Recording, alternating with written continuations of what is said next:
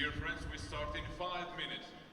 Please be ready for the first round for men under 73 kilo, tatami 1 and tatami 2 and tatami 3. First round for men under 66 kilo.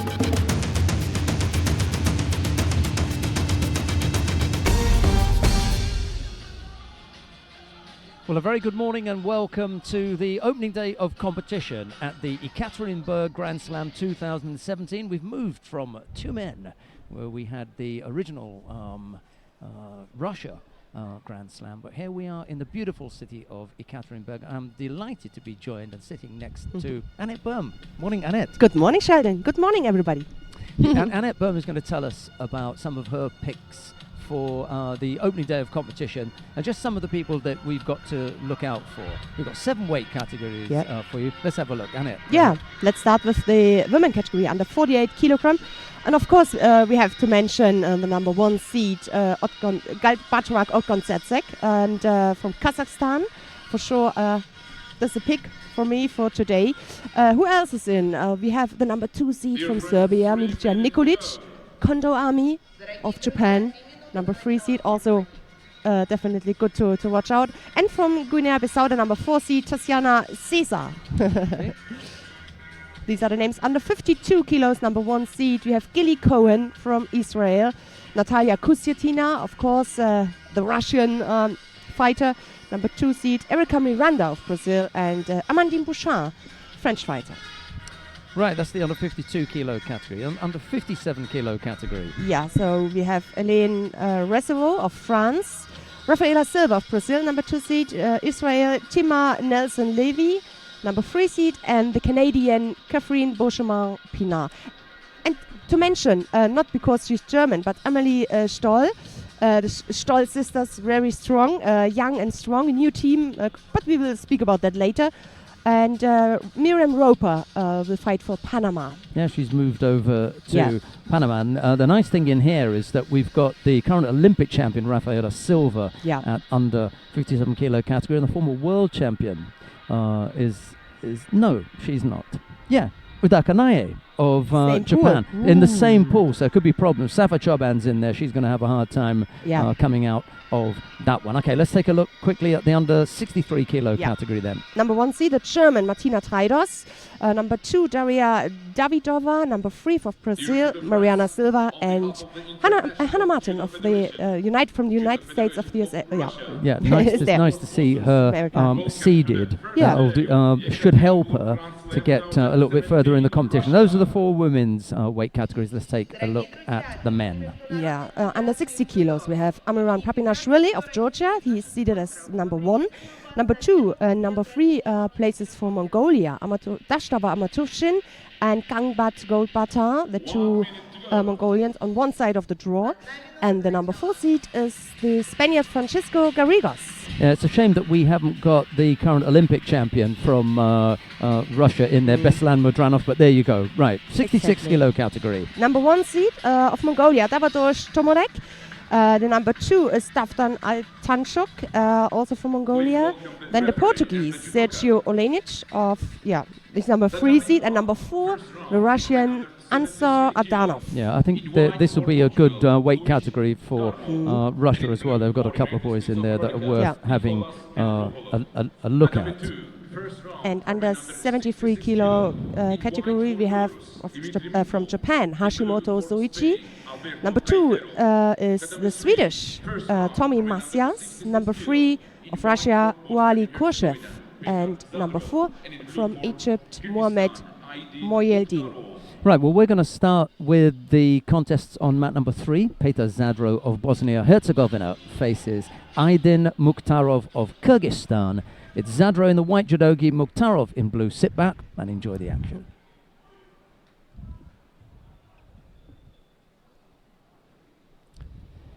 Yeah, I just wanted to say, just before we really get underway, that it's usually the case after an Olympic Games that you're going to have a period where things appear to be a little bit calm. You haven't got all the top guns out there fighting and everything. That shouldn't be taken as a tournament being downgraded or degraded in any way. And the reason I say that is as follows. En route to every Olympic Games, there must be a start point. And there must be a point at which someone who eventually wins an Olympic medal, gold, silver, bronze, whatever it is, begins. And if you're there at the beginning to see them on that route towards the Olympic Games, then a tournament like this, where it appears that we haven't got all the top fighters, becomes that route. Good to catch them early. Yep, it's easy to say, Olympic champion isn't there. No, he isn't. But it's possible that the Olympic champion from Tokyo is fighting here today. Exactly. We will know in 4 years. Wir werden sehen. Yeah, wir werden sehen. we will see. You know, how does one know? How does one know? Now, what's happening down on mat number 1? I believe that Nick Del Popolo is on the mat, and he is taking part in the under 73 kilo category. Yeah. There was a suspicion that he would not. And I need to talk to the IGF media manager about that. That was an interesting... Oh, no, I don't think he is. Yes, he is. Yes, he is. He is down there. Yeah, he is taking part. Right, I should speak to our chap as well. Here's Annette. Early in the morning, the first fights now started. And as Sheldon said, it's interesting to follow these fighters on their way to the next Olympic Games. For sure, now we have 2017, and it's quite a long time until Tokyo. But then time goes by very quickly, and then very soon we are in the year before the Olympics, where it's getting really, really exciting. But until that point, we really have the chance to get to know some new judokas and. Some unknown, maybe some judokas who moved from juniors or who now have the chance to fight because maybe another favorite teammate stopped judo, so the next is coming up. Always a big chance for new, let's say a new generation. I've seen that with the German team. There is a completely new generation in. It's for me, of course, interesting to see new national coach, men and women, both changed.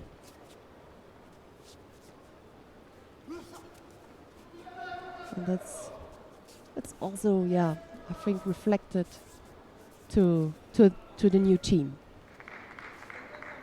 So 2 Yuko, beg your pardon, 2 Vasari so far, and a Shido, a penalty for Mukhtarov. And we are already in the last minute. No. Tomonage attack there from Zadro. Tries to keep him on the ground. He's going there for the arm lock, but I think not close. Didn't get the elbow in the right position.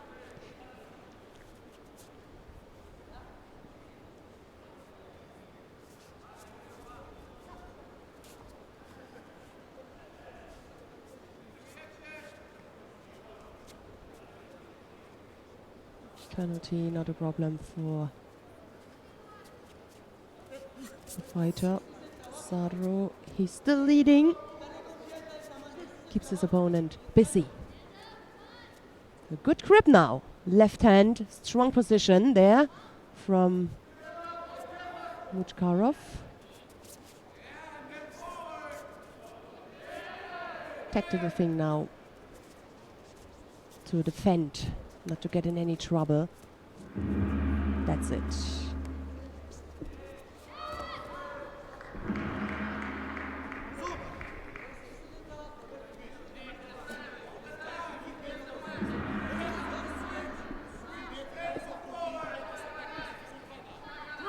Another fight.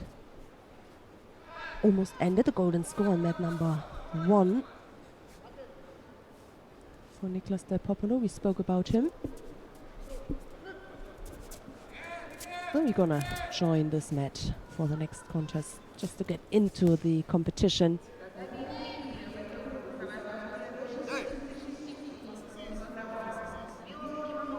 You at home, of course, you have the choice which mat you want to watch, 1, 2 or 3.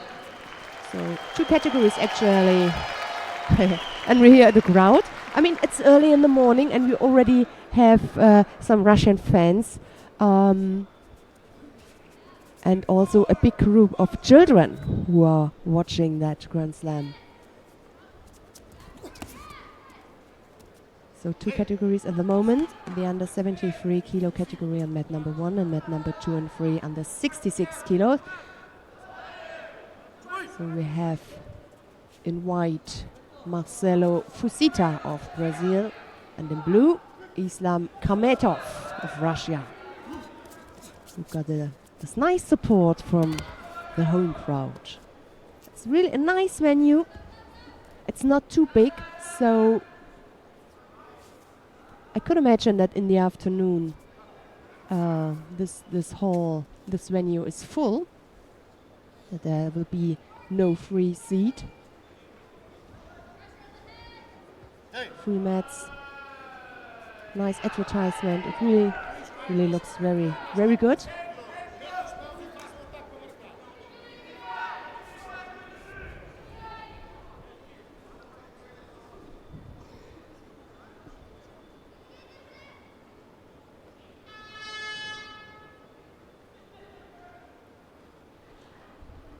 And this weekend, today and tomorrow, will be really attractive also for the Russians because we have Natalia Kustyutina fighting here. Olympic bronze medalist in the under 52 kilo category. And we have the Olympic champion, Hasan Kalmosayev, fighting tomorrow in the under 81 kilo category. But these are only 2 names of favorite fighters or concerning the Russian team. There are a few more. It's a nice mix between Olympic and world medalists so far and new unknown names or names who are coming up.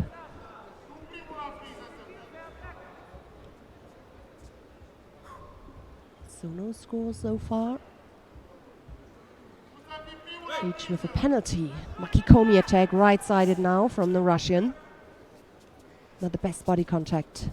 He was a little bit too far away, too much space between them. So he couldn't move him.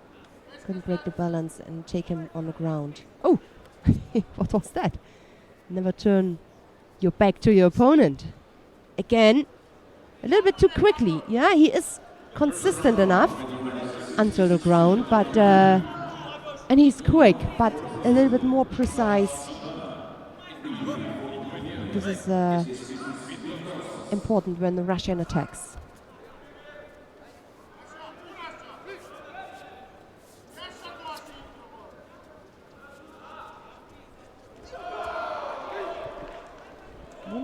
One half and a minute to go. But still, it is an attractive fight. Oh, Charles Chibana on that number 2, by the way, leading against the Lithuanian.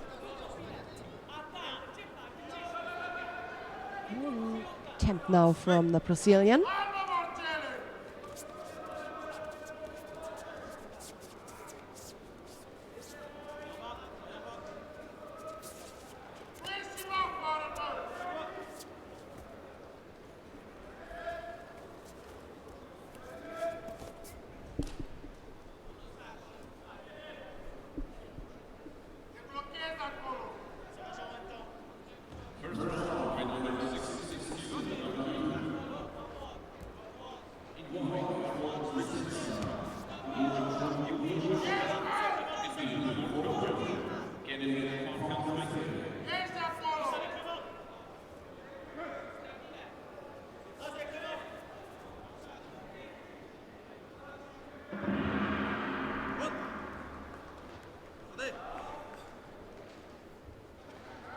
Second penalty. Ooh, that was a nice attack from Fusita. Kochi. So, 30 seconds to go.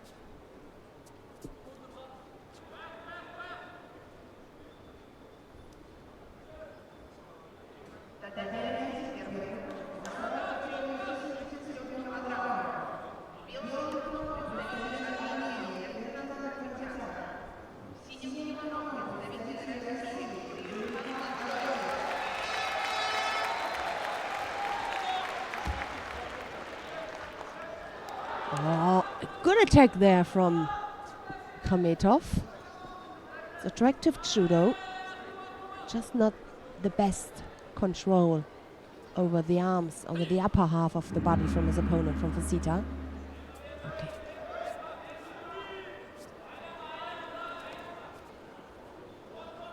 It's incredible how fast these 4 minutes are over.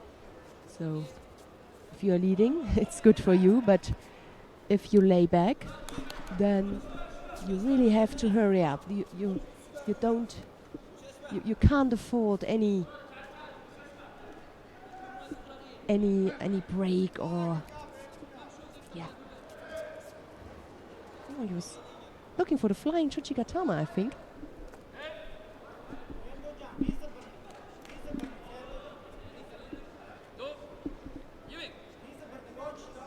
So, he's got to come with the first score.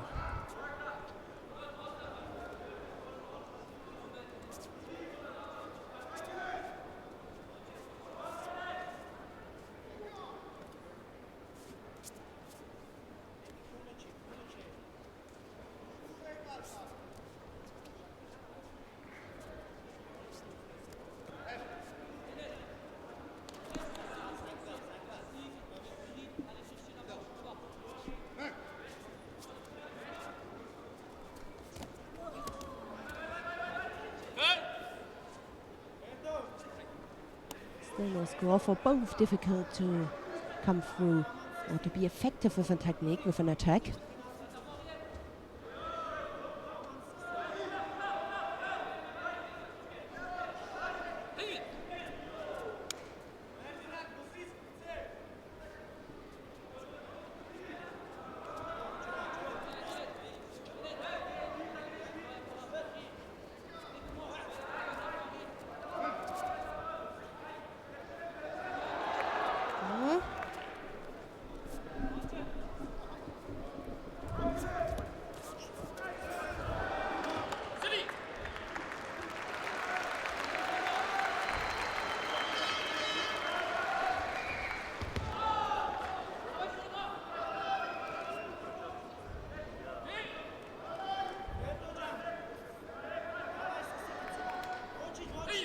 And of course, the more time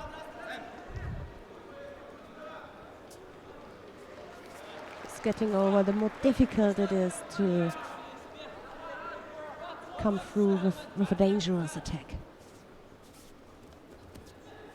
So both now, 2 Shidos. You have to be careful now, both of them. Nice attack, and there's the score. Interesting score. So he had the cross grip and attack on the outside, on the other side. The outside on the other side. That was an interesting combination from Islam Kametov, the Russian who goes into the next round.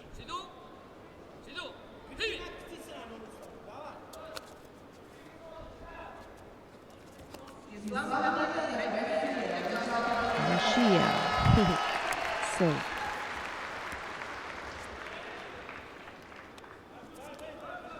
Stay on this match.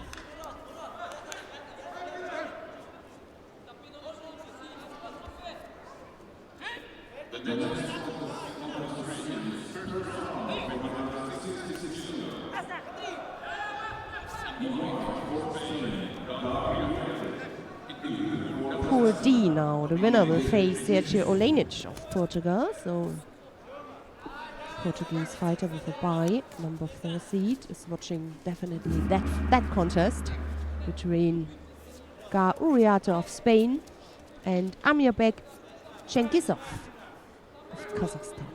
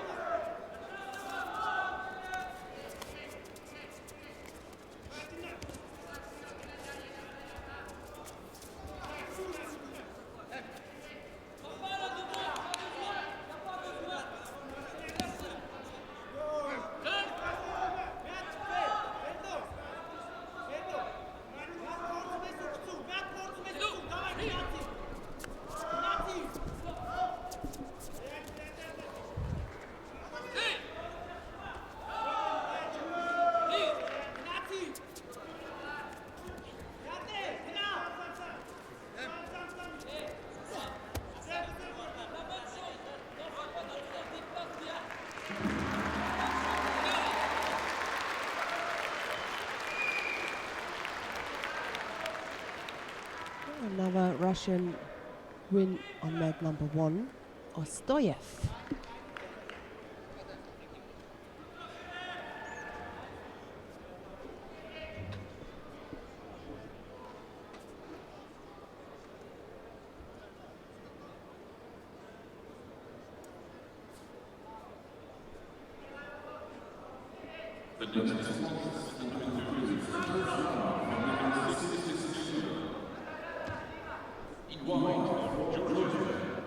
So, almost half the contest is gone. No score so far.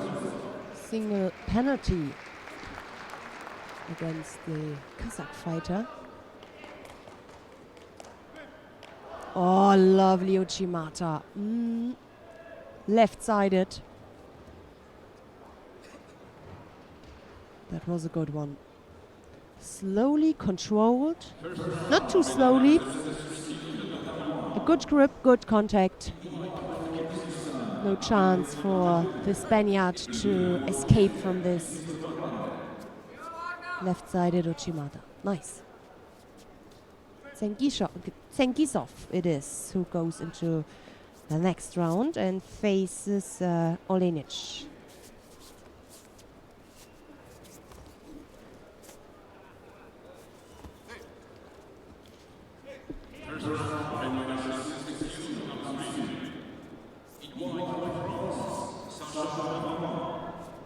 So, next contest. In white, Sacha Flamand from France.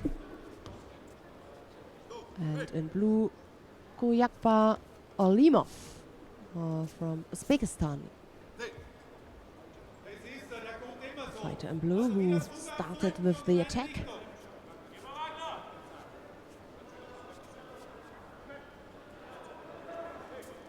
No chance for the French fighter to come through on the ground.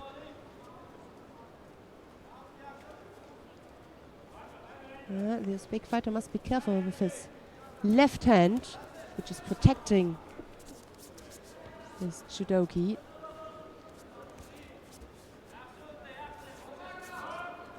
Makes it difficult for the French fighter to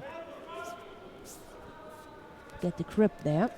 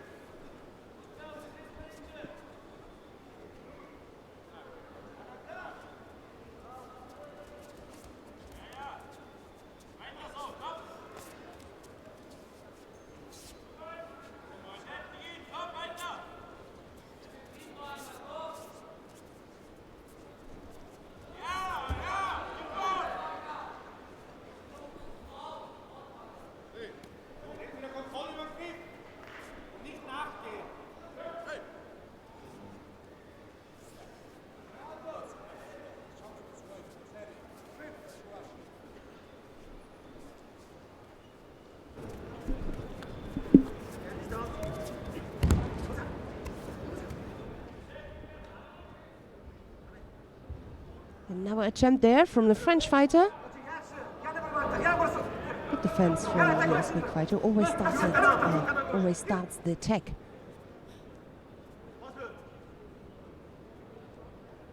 A minute 45. Opening left-sided. Good idea with the left-sided Uchimata. But not the best grip. The one-sided grip. You really need to have a good control when you start the Uchimata with the one-sided grip. You really need to be underneath your opponent. You have to lift him up. But to turn is a difficult thing because you don't have the grip on the sleeve. So, that was another attempt from Flamand.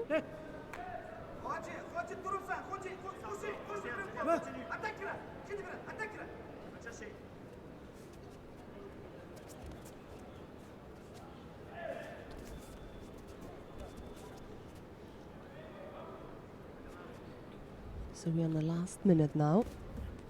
A deep attempt. And the answer from Olimov. He has a good feeling for the situation.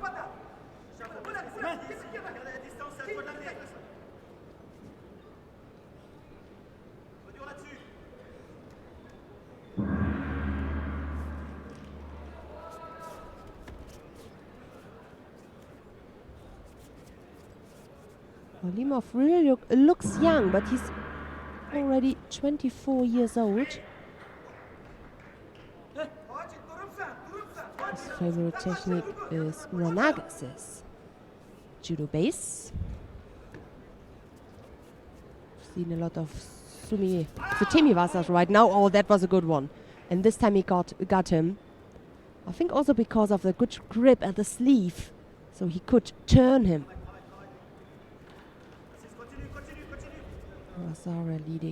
Wasari leading here for Flamand. That's it. A good timing for the French fighter, I would say. Sacha Flamand. He goes into the next round. And a Russian fighter, Abdul Shalilov, is waiting for him in round number 2.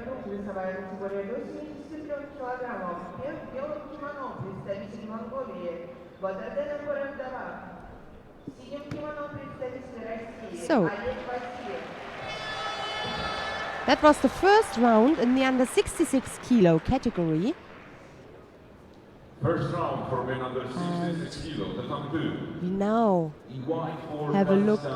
We stay on that mat, but now have a look in the women category under 48 kilos. So they are underway right now, also coming up soon on mat number 2. And I also see the under 52 and the under 57 kilo category. And I see a lot of German names coming up in a few fights. Katharina Menz of Germany, Miriam Schneider, and Safo Choban, 3 Germans. But now we're gonna watch that fight in the under 48 kilo category. So let's have a quick look. This is Pool D.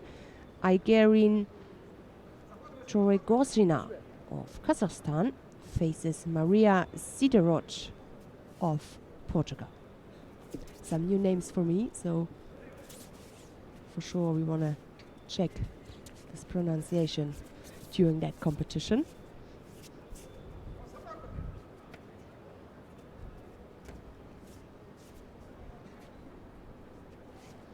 It's a tough pool for both of them because the winner will face Kondo Ami, the Japanese fighter. So Olympic bronze medalist Kondo Ami, former world champion. She's number 4 seed in the under 48 kilo category.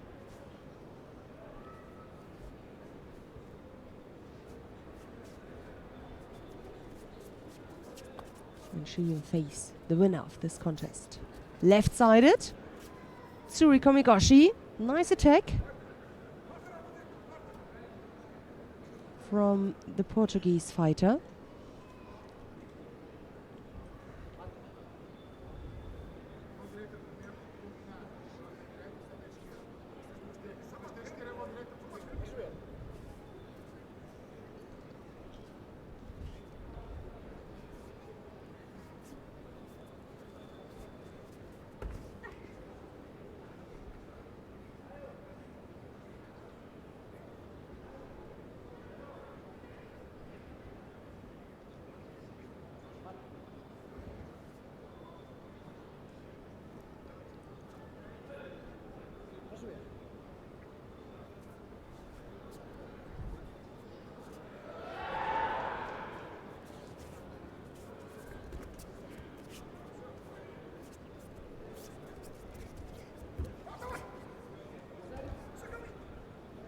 Yes, the score and the chance now on the ground, but not 100% control for Torregoshina. But she's leading. 1 minute 50 to go, less than the half. Still time for the Portuguese to tie things up.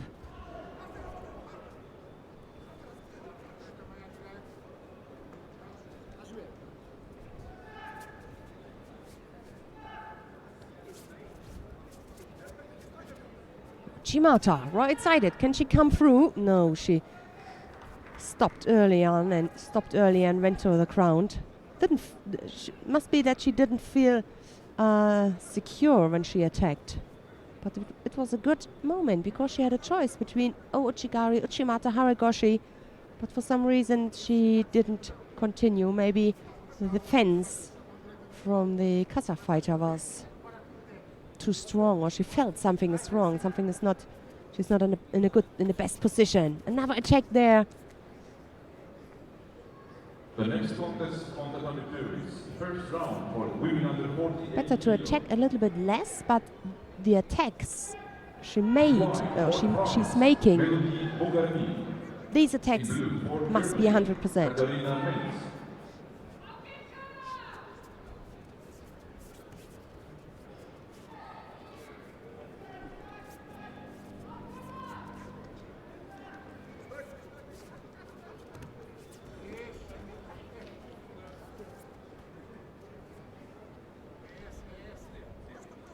44 seconds.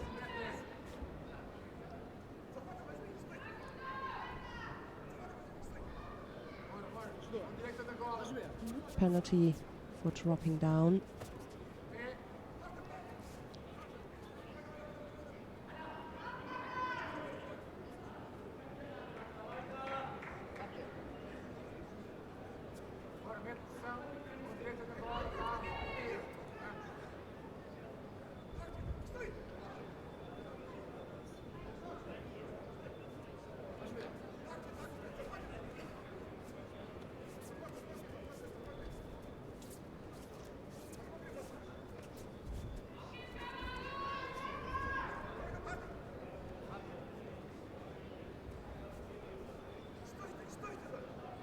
Not much time left. That's what I meant when I spoke about the time. When you are leading, you're in a really good position for 4 minutes, but when you're trailing, you don't have much time, or time goes by so quickly. 9 seconds left now. Still the lead for the Kazakh fighter.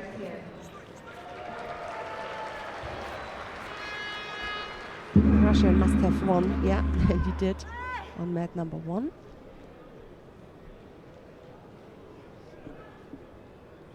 And here on our mat time is over. The next contest on the 21 is first round for men under 73 kilo.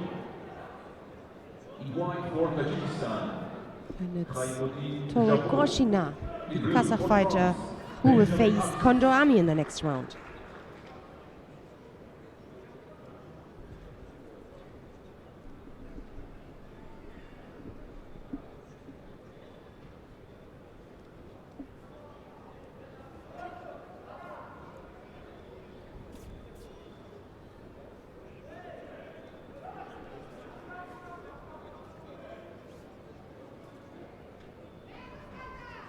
So, coming up next, the under 52 kilo category, Kelly Edwards of Great Britain.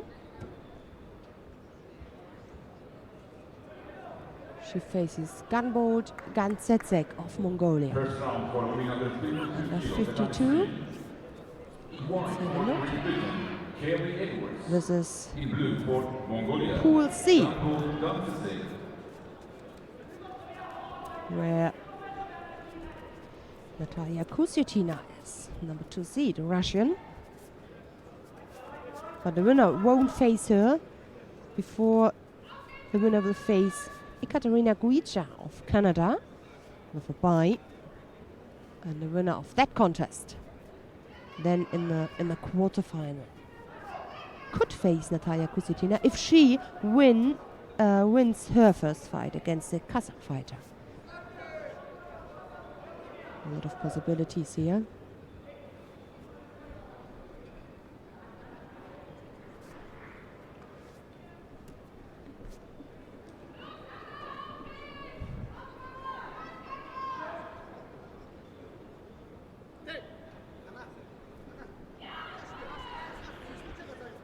Hashpata Sakanbata sitting in the coach chair. Bronze medalist in Athens, under 60 World Championship winner in 2009, under 66. Grand Slam Paris winner under 73, 2013.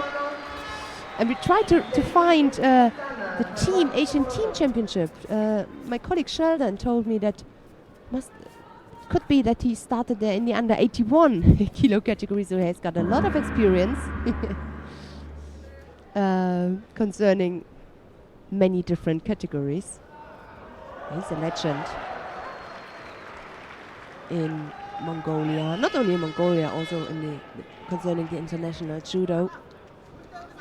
And now he's in the coach chair.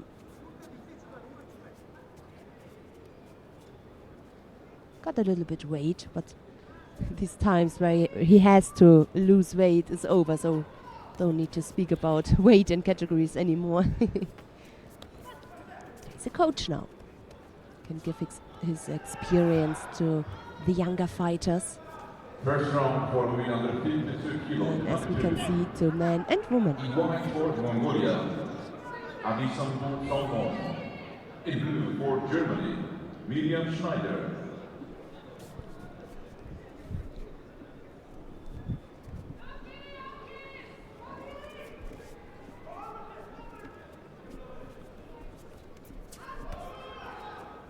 And my colleague Sheldon Franke-Rooks is back. Nice to have him.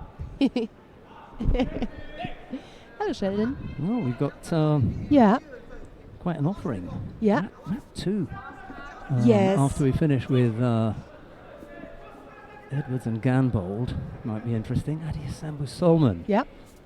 At 52 kilos, about to get on the way with Miriam Schneider. And then down on mat number 3, Arbikam Koyev. This will fight to the young Russian on mat number 1 in the under 73 kilo category. Right, just a single Shido against Edwards at the moment. Minute left to go, and we've got new referee in the middle. Yes. This is first Grand Slam. It's from Niger. Who's in the chair then for Ganbold? Is it? I mentioned. Hashbatan, Yes, yeah. yes. And I said we don't need to speak about any category anymore. For sure, he got some weight on, but and we went through some of his results and success during his career. But now the time is over where we speak about category and weight. Legendary. Yes. Legendary. Yeah. Nice little effort there from Edwards' left side. It didn't quite come off.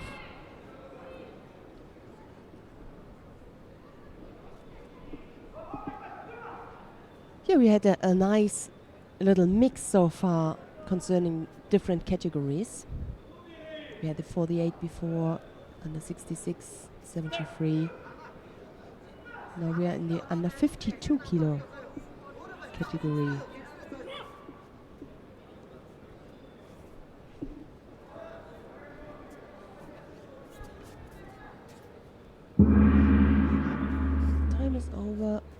Yes, on this match.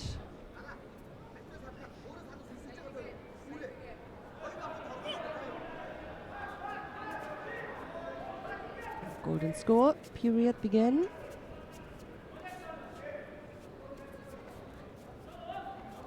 And if we mentioned Hashpata Sakampata, we also can mention Kate Howie. That's and, right. and the yeah. co-chair from Great Britain. Yeah, not quite legend. No. But But I'll tell you what, yeah. was an exceptional competitor. Yes. Very successful for Great Britain. What a strong judo and what a Yeah. good judo she showed on the mat. Yeah. And now a successful coach as well. She had a leg injury recently. I promised I wouldn't mention it last time round, but it's all out now anyway. So she's off the crutches and she's delighted. Yes. Just couldn't quite hold on there.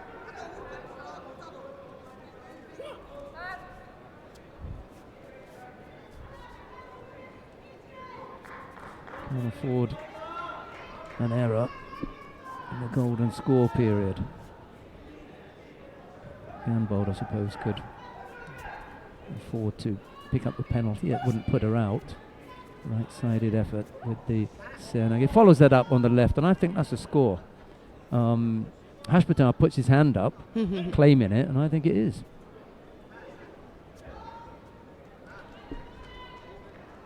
Yeah. Eventually, the score is given.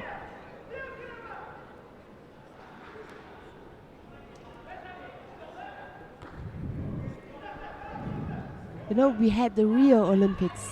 They are now behind us, 2016. When you look back to Kate Howie's records in 1992, bronze medalist at the Olympic Games in Barcelona and silver medalist 2000. Yeah. Such a long time ago. It's incredible. And Tokyo is coming up.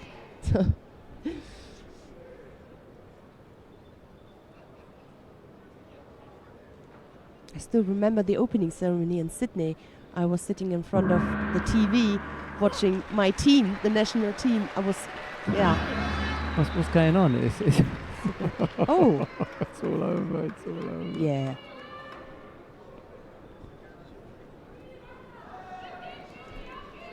Maybe you forgot the golden score. Maybe, the first time you're a little bit nervous. Tricky, yeah.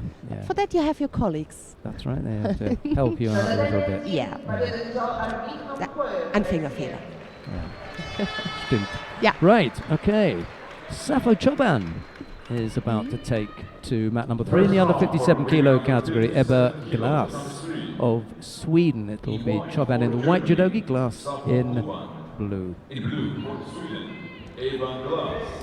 I think it was in Birmingham that Kate won the World Championships, wasn't it? First round for men under 73 So. Oh, Paris. Paris.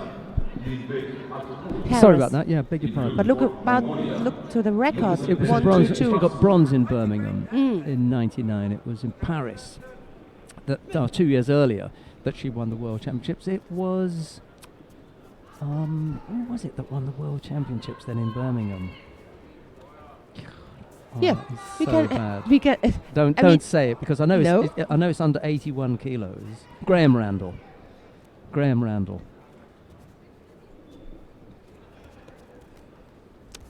Graham Your Randall, memory is there you go. good, Sheldon. It was almost going there. Yeah, Graham Randall. And if I'm not mistaken, if you look at... Where was it? Oh, no, that was another year then.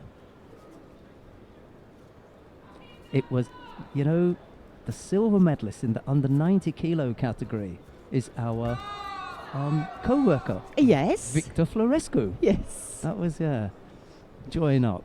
Right, okay, let's pay some attention now to Safo Choban. Yeah, Victor. Yeah, silver medalist at the World Championships in 1999 in Birmingham. And now he's working with us. So you may see him in your shot as he walks around. Yeah.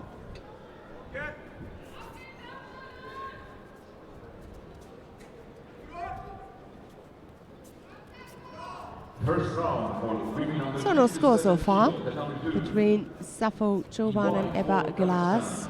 Anna Starchiko. In blue, for the Netherlands, Margriet Bergster. Safo got a good competition list or some really good results when she was junior. Then in the under 23 European Championships, 2 times she won. Junior World Champion 2013 Ljubljana in the under 52. European Champion 2012. Then she changed categories. She's really a talent, Safo. Yeah, 52 kilos. I remember she was knocking them over. 57 has proved a little bit trickier, I think. Yes, yep. Coming up next, Natalia Golomidova of Russia. She'll be up against Diahone Ekosian of Spain. That'll be a good contest. Golomidova is quite a promising young fighter for Russia.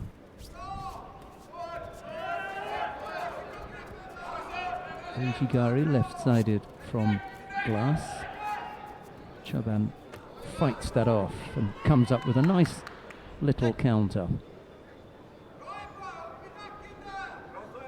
Unlucky not to come up with a score there.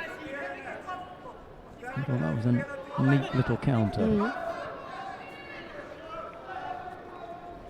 Good morning to everyone who's just joining us. We've been on for about 40 minutes.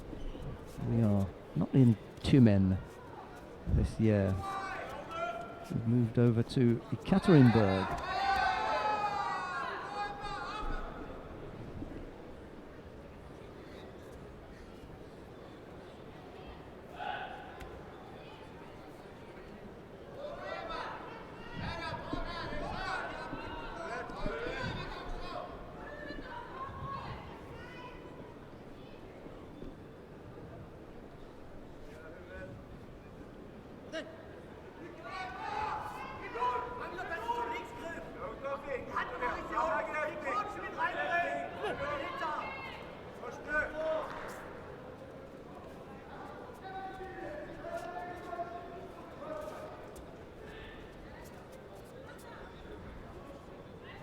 Left-sided grip from both of them. Oh, that was a good feeling of the moment from Safo.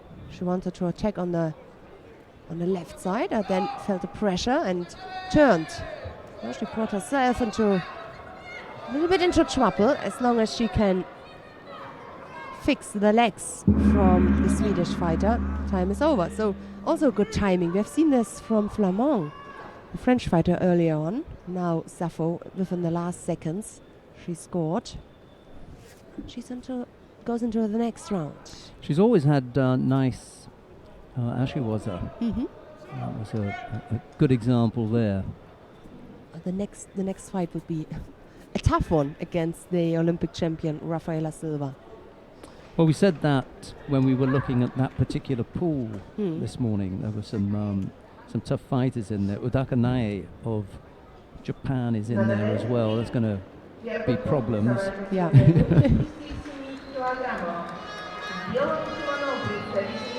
So we are going to have a look now, for the first time today, Natalia Golomidova of Russia. She faces Diahone Ekosian of Spain. It's Golomidova in the white judogi. Ekosian in blue.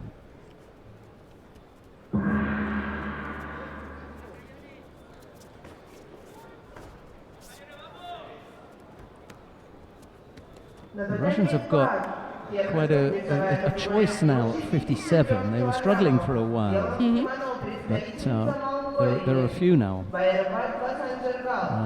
have they got today? Mezhetskaya. You remember, he's a handful. Let's have a look. I saw her first fight. Where is she? Ah, yeah. Against the German, Amelie Stoll, yeah. I realized. And who else have they put in there? So it's Golomidova,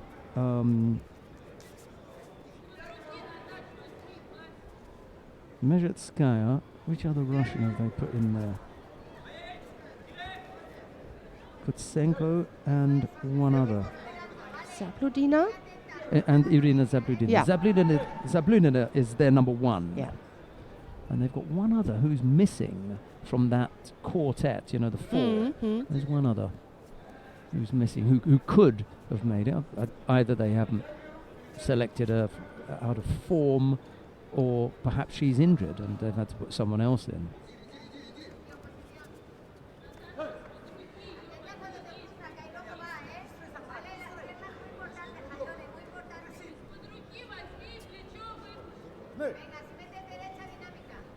I think it's Konkina is also in that category. You meant maybe Anastasia Konkina. That's the other one who's missing from there. Yeah. Kazenyuk now I think has finished. She's out now. The lower down at 104. Tatiana Kazenyuk, I think she's finished. I haven't seen her for a while.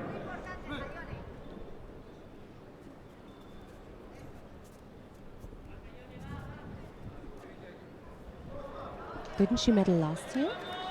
I don't think so. I think it was Golomidova who medalled You're last right. year. Yeah.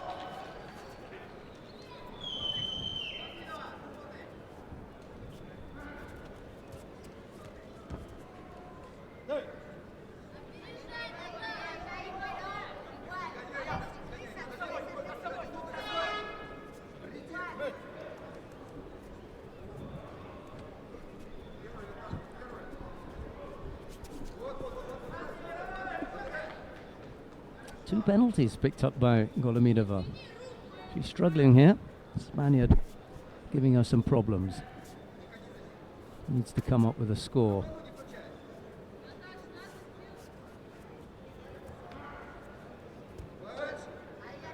Looks a little bit frustrated. She have her family here for a change, watching. Friends and family. Yep. I mean, I know Russia's big, but wherever she's comes from, and I don't think she's from Ekaterinburg. I think only Gadzhiev, Sakavat Gadzhiev, is the only fighter from Ekaterinburg. That's a nice effort there. Uchimata left-sided, but doesn't catch Ekaterinburg.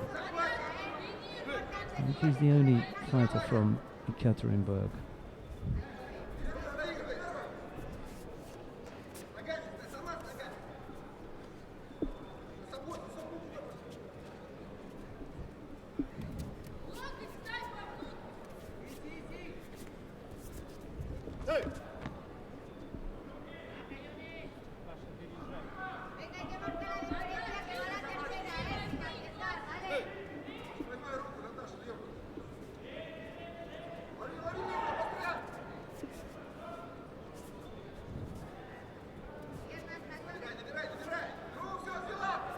The only saving grace for Golomidova is that the two penalties won't count against her.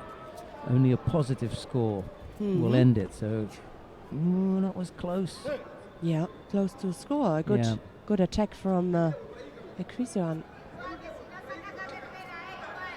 Half a minute left to go. Really needs to pull something out now. And they did give a score for that. Well, it'll all be backpedaling now from Ekaterinburg. She's not going to get involved here. Two penalties against Golomidova and a Wazari on the board for Ekaterinburg. That will be it.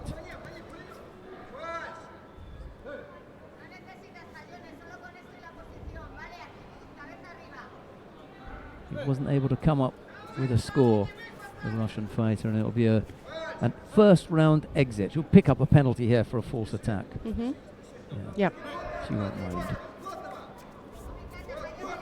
Won't mind to pick up a second one.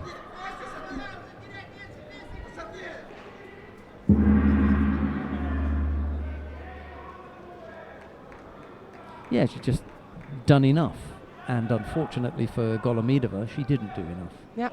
And she saved the score. That was the tail of that particular contest. Golomidova not able to come up with a score and not able to generate any real threat. Yeah. And if you look to this pool, I think Now, next fight for the Spaniard fighter will be against the Israeli fighter, Nelson Well, it's Levy. going to be a little bit harder. It's a little that bit one, harder, yeah. but still, I think this pool is still a possible pool. The next contest In the other pool with tatami Rafaela three, Silva, with second Katrin round for Borsche-Mampina, Irina Sapodina, and pool A with Messetskaya and Reservo. Mongolia, They're harder ones, aren't they? Yeah, I think this is a possible pool also for the Spaniard fighter. We'll see. We've got the under 66 kilo category getting underway. Now mat number 3, Dovdan Altonsuk of Mongolia faces Petar Zadro of Bosnia-Herzegovina. It was Zadro who won the opening contest, wasn't it? Yes, That was the contest we featured right at the beginning of this morning. So 50 minutes later, we're into round 2 of the under 66 kilo category.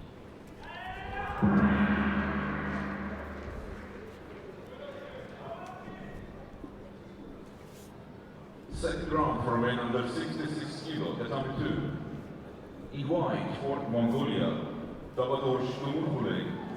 In blue for Belarus, Dmitry Minkov. what do you think, Sheldon? On mat number 2, we're gonna have the number 1 seed, Davadorj. I think that's a better bet there, Davadorj and Minkov. That's a strong contest against the Belarusian. Should we go over them? Mat number 2 then. Yes. If you want to watch the contest on mat number 3 between Dovdan and Zadro, just click on that and you'll be able to go across. Right, Davadorj in the white judogi, Minkov in blue.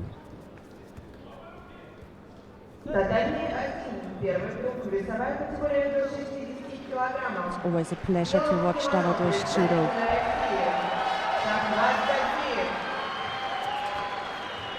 Another Russian coming onto the tatami.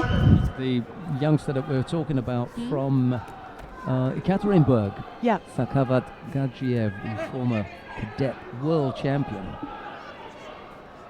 Won that in 2009 when we held the cadet world championships back in Budapest, not long ago. Wow, long time ago. And now here he is knocking them out at seniors. Well, we'll see how he gets on here. Yeah. If you want to watch that, just click on 1 and you'll Gadzhiev. be able to see Gadzhiev, but we're going to pay close attention to Davadorj and Minkov. Budapest, where the World Championships will be this year. That's right. Maybe for him it's Return. yeah. Well, I doubt very much whether he'll get a selection, Yeah. to be honest. They've got quite a few at 60 kilos who are ahead of him. He's probably their number 5 or 6. If you look at the Russians in 60 kilos. Yeah, he's There are a few above him.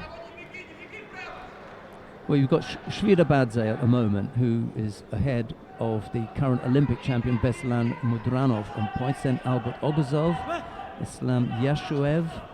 We don't see Kertek a great deal. Kulikov, not a lot. And then Gadzhiev. So he's a long way down the pecking order. He won't be. I'm afraid to say he won't be going to Budapest. He will. Yeah, his time will come.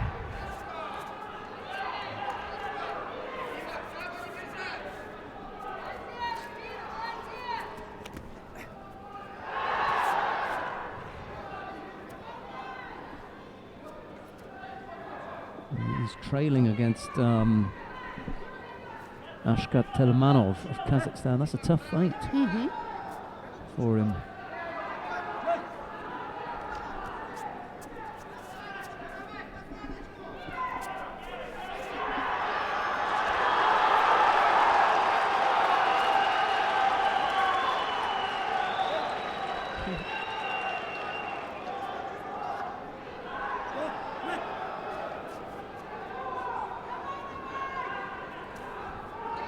Always very upright, the Mongolian fighter.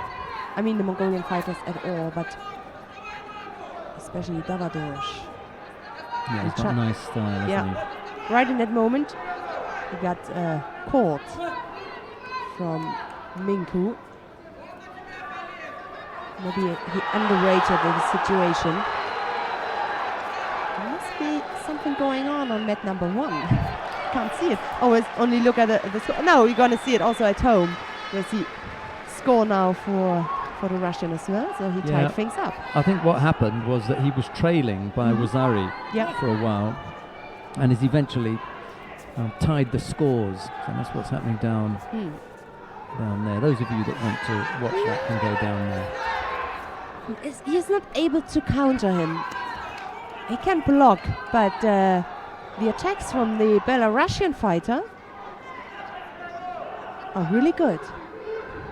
They are really good. Davados has to come up with something now, not only to wait. It's not new what we have seen from the Mongolians. They must keep the pressure on their opponents. Oh, that was a nice one. That was a nice one. Good feeling for the moment. So, got a score within the last half minute.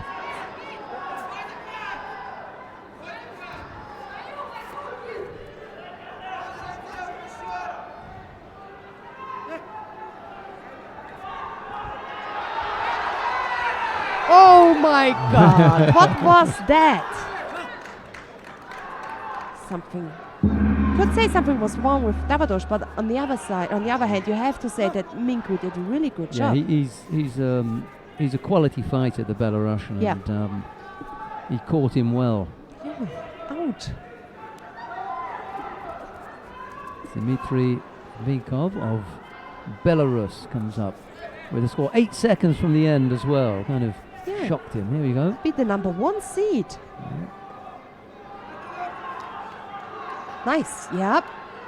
No chance to not getting off there. No. Yeah. Well, let's go down to mat number 1 then, because we can see what's happening with Sakavat Gadzhiev of Russia. He's up against Ashkat Telmanov of Kazakhstan.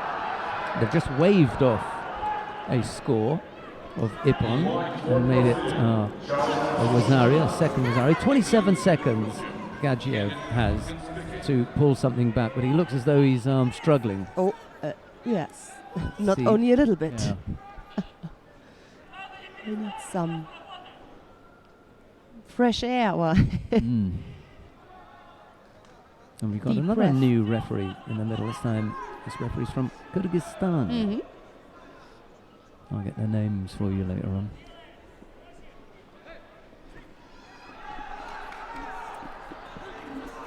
Gadzhiev trying to chase Telmanov down. Got to go now.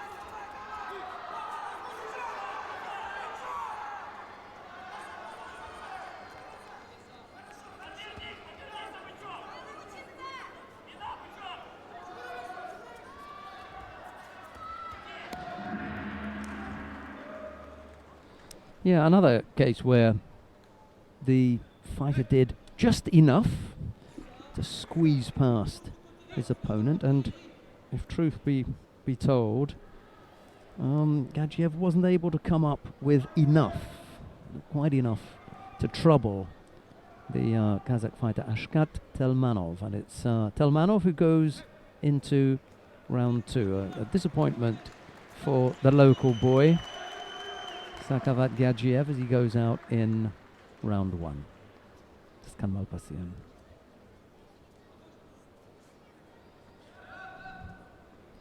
Right, where are we going to go now then? Do you want to go back to mat number 2? Why not? Right, let's go Chibana. back to mat number 2. Charles Chibana of Brazil faces Kenneth van Gansbeker of Belgium. It's Chibana in the white, Judogi van Gansbeker in blue. I wonder if our chief has heard us. I think he's involved in a conversation. He just missed out there. Yeah. He'll put the headphones on. We'll have to wait until he puts the headphones back on. Right. No problem. Let's have a look. And I think now we got a chance to go back to mat number 2. Yeah, let's go to mat number 2. There you go. No harm done. Charles Chibana of Brazil faces Kenneth van Gansbeker of Belgium. It's Chibana in the white, Judogi van Gansbeker in blue.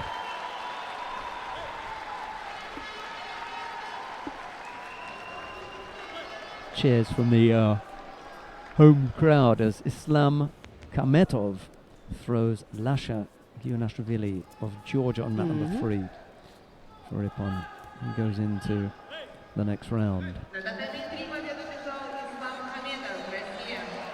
Russia. It's nice because we've got the Georgian commentator, stadium commentator, Georgi, Yes. sitting next to the Russian, and he's just had to watch his Yes. countryman, and the Russian commentator's taking some, you could hear it in her voice, Russia. some delight. Russia. Yeah. And our commentator, Georgi, is noticeably quiet on that one. Yeah. Russia. Russia. Oh, it's fun. So, but you're right. Charles Chibana is leading by Vasari. Mm-hmm.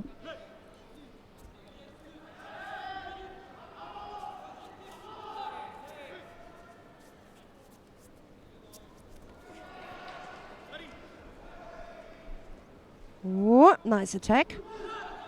Right side, dropped Zionage. He tried to trap the leg and make it difficult for Van Gensberger to get out of that, but there wasn't enough to keep the Belgian down on the ground. Yep. Managed to pull him up, and the referee called Mate. Mr. Ruska, I think it is, from France in the middle.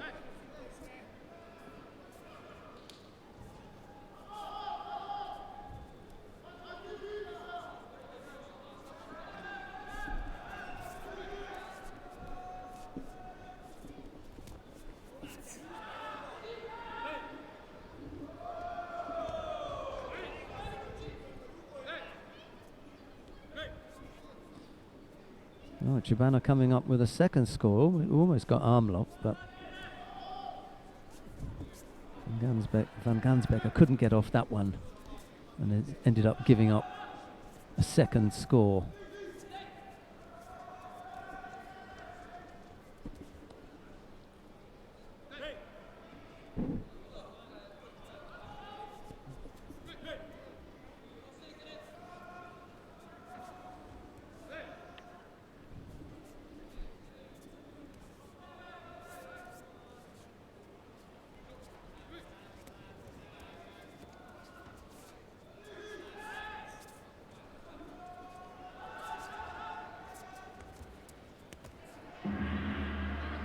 It. It is Charles Chibana who will face the Belarusian Minku we have just seen, defeating the number 1 seed of Mongolia. But he's a bit of a handful, isn't he? Yeah. So Will be a good contest, both with brilliant judo skills, Minku and Chibana. 27 years already. Ooh. Chibana. Yes. His sister's quite a bit younger, isn't she? Gabriella. Because I remember seeing her at the Junior World Championships, I think. Gabriella Chibana.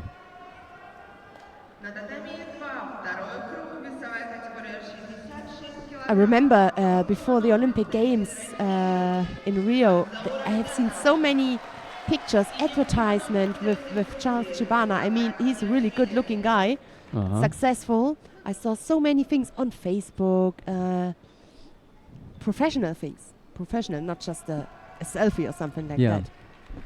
Anyway, let's have a look to our next contest between Ansar Adanov of Russia. He's up against the Georgian. Let's have a look at his first name. Under 66.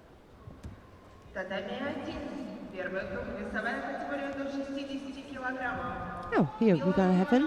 Bakrati Niniashvili. Bakrati is his first name, Niniashvili, of Georgia. So, Russian in white or Georgian in blue. And now a Russian-Georgian contest. We'll see how this one turns out. Yep. Whether Georgie will be any happier. But Ardanov is a handful. He really is. And I think Niniashvili is going to find it difficult to get past him, especially here fighting at home. Yeah.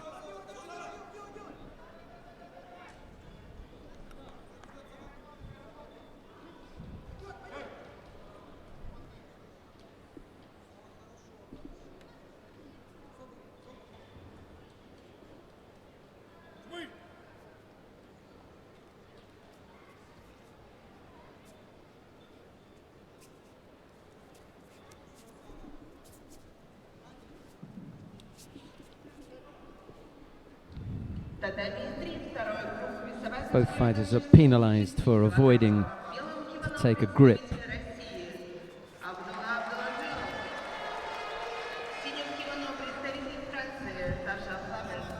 Just a quick look. I just had a quick look in the under 81, which is tomorrow. Yeah. I wanted to have a look if the medalist, the gold medalist Kupetsov is in.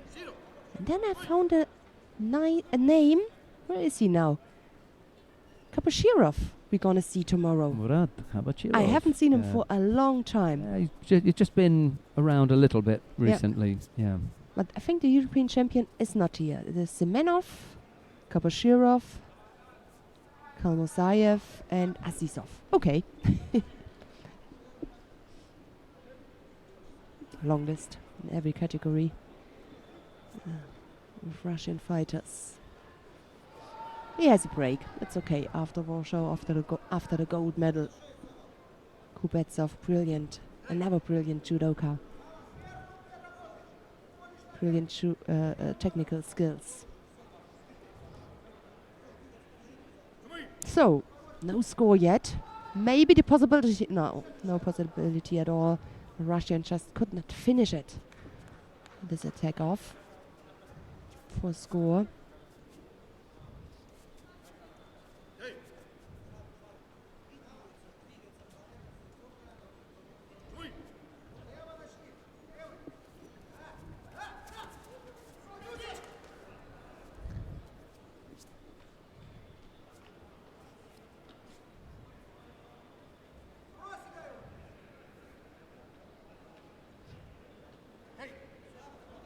Ochi. The attack from the Georgian. Adanov slipped out.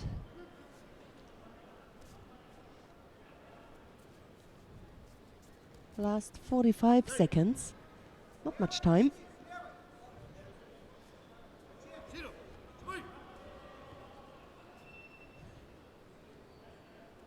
Nice right-sided grip there from the Russian. A lot of pressure there coming from his right arm.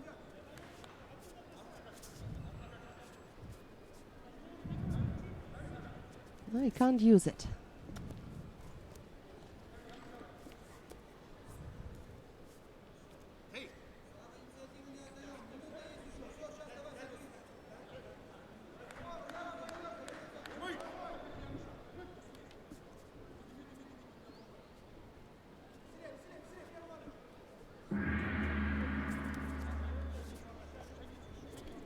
Kazambani Taof giving some last advice, but we are into golden score now. Yeah, no real threat from Niniashvili, I don't think, but Adanov hasn't been able to put him away. He's the favourite for this one. Mm-hmm.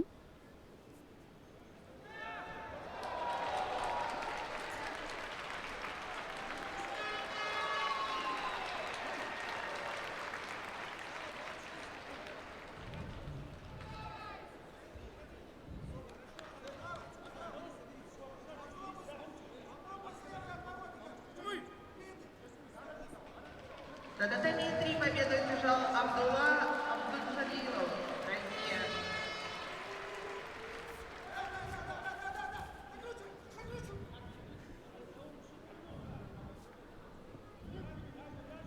На татами 3 второй круг, весовая категория 48 килограммов, женщины. В белом кимоно представительница Сербии Милица Николич. В синем кимоно представительница России Наталья Комова.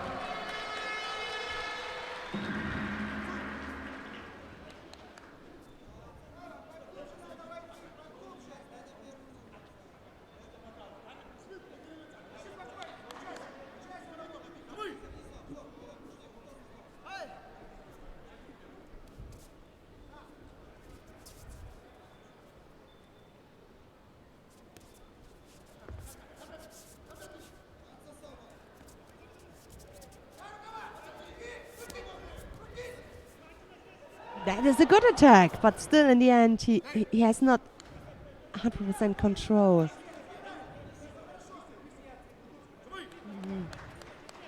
My first impression, no score, but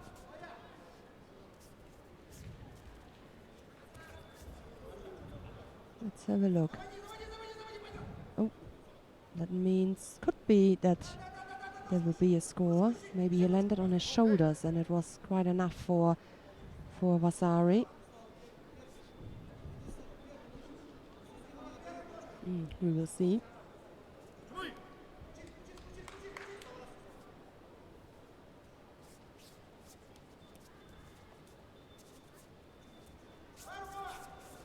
Yeah, Vasari it is. Yeah, that was enough then. Yeah, so this time Oh. for the Georgian. Miniashvili Yep. puts out Ardanov. Bit of a shocker there. Yeah. Bit of a shocker.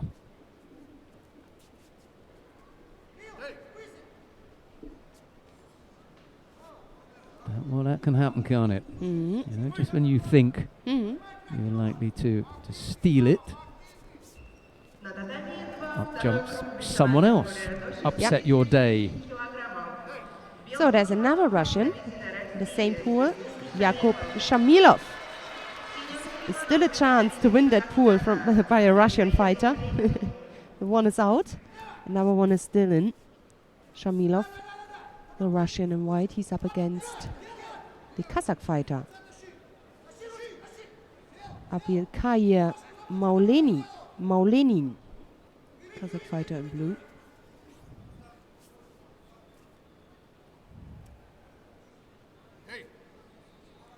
Well, it definitely wasn't in the plan for Ardanov on his way out. Shamilov now may fancy his chances. Yep. With his teammate out of the way, so to speak.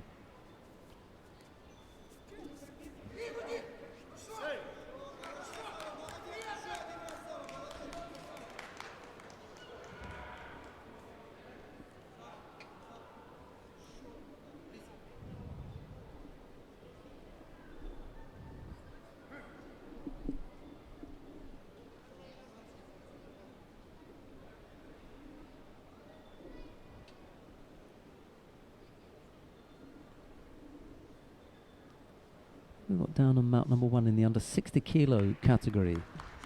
Sava Karakizidi. In Russia, Aybek Imashev. Oh, here we go. Yep. That was brilliant.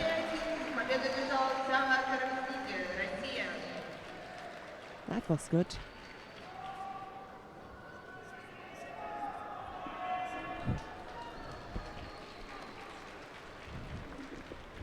Wins for 2 Russians there. We've got the second it, yeah? round beginning now on mat number 1 in the under 73 kilo category. Hashimoto Soichi of Japan to face Nick Del Popolo of the United States of America. It's taking place down on mat number 1. We could stick here, I suppose. Who have we got coming up next? Yeah. Have a look. Galbadrak. Yeah. Otgonsetzik Galbadrak of Kazakhstan. Up against Melody Vugani of France.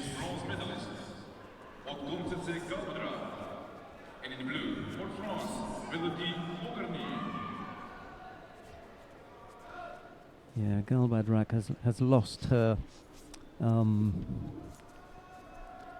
She's lost the naming order now that she's moved from Mongolia. She's now Otgonsetzik Galbadrak instead of Galbadrak Otgonsetzik. You're right. Sorry. You're all right. Yep. You moved. Mm-hmm. Yeah, Vugani has got quite a job here. Mm-hmm. The best in the world, Galbadrak.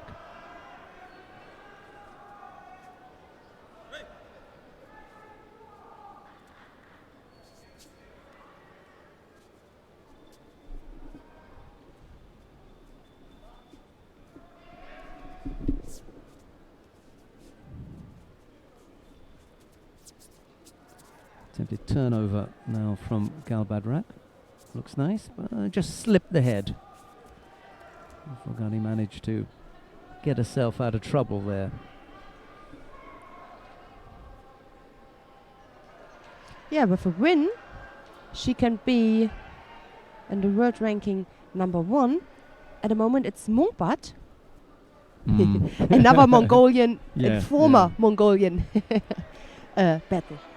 Not on the mat, on the world ranking list sheet. Well, she really did make the right move, didn't she? I mean, Yeah.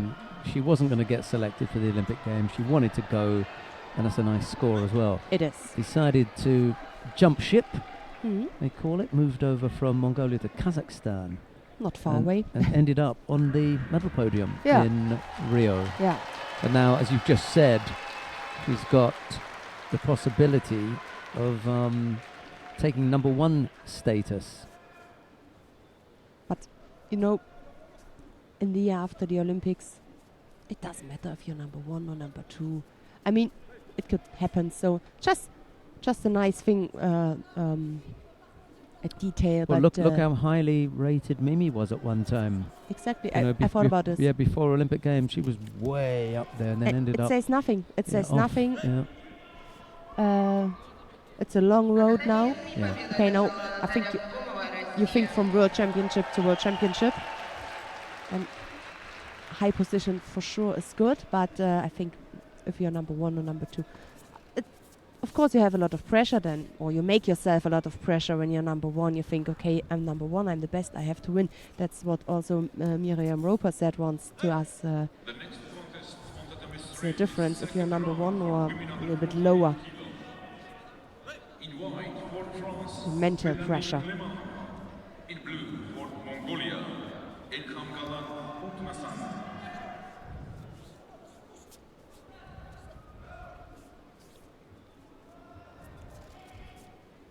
I didn't see the other contest on mat number 3. Who won? If it was Nikolic or Komova. Come over. It was okay. Thank you. Single Wazari. The Russian. Hmm?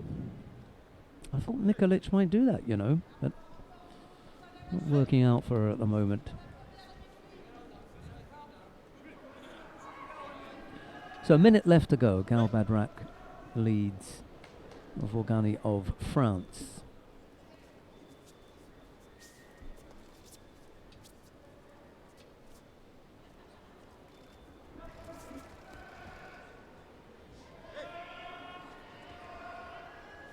Nugget check.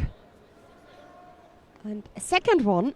A nice combination from Gal Badrak.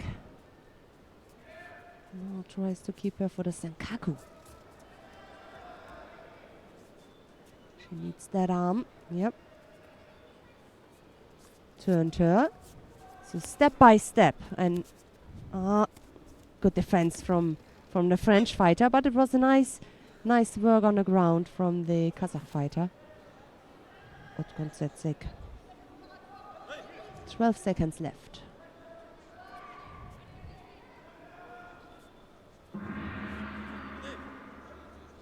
I really have to say that every time I see Otkontsetsek Gal Badrak, she is such a beautiful fighter. When you look into her face, you don't see any dangerous. it's like two different worlds. A tiny little fighter, Yeah, and she's so dangerous on the mat. Wow. she definitely is. Mm. She looks like a little girl. Well, she's put out Yep. Vorgani there.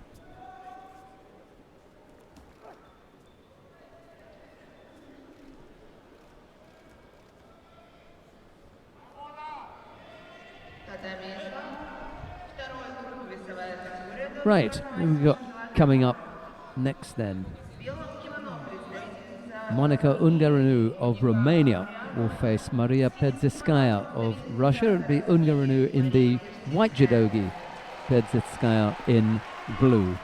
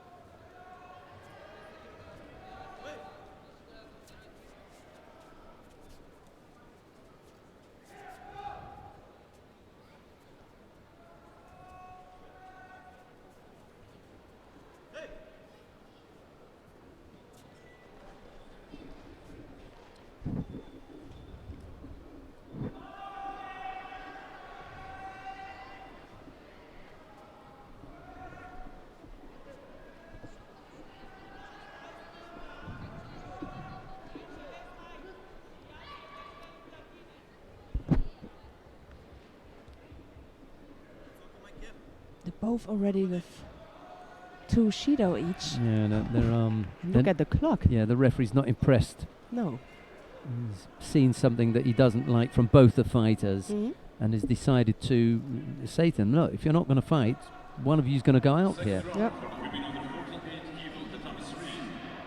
In white for Japan, the former world champion and Rio Olympic bronze medalist, Kondo Mami. And in blue for Kazakhstan, Ekaterinburg.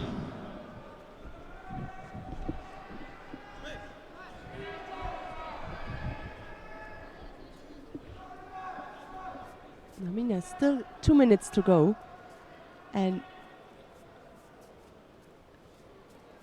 both of them have to be careful not to make any mistake. Otherwise, the third. Yeah. Okay. That's done now. Yeah, thanks for coming. Yeah, that's the third one. Finish. One is enough. Yeah, don't go back on it now. Yeah. Yeah. Should be the other way around. It's penalised. The thing is, you have to penalize one. Pertsiskaya. He gave the penalty Pertsiskaya. They've just put it on the wrong way. That's all. Now they need to change it. You know what? I think he gave it to both, Sheldon.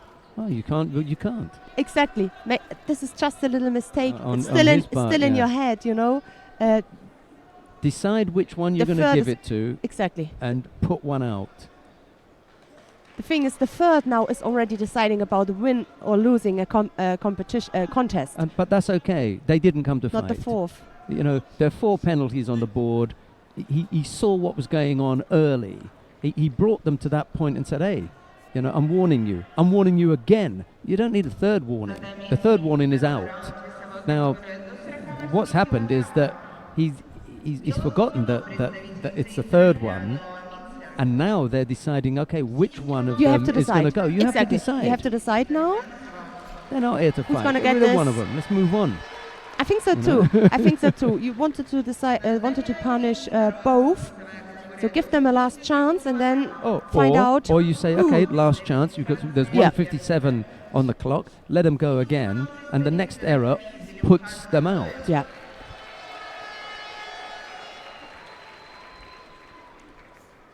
Exactly. Well, we're going to have to decide something pretty quickly because we'd like to get on with it. It's funny because I mean it's not the first competition, but maybe one of the first competition for. Right, so they haven't been able to decide which of the 2 fighters was more guilty, so they've let them go on. Yeah, but they both had 2 penalties each. He stopped the contest and gave a third penalty to Pertsiskaya and a third penalty to Ungaranu, which he can't do. No. He's got to decide on one. Having done that, he took that penalty away and said, okay, the contest judges, you decide Yep. which one is going to get it. They couldn't decide and said, let's continue. We're But not going to penalise. Was the time already over, Sheldon? No, they're in golden score.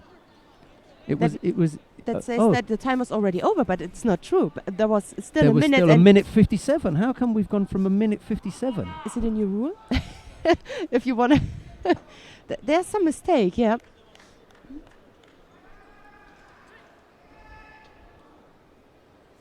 We will find it out. Sorry that we can't give you that information now. Sometimes it would be helpful to hear the referees, the communication.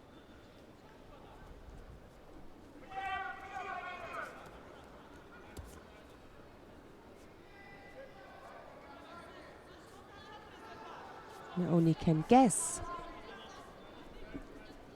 why they decided like that anyway.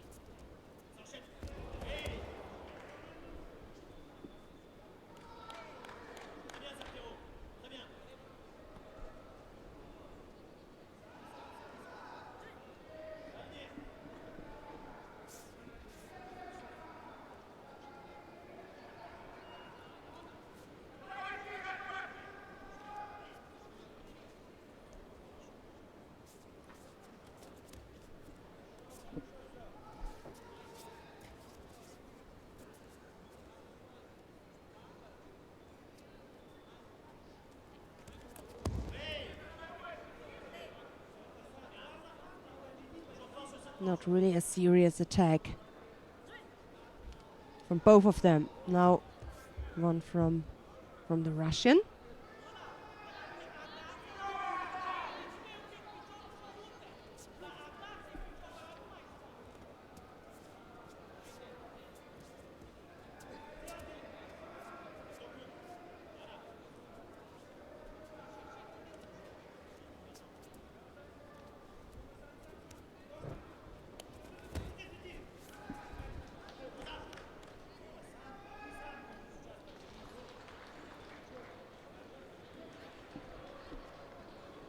На татами 3 победу одержала Екатерина Румянцева, Россия.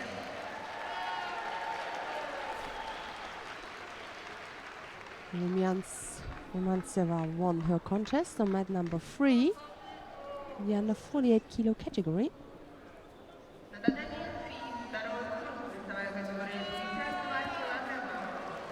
В белом кимоно представительница России, бронзовая призерка Олимпийских игр в Рио-де-Жанейро And Natalia Kusutina is coming onto the mat. So that's it. Let's have a look to when we can to mat number 3. Yeah, to Natalia Kusutina, bronze medalist from Rio. На татами 2 второй круг, весовая категория до 48 килограммов. Татьяна Цезарь, Гвинея-Бисау.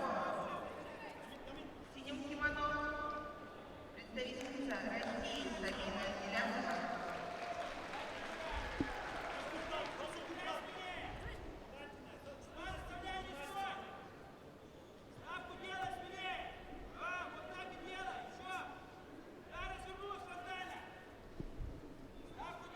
So the first contest for Kusutina, and she already scored.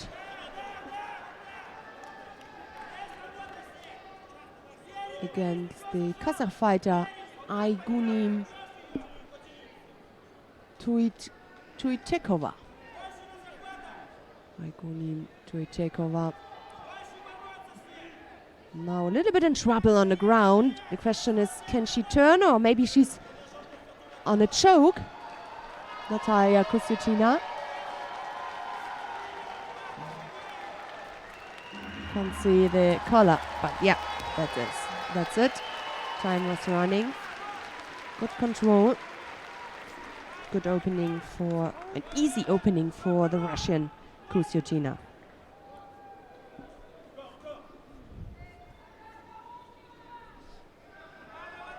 На татами 3 победу одержала Наталья Кусютина, Россия.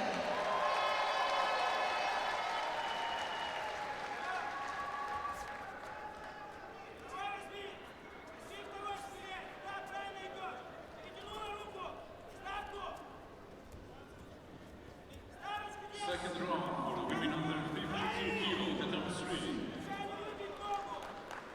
In white for Canada, Ekaterinburg. In blue for Mongolia, Gangbol Danzig.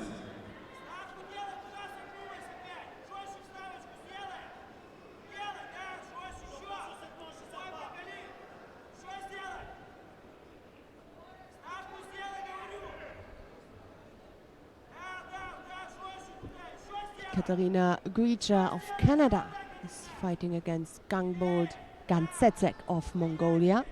Same category, under 52 kilos, and the winner will face Kusutina in the quarterfinal. Who else is on the mat right now? On mat number 2, the under 48 kilo category, round 2, and round 2 on mat number 1 in the under 73 kilo category. So here at home you have the choice. Click on the mat you want to go. And we stay with the under 52 kilo category so far.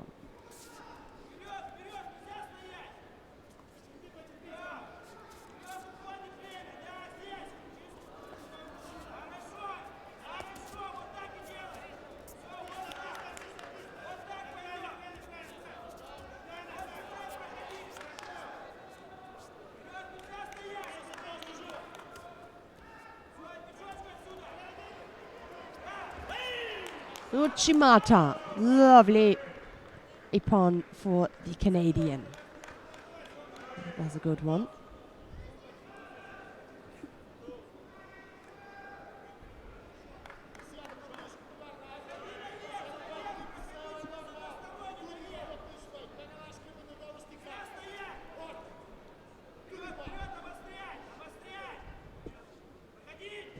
Right then, Miss Berman.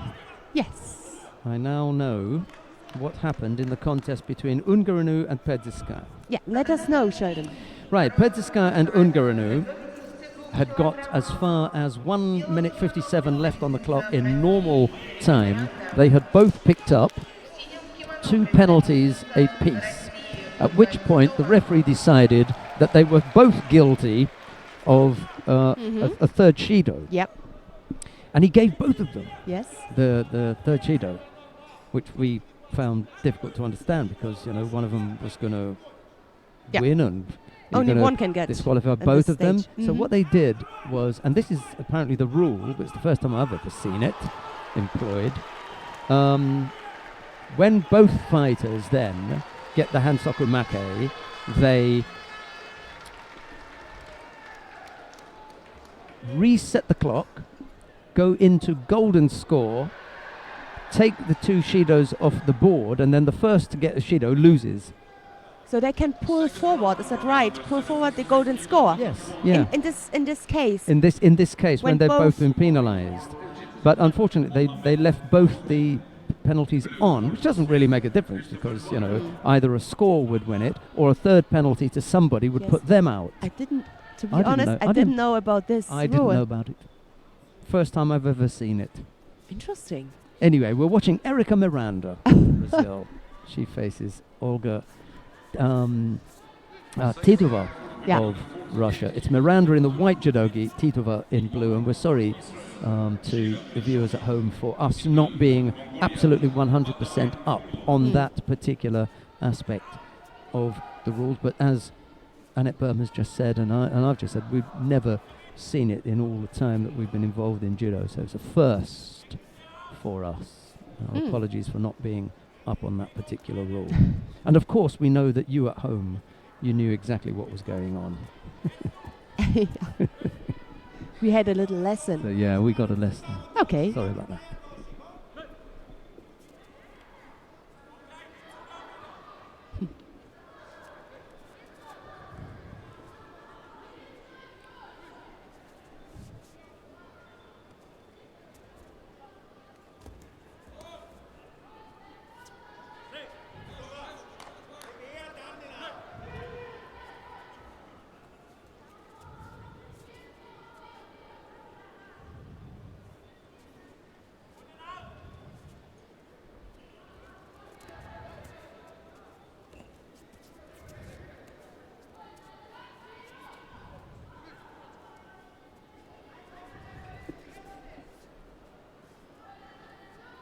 Well, is she successful with the arm lock? Can't see it, but it does not look good. Ah, no. I think it's not the best position to arm lock at the elbow. But if you saw Titova's face and her meaning, like, oh, man. That was a good shot. Still no score. 1 minute, 38 seconds to go.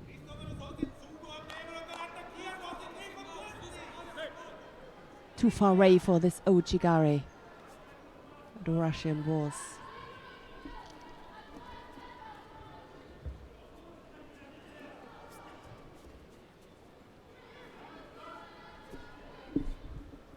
Erika Miranda, if she goes through, and Natalia Kusutina goes through and wins her quarterfinal, they could meet in the semifinal. That's a nice score. Yep. Left-sided Uchimata from Erika Miranda, dumping Olya Titova onto her back there.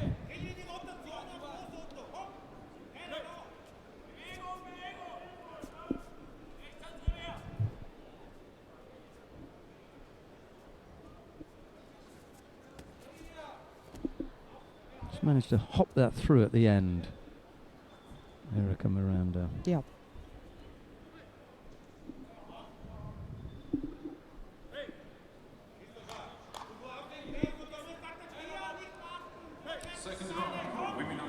Daria Skierpnik of Belarus now faces Nike Nordmeyer of Germany. It's Skierpnik in the white judogi, Nordmeyer in blue.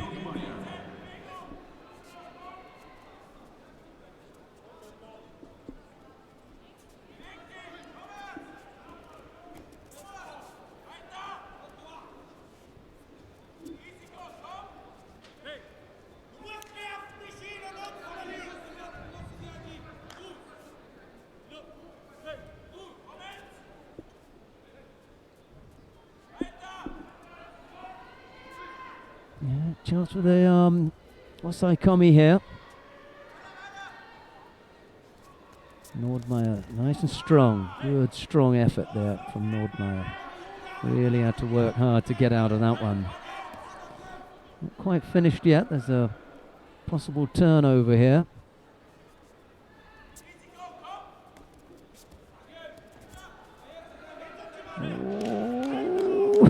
Yep. Here it comes. Just, yes, terrific effort, terrific effort. Who's the referee in the middle? I can't see from there. This is down on mat number 3.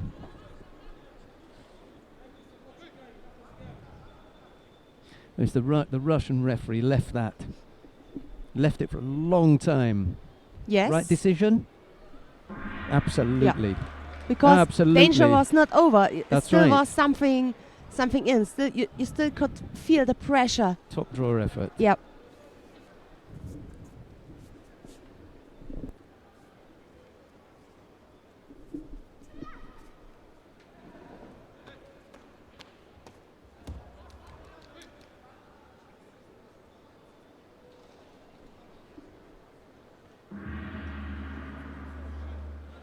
На татами 1. Второй круг, весовая категория до 73 килограммов. В белом кимоно представитель Канады Артур Марчелов.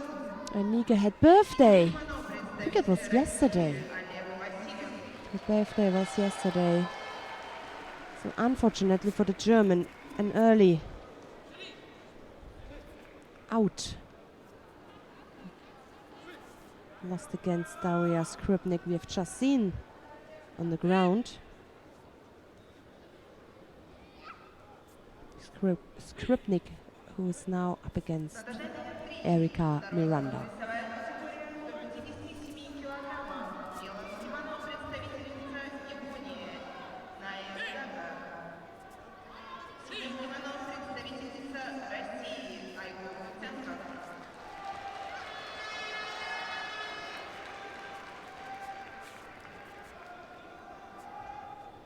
So 57 kilo category.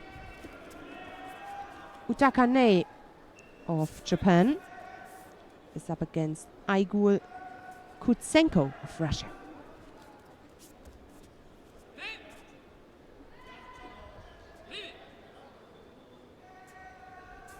The fight before was very quick. Whilst we speak about Nika Nordmeyer, another German was already on the mat. Safo Choban, who lost against Rafaela Silva. I mean, Rafaela Silva now, that's right. She went straight to the quarterfinal. I will check it out.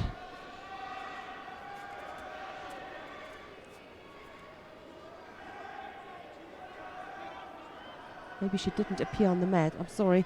I will give you the information later. I just could not see it. It was a little bit too quick. Yeah, that was Ippon.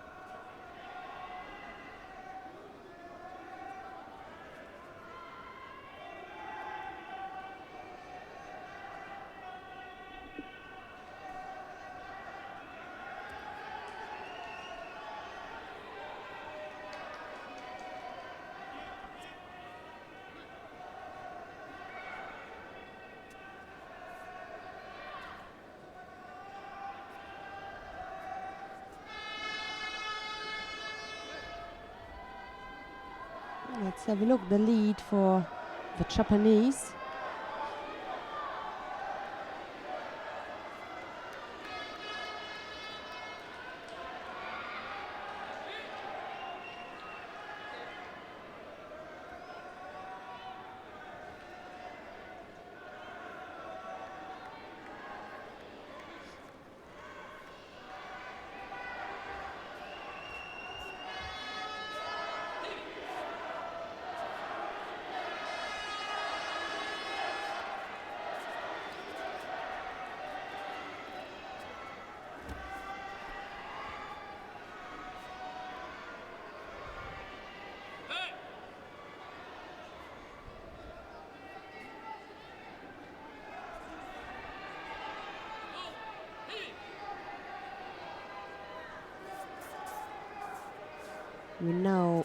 We know how strong the Japanese fighters are on the ground. It's not the perfect position, maybe, but it's still enough to keep her on the ground. She fixed the Canadians, the Russians' left arm. That was really cleverly done from Udakane. So she goes easily into the next round. Fighting there against Rafaela Silva, the Olympic champion from Rio. Would have been also the final in that category, but they meet already in the quarterfinal. Don't have to miss that contest. Silva against Udaka.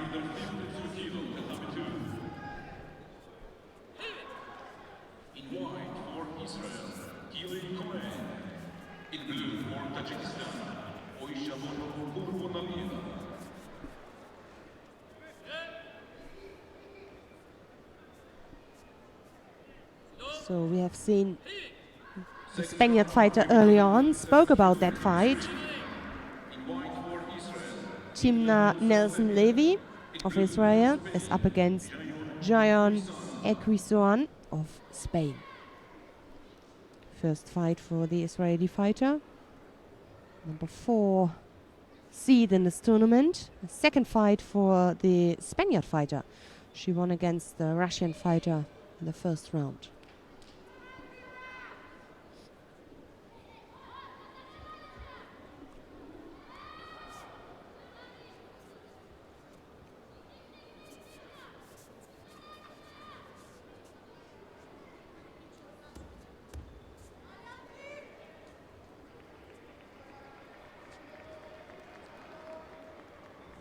Second round for the women under 52 kilo, number 2. In white for France, Astrid Neto. In blue for Russia, Alessia Kuznetsova.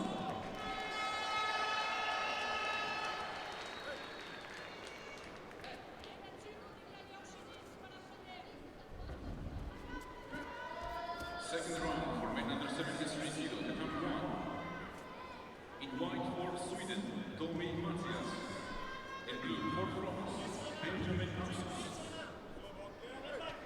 So you at home, you can stay on this mat. I would like to go to mat number 2. Let's have a look if we can go to mat number 2. Yeah. To watch that fight, Astrid Kneto of France in the under 52 kilo category is up against Alessia Kuznetsova of Russia. They are coming up a few interesting contests after another French fighter, Amandine Bouchard, is up against Adia Sambu of Mongolia. Later on, Popreka of Hungary is up against Sabra Meneses. So, but you at home, of course, you have the choice.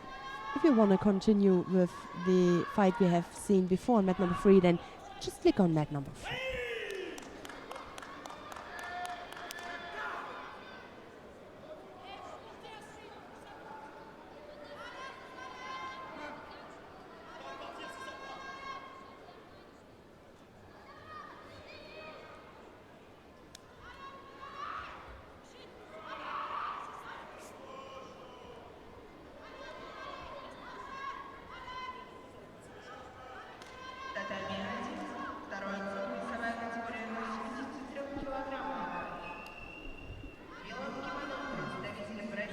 Astrid Kneto not the best. What does it mean? The position, I mean, she got a strong right arm, but still her position is very open. So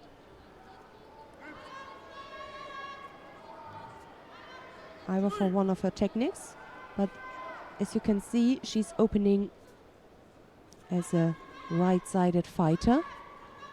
She got a good grip, but still her position is not the right-sided position. Still a very open position. Makes it, yeah, not easy, but still possible for the Russian fighter to attack. Left arm cross grip. Ooh, almost countered.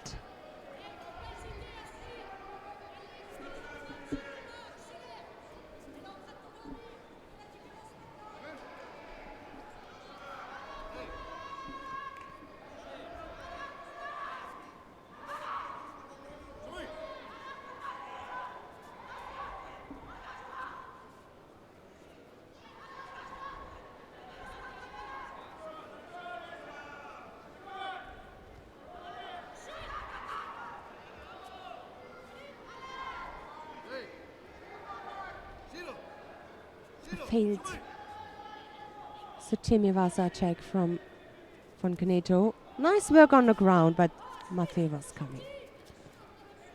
A minute left. A minute and a second. Sometimes decisions are made in the first second, so that's why I mentioned it. And a penalty against the Russian, Kuznetsova. So far, no score yet.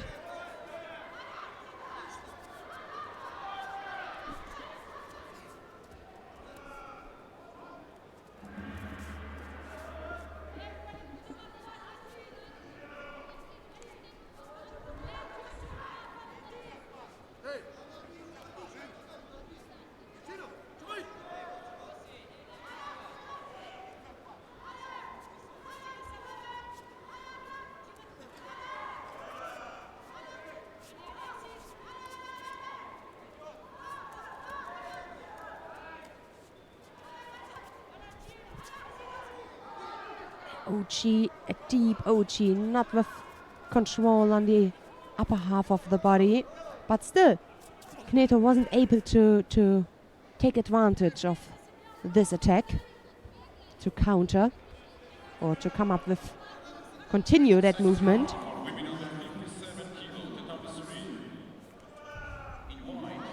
But it doesn't matter because time is over. Looking for the golden score now between the two of them.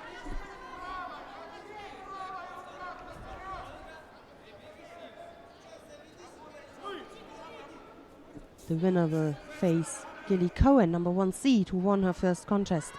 Didn't see this one, but that's on the paper. Cohen.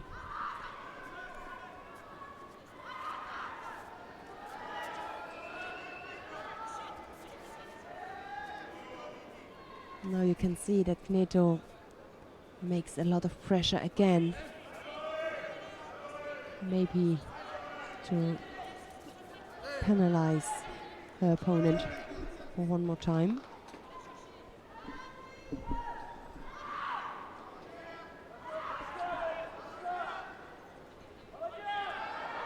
Not a good idea. She's a little. You can see that the Russian, of course, she is weaker. She is not that physical strong as Astrid Kneto is. But the more attacks and the better attacks right now are coming from the Russian.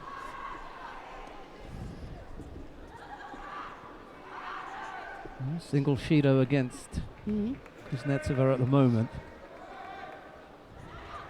Single score would win it for either of them. Right-sided effort there. Just a little bit long on that arm over the top, but not quite enough to call a penalty there. Almost got countered. Strong enough not to get called as a false attack. Exactly. She did not stop the Russian. She continued. So also good for her. Chance on the arm. Yes, now on the ground she can go on. Yeah. And Astrid Kneto again could not counter. She could not take advantage of this attack from the Turn. Russian. Yeah, Now just needs to free the head here. it's not the best performance from Kneto. She needs to hold her now for 10 seconds. Well, there's no secret with Kuznetsova and Dolgova, who's not competing here at 48 today. We know where their strengths are, and this in the Osai Waza, and there you have it. Yeah. There you have it. That was really a strong fight from Kuznetsova. She never gave up. I mean, Astrid Kneto is not somebody.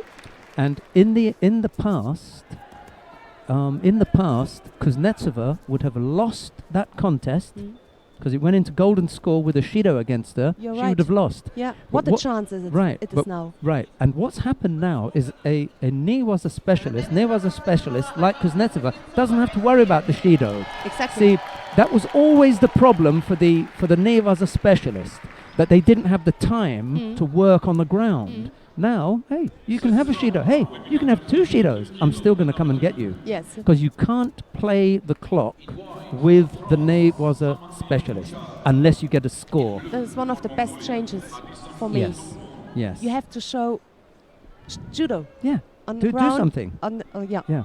Or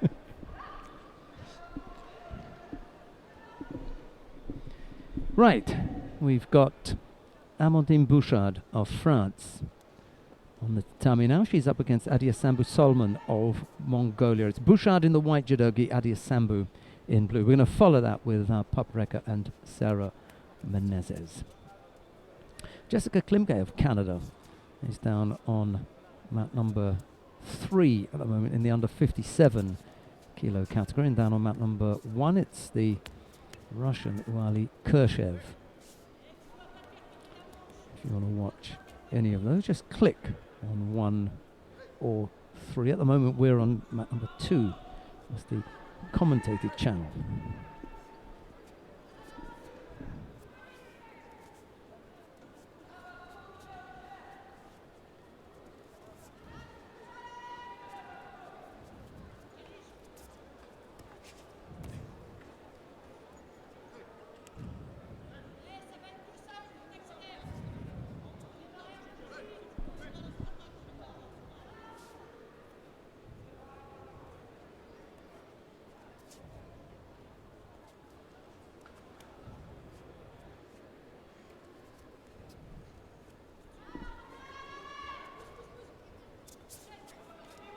It's a nice effort from Bouchard. Kept forcing that to the end there.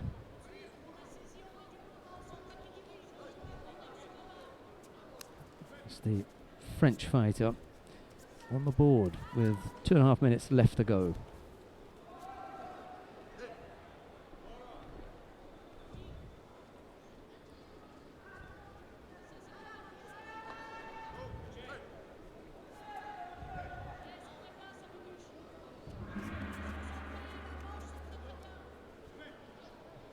Adia Sambu making things a little bit difficult for herself, picking up that penalty for that gripping infringement, just breaking off that grip illegally, and she picked up a penalty.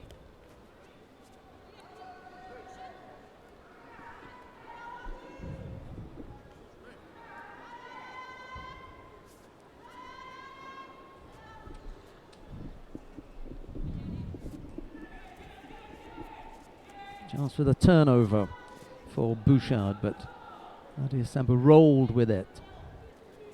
Ended up avoiding getting caught. Minute 40 odd left to go. Single Wazari for Bouchard.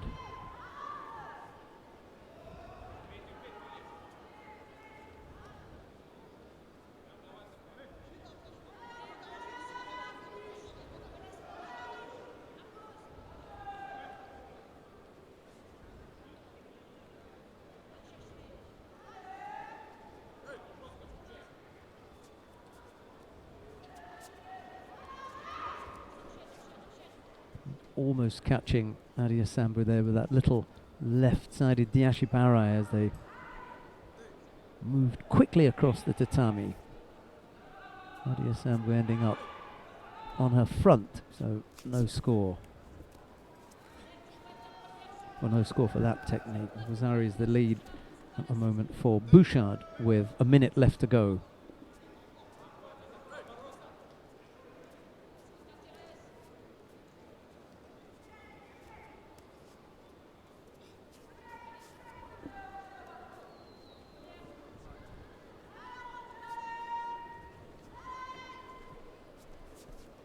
It wasn't the strongest of attacks, was it? I didn't think so. Didn't like the grip and threw that effort in. Ended up picking up a penalty for that false attack, did Bouchard. Left-sided Tomoe-nage effort from Adia Sambu, but it doesn't come off.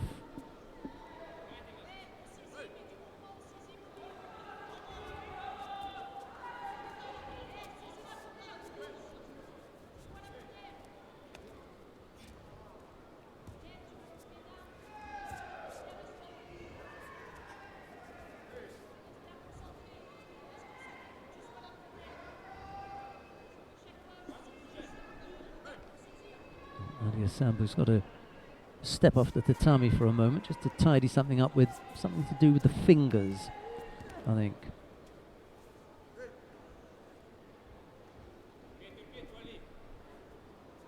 Meanwhile, Bouchard is left in the middle to contemplate what's going to happen next. 27 seconds.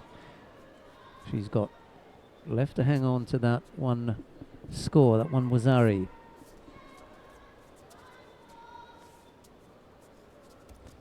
Catch your breath here,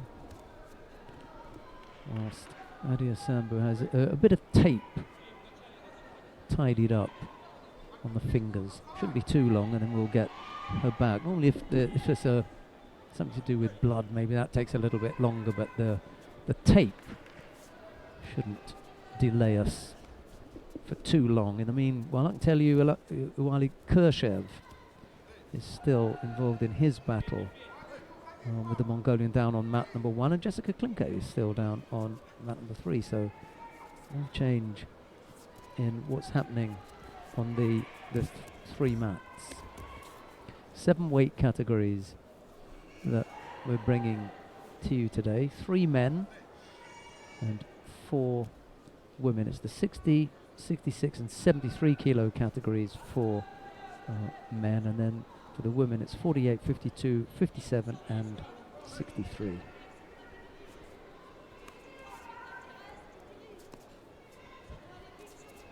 There is Adia Sambu back and ready to go with 20 odd seconds left to go.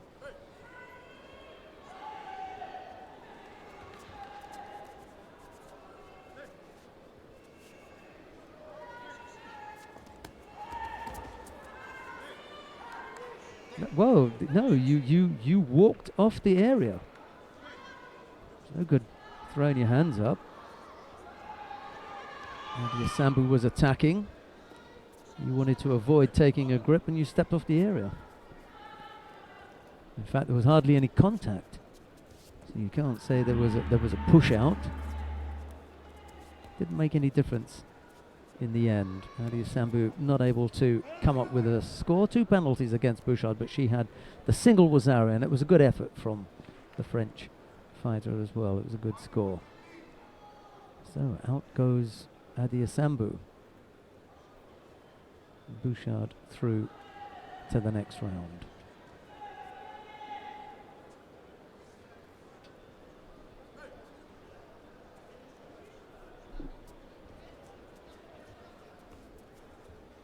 Well, it's the turn now of Pupreka of Hungary. In the under 52 kilo category, she faces Sarah Menezes of Brazil. It's Pup in the white judoga. Oh, sorry, Pup in the white judogi, Menezes in blue.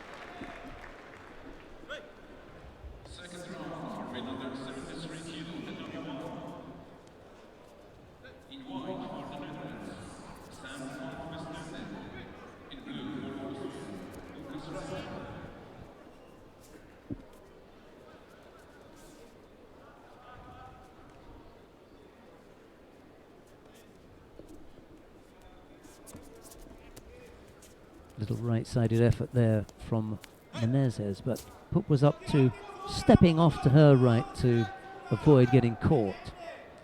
There's a chance on the ground, but Menezes is pretty sharp down there, and she escapes that one without too much trouble.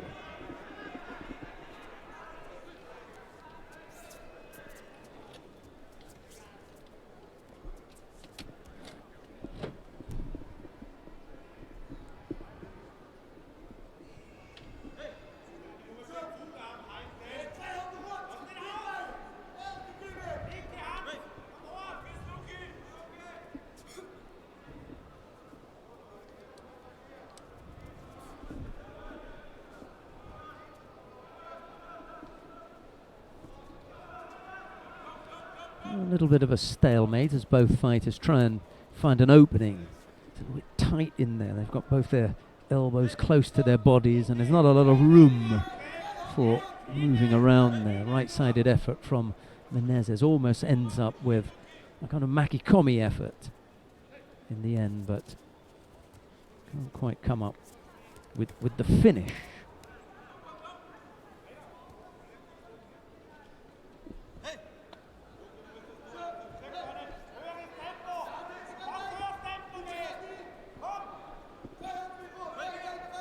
Minute and a half left to go.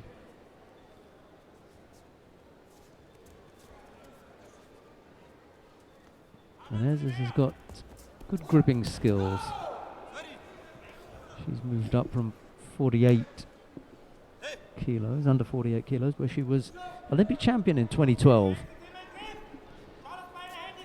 52 kilos, mind you. Pup also moved up a little while ago. She can settle in at 52 kilos now. Both fighters picked up penalties for avoiding to take a grip.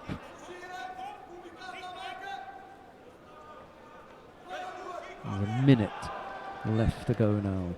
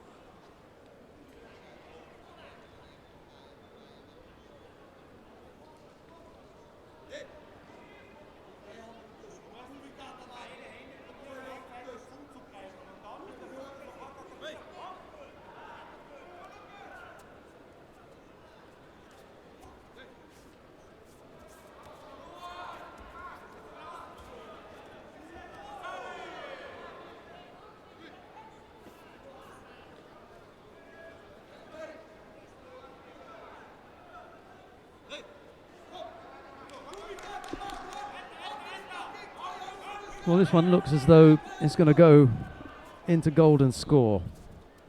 Neither fighter able to come up with anything in normal time. So we'll have a look and see what the pressure of the golden score does. And it really is sudden death now. Single score or single penalty will end it. Almost. That was a nice little Kojigari effort there from Menezes, who just felt that coming and managed to turn onto her front as she turned away from Menezes to avoid getting caught.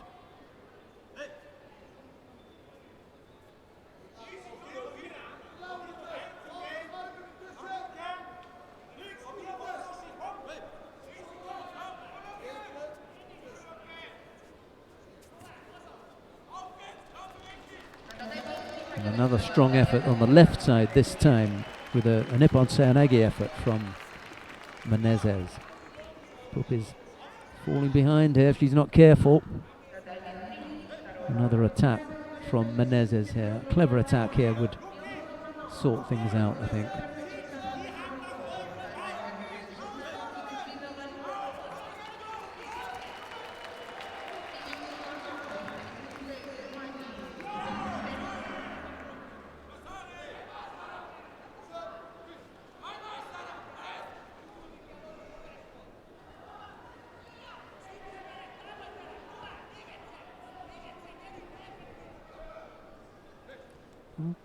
just about doing enough to stay in it here.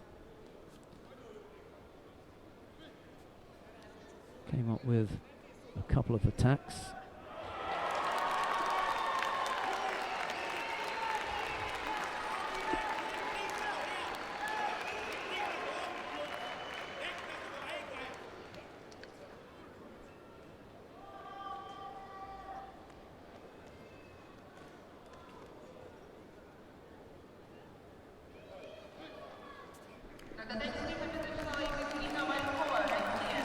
It would have been a little bit harsh to have penalised Poop, she did come back with a couple of attacks. Still, Menezes in the golden score period has been just that little bit better, I think.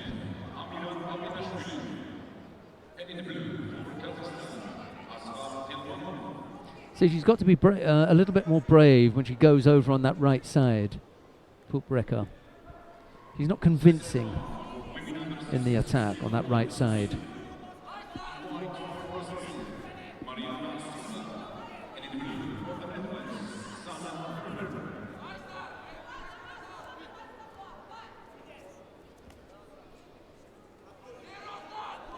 Almost 2 minutes of golden score.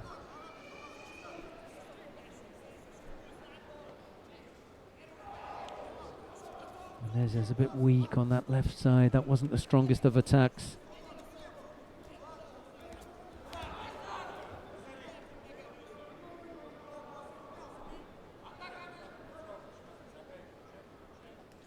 You can't afford to give this away here.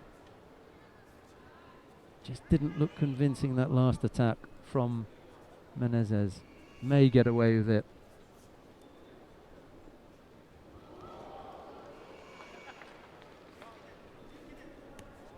Nope. No. It's harsh, but it didn't look that strong. It really didn't look that strong.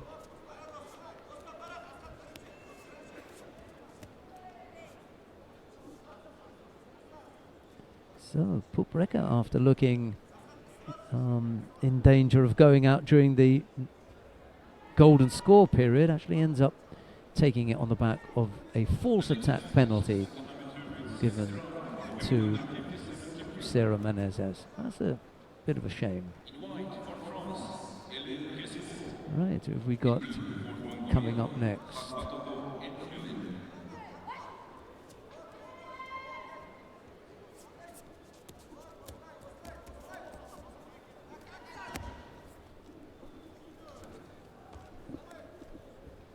Right, we're watching the under 57 kilo category.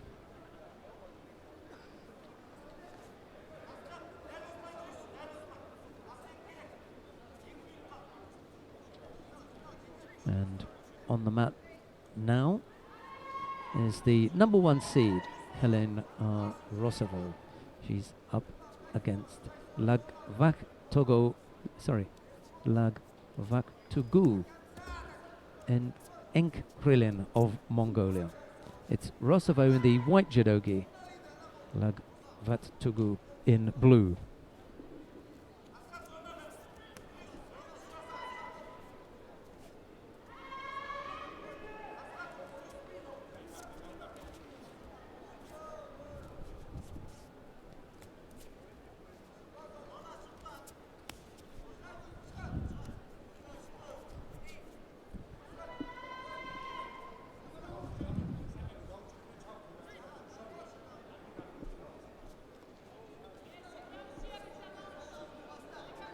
It's not the first time we've seen Rossavo as the number 1 seed.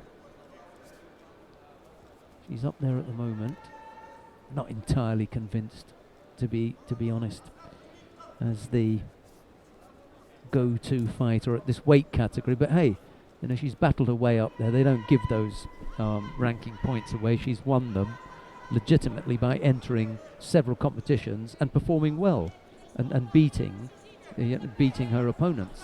So she's up there, all credit to her. And she is, as I say, the number 1 seed here at this competition. The winner of this contest will be an interesting one. coming up next. Daria Mezhetskaya of Russia and Amelie Stoll of Germany. And then we've got Catherine Boschema-Pinard of Canada and Miriam Roper, who is now representing Panama. And if I'm not mistaken, they may have fought at the Pan Am Championships, you know. Boschema-Pinard and Roper. It's possible. We can look up on the record. I didn't attend that one, so I think that I was looking at some results. Possible. Anyway, I should look that up and let you know. As far as this one is concerned, no score yet. Penalty has been picked up by Lag Vatugu of Mongolia.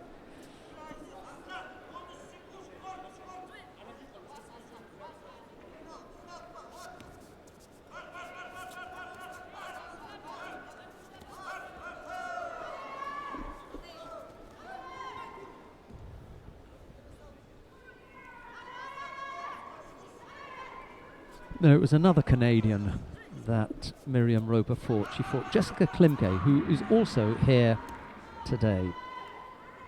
And she lost to Klimke at the Pan American Championships. That was last month in April. She then lost the bronze medal contest to Marty Malloy. We were talking about that last night. Yes. With Yeah. Annette Vermeers. Hello. Annette. 2 penalties picked up by Lag Vatugu of Mongolia. 40-odd seconds left to go.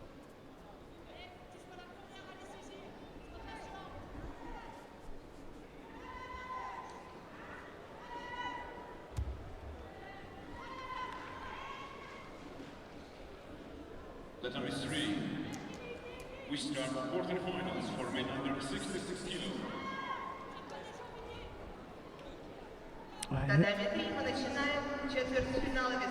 Quarterfinals of the under 66 kilo category already.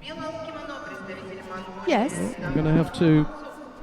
After this, we'll wander down and have a look at Dovdon Altunsuk of Mongolia. He faces Islam Kametov of Russia.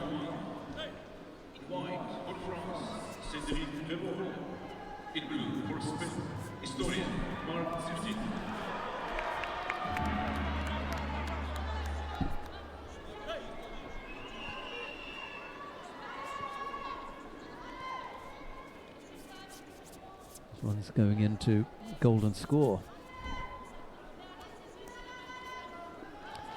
Well, we will see Rusovo or Lagar Vatugu in the next round. Just want to give them a little bit of time, see if something happens in this first few seconds of golden score, because we've just got underway with the quarterfinals in the under 66 kilo category, and I think we better wander down there. So let's go down to mat number 3. It's the first of the quarterfinals in the under 66 kilo category. Dovdon Altunsuk of Mongolia faces Islam Kametov of Russia. Dovdon in the white judogi, Kametov in blue.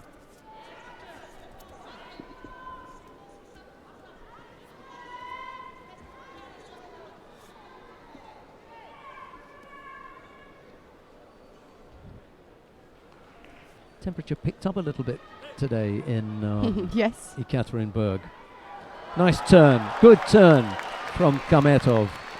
Was almost on the end of that himself and came up with Wazari. So it's the Russian who leads with 2 minutes, a little over 2 minutes left to go. I was just saying, I'm not sure whether the viewers at home will be that interested what the temperature's like in Ekaterinburg. I suppose not, but we'll tell them anyway. It's about 15 or 16 degrees. A little bit colder yesterday when we were walking around. Anyway. Beautiful city. Yeah. A big one. Picked up a little bit today as well. Still no score on the adjoining map between Rusovo and Lag Vatugu. Tricky name. Mm-hmm.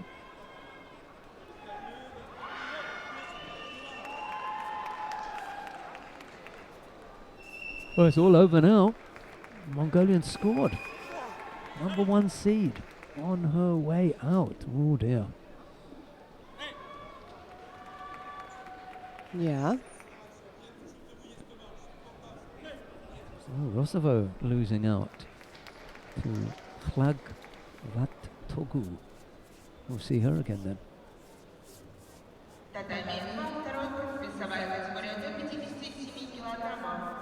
Билан Киманов, представительница Oh, России. nice effort there from Dovdon. Came up with a tying score from the Sutemi-waza. So a little over a minute left to go. We're all tied up at Wazari apiece. Down on mat number 2, Mezhetskaya and Stoll. If you want to see that one, just click on 2 and you'll be able to watch that. We've got to watch the quarterfinal. Theresa Stoll. She won in Düsseldorf. Wow. She's a brilliant fighter, the German. Got a sister, Amelie Stoll. For sure, she's watching that contest against the really strong Russian fighter Mezhetskaya on mat 2.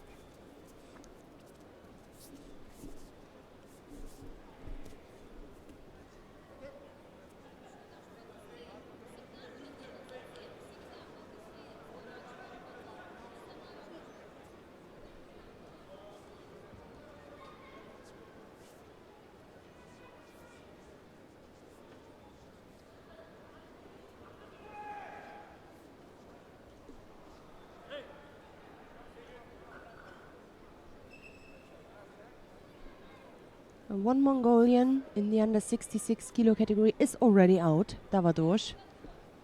He was number 1 seed. Could have won his 3rd Grand Slam triumph. He's not the only number 1 who's tumbled. Helene Rossova in the under 57 kilo category has just joined him on the early flight home. No need to hang around for the awarding ceremony. Presence not required. Left-sided effort from Dovdon, followed up by a right-sided effort from Karmetov.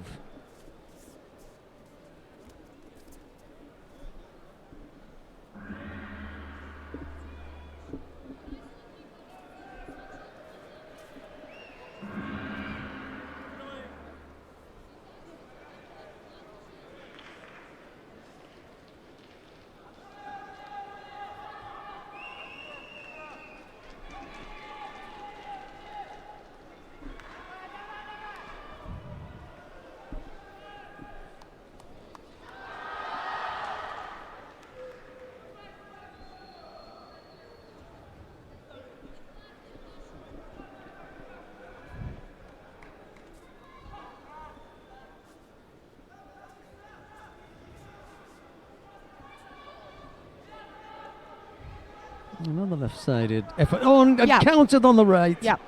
Oh dear, poor old Karmetov. He tried. It was a left-sided effort from Dovdon, right-sided effort from Karmetov, and then the counter from Dovdon. Brilliant. Really well done. It's crowd silence at that one.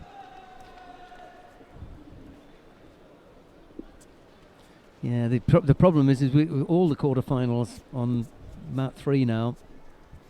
Difficult to go to the Beauchemin Pinard, Roper or Mezhetskaya and Stoll. Stoll leads by Wazari on mat number 2. Those of you that want to watch that one, you can just click on mat number 2 and you'll get that one. We really have to stick here with the quarterfinals. Sergio Olenic of Portugal now is up against the Russian.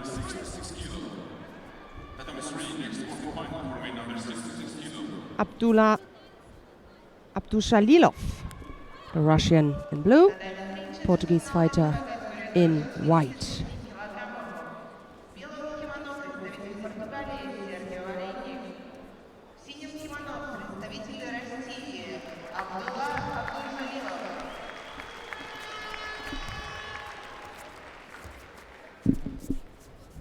And it's keeping a close eye on Mezhetskaya and Stoll. Update? Yep. What we got? Tied things up. Wazari now for the Russian. Oh, that was not a bad one from the Russian. Abdullah Abduljalilov of Russia in the blue judogi, Sergiu Olienic of Portugal in white.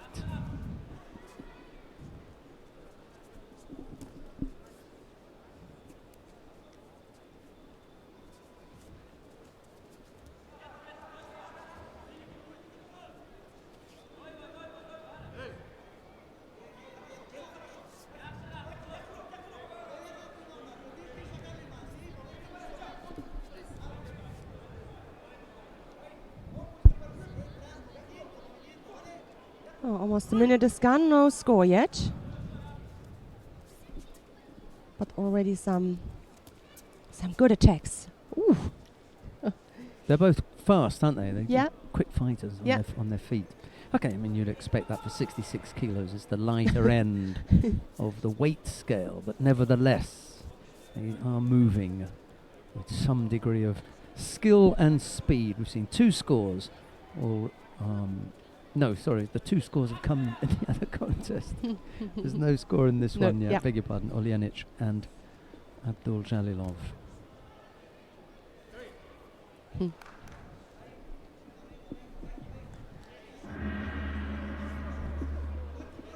Oh, what a brilliant attack that was. Oh my god.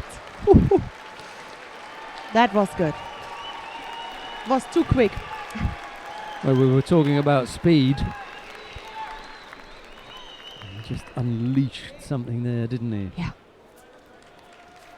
Abdullah Abduljalilov of Russia into the semi-final in the under 66 kilo category. We've got coming up next quarterfinals in the under 48 kilo category.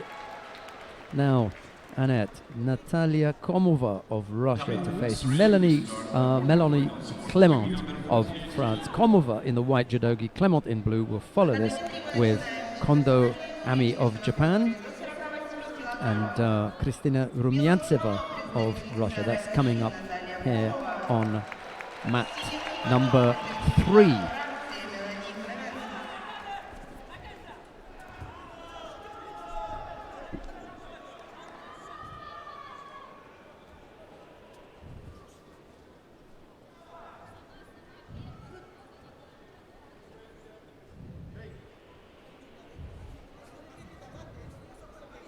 Tominaga attempt failed.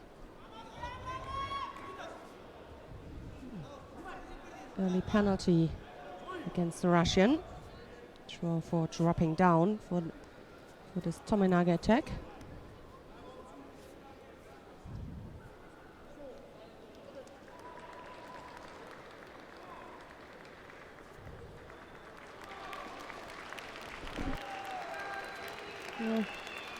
We kept an eye on mat number 2, where in golden score Amelie Stoll just received a Judo, so it's Metsetskaya who's going into the next round.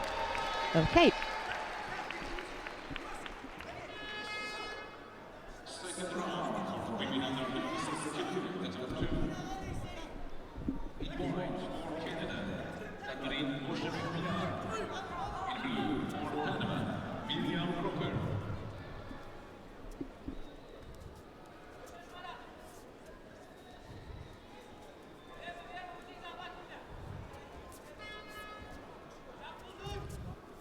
Komova's picked up 2 penalties. A little bit untidy here from the Russian, to be honest.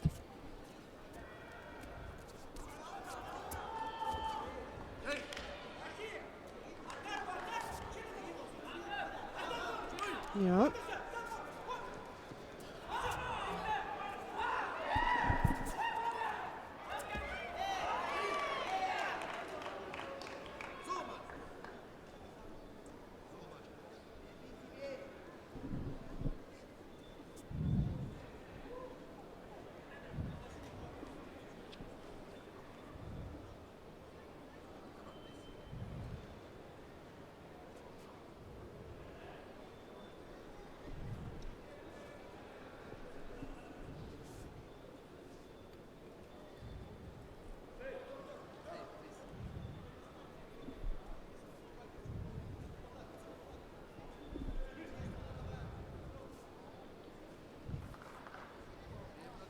Let's see what happens here with Komova. Bit of pressure now with the 2 penalties against her. Yeah, absolutely. No, he's seen enough. That's it, mate. This one's done and dusted. Referee in the middle is going to give out a 3rd penalty, I'm afraid. Komova didn't quite come to the party. Come to the party. Oh. She didn't bring the A game. Yeah. In a Grand Slam, you have to have your A game. Yeah. Unfortunately, didn't quite work out. Right, who we got coming up now on mat number 3, next to the quarterfinals. Kondo Ami of Japan faces Krystyna Rumiantseva of Russia.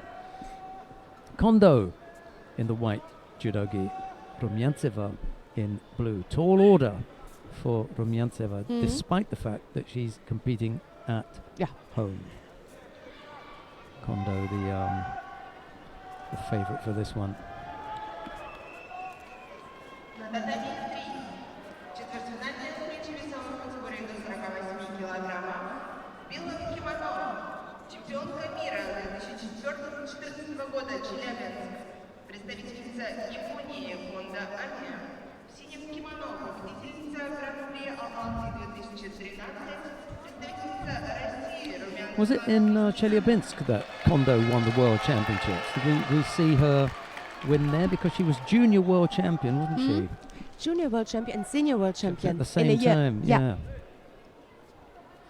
And I think, if I'm not mistaken, the seniors come before the juniors in the Yes. in the yes, calendar. yes. So she went to the Junior World Championships. Where were we that year?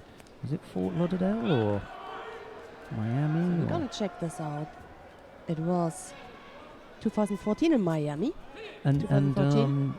yeah, and it was in October. So in August, she won the Senior World Championships, and then she went to the Junior World Championships a couple of months later and won those as well. You would expect that. She kept that great Yeah, shape. yeah. So that was incredible. Yeah.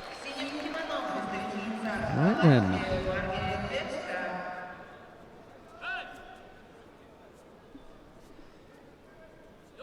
Didn't follow mat number 2. What happened with Catherine Beauchamp-Pinard and Miriam And Roper? Roper. Just saw a Shido, but not more. We will find it out. Yeah, have a look on the. We've got the lists there. 50. It's Miriam. Miriam won through, yeah? Hmm. Well, good for her. Yep. Good for her then. Especially because it's a Pan-American, you know, she needs to sort that out, given that she's in that Continental Union now, so she'll be happy at having done that. We've got the quarterfinal lineup for the under 57 kilo category. Oh, slip there from Kondo. She's in there. Osaikomi as well. Rumiantseva just got to pass that left leg. She couldn't. Yep. You don't see these moments very often, or have these Just moments. No. managed to get the left leg. The knee was bent right up into the chest there to put and then push out. And, she managed to get out of that without giving up a score as well.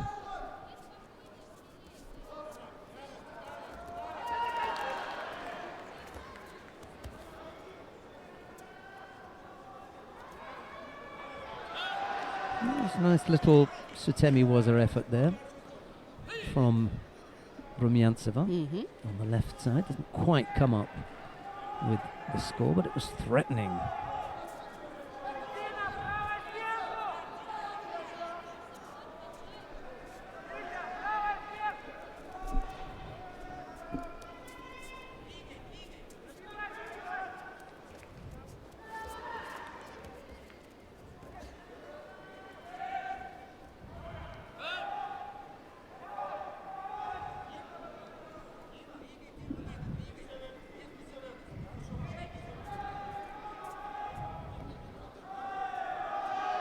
Big outside attack, right-sided. Not too powerful enough. A little bit too far away with her upper body. Almost finished up with the Haramaki Komi kind of look to it, didn't it? Not sure whether that was her first idea, but she fell away in the end. Exactly. And it would have ended up as a Maki Komi. Anyway, didn't come up. 40 odd seconds left to go. Rumiantseva putting up a good show here. I thought she might get overpowered, but that isn't the case. Another attack. This time she scored. Yeah. Kept control and turned her opponent on the ground. The lead now. 20 seconds to go.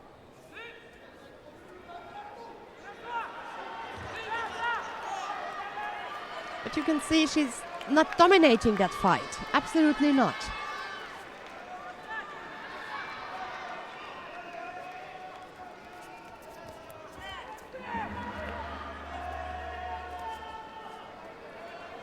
Saplutina won her contest on mat number 2.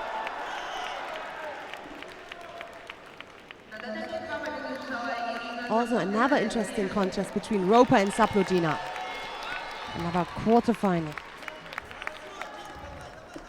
Kondo it is, who on the back of the single Wazari takes this quarterfinal. We'll see her in the semi-final. We've got the quarterfinals in the under 52 kilo category coming up now. Natalia Kuziutina of Russia will face Ekaterina Guika of Canada. It'll be Kuziutina in the white judogi, Guika in blue, and she is appropriately named because we are in Ekaterinburg.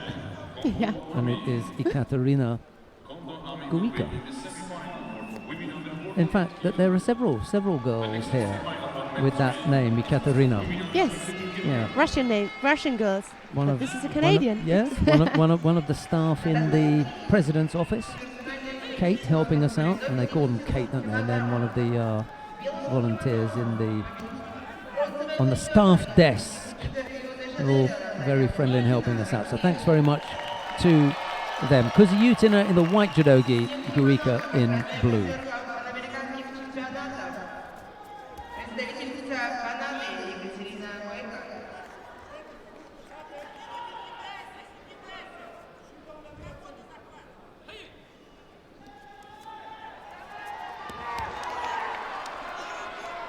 So we got received greetings from our French friend Anthony Diao and the German referee Kerstin Deutsch. Hello to you both.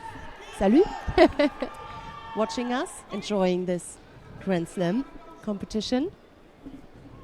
And also greetings to you, Shad. Oh, that's very nice of them. To be included in the greetings. Mm-hmm.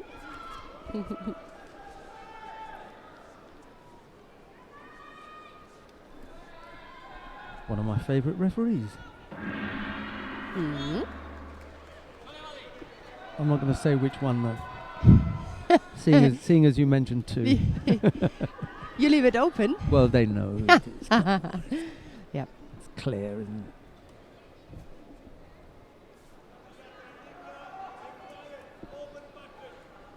it? Quadros is on mat number 2. Leonardo Campos is going overboard with the support. Good luck with that one. Mm.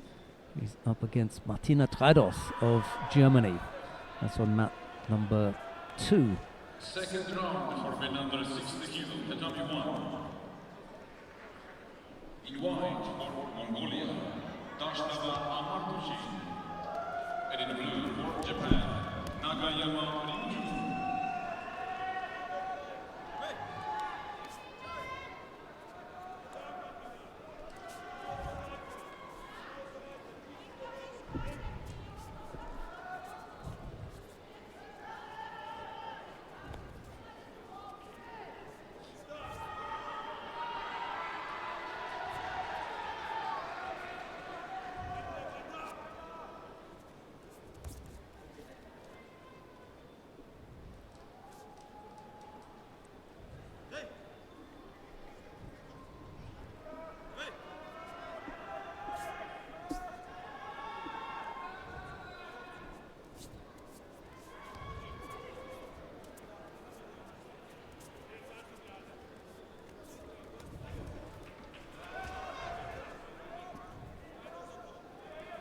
was yeah, the Shido for the leg grab. No harm done, just a single Shido. Not as crippling as it used to be. It was a direct hand sokomake. However, does mean that the next time she gets involved in a leg grab, it will be hand sokomake. But you get the one Shido.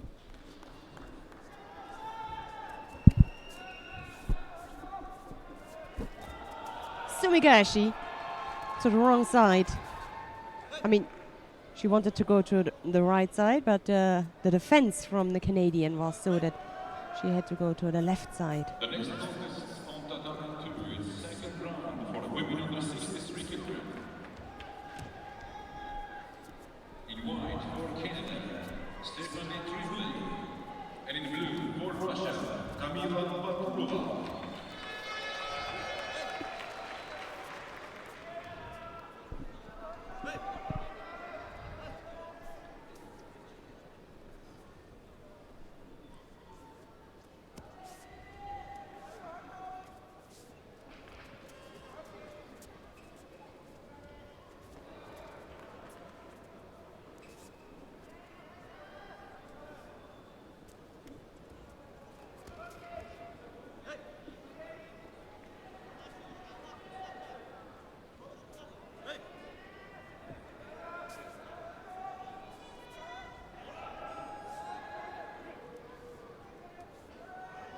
We're on the ground.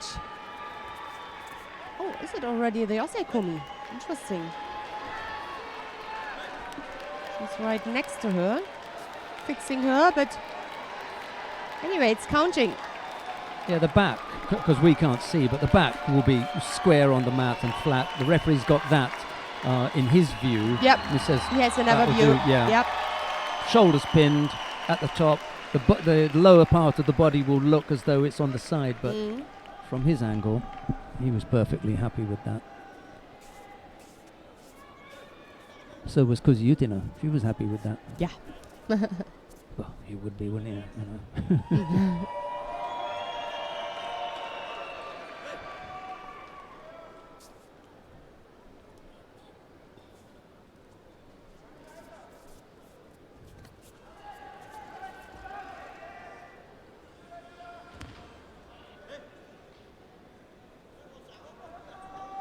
Наталья Лукутина одержала победу в татами 3. Наталья Лукутина, Россия, вышла в полуфинал весовой категории до 52. Right, coming up next, it'll be Erika Miranda of Brazil. She faces Daria Skrbnik of Belarus. It's Miranda in the white judogi, Skrbnik in blue.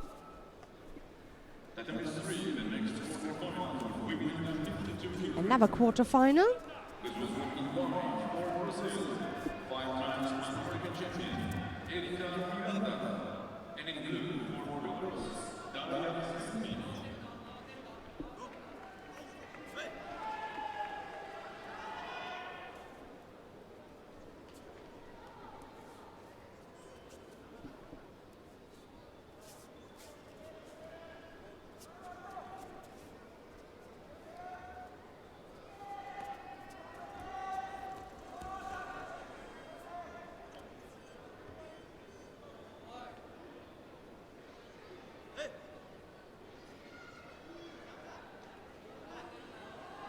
Both take their time.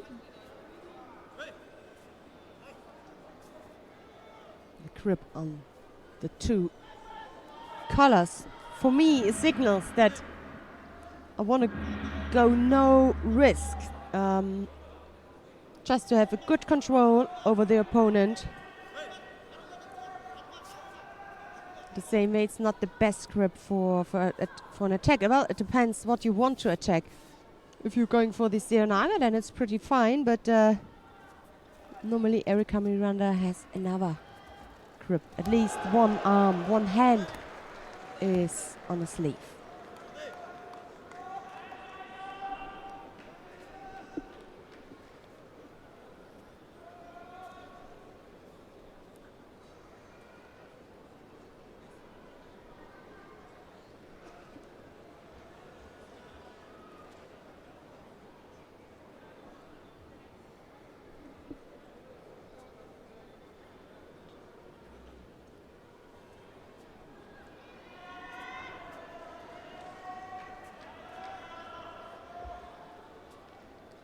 Almost 2.5 minutes. Let's have a look. So, next penalty, the second one now for Skripnik. Татами 1, второй круг, весовая категория до 60 килограммов. В белом кимоно представитель России Альберт Загузов. В синем кимоно представитель Узбекистана Дастан Ружиев. Second round for women under 63 kilo, the top two. United States of America, Hannah Martin, and in blue for Russia, Judo.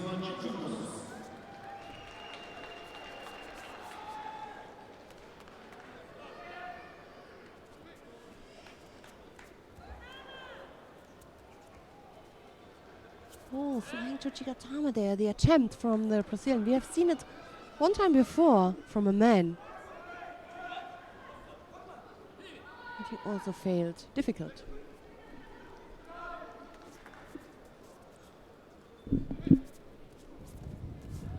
Skripnik had that really nice osaikomi in the previous round. Remember when the Russian Against referee allowed that exactly. to continue? Yeah, against the German. Yeah. Yeah. That was a big lunge there at that Kochigari, but Miranda was a long way away. No real chance of catching her with that one.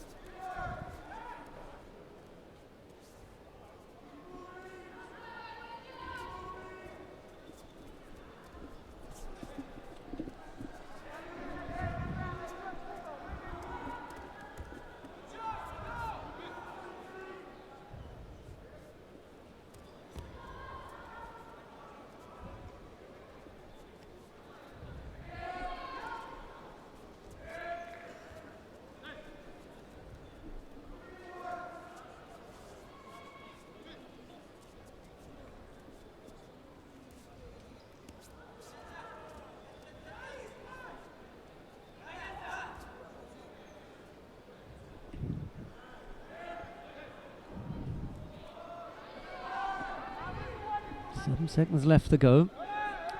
There's no positive score in the contest, so we'll go into golden score here.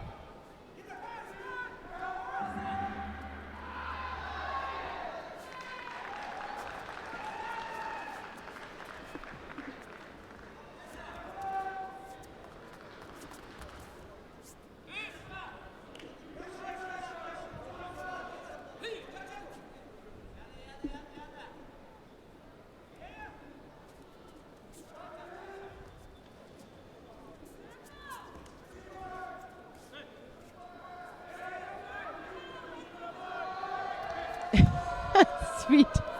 Erika Miranda, she agreed. Yes, Yeah. yes. That was no score. that was cute. Okay, as you said, golden score. Right now.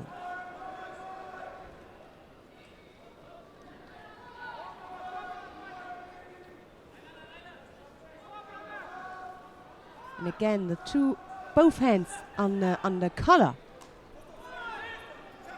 From Miranda. Yeah. Yeah. So she must feel the strength coming from Skripnik, the power, because really this is very often a security grip. Yes, and you want to stop the power base. The You bigger muscle block is in the chest than, Yes. than the arms. Yeah, and you so block want the, to you block that. the shoulders. So Yeah, yes, to exactly. Get in. So the arms have lost their power base. Mm, You need one of those freed up, exactly. and then you've to got attack, something to be successful. exactly with Yeah. the successful the attack. You really see this. So Mhm. it could be that. Well, I'm not sure if the referee's going to notice that because We penalize it. well, Mm. if it's just there for blocking, then it's a negative grip. But what has happened is the false attack has been called here. But it's And it's really interesting because this grip on the both colors. Yeah, is that right? yeah. So Lapels. and the lapels. is also kind of negative for me. When you see, when you block, and the Belarusian girl tried to attack, she failed, and Yeah. she was penalized. Yeah. A tactical thing, huh? But We- okay. We've got a head-to-head now in this quarter-final of two former world champions. We've got the current Olympic champion Rafaela Silva to face Udaka Nae of Japan. It's Silva in the white judo gi and Udaka in blue. And in the blue for Japan, the former world champion, Udaka Nae.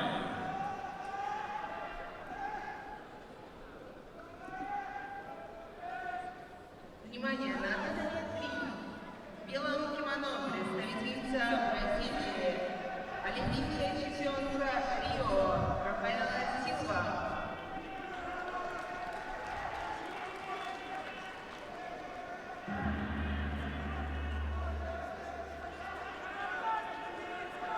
На задание 1 победу одержал Oh, could also be a final Yes, indeed. with these two names, Задание 1. successful fighters. 2013, Rafaela Silva took advantage of the fact that she'd been very, incredibly successful in Brazil, isn't she? You know, won the World Championships in Brazil in 2013, Yep. and then won the Olympics there in 2016. You know, doesn't have to worry about anything. Let's just wait until the contest comes to Brazil. You are right. Do it there. Udaka, Come on to the my other home. hand, Yeah. has been successful in Russia previously when she fought here in Chelyabinsk in 2014, and I were there. Oh, yep. Witnessed that gold medal winning performance from Udaka Nae, and a teammate in the under 52 kilo category, the weight below. Sorry, no, 2 weights below. It was Kondo Ami Yeah. who, We mentioned. Yep, who took exactly. that title. Yeah, Mhm. the 52 kilo category that year went to Marlinda Kelmendi of Kosovo. She defeated Natalia Kuziutina in the semi-final, and then Andrea Kitsu in the final, the Romanian. Mhm. There you go.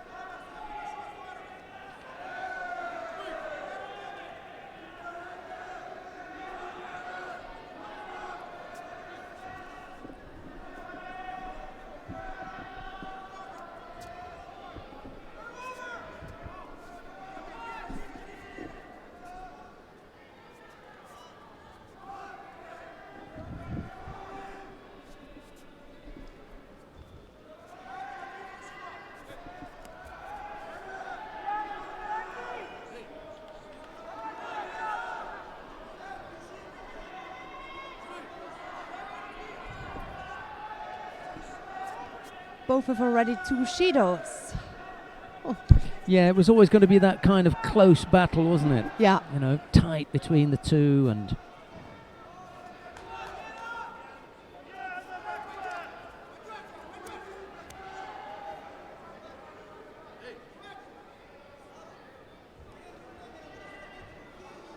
No, this is not the best position when you're underneath a Japanese on the ground. Good defense from Rafaela Silva. Yep.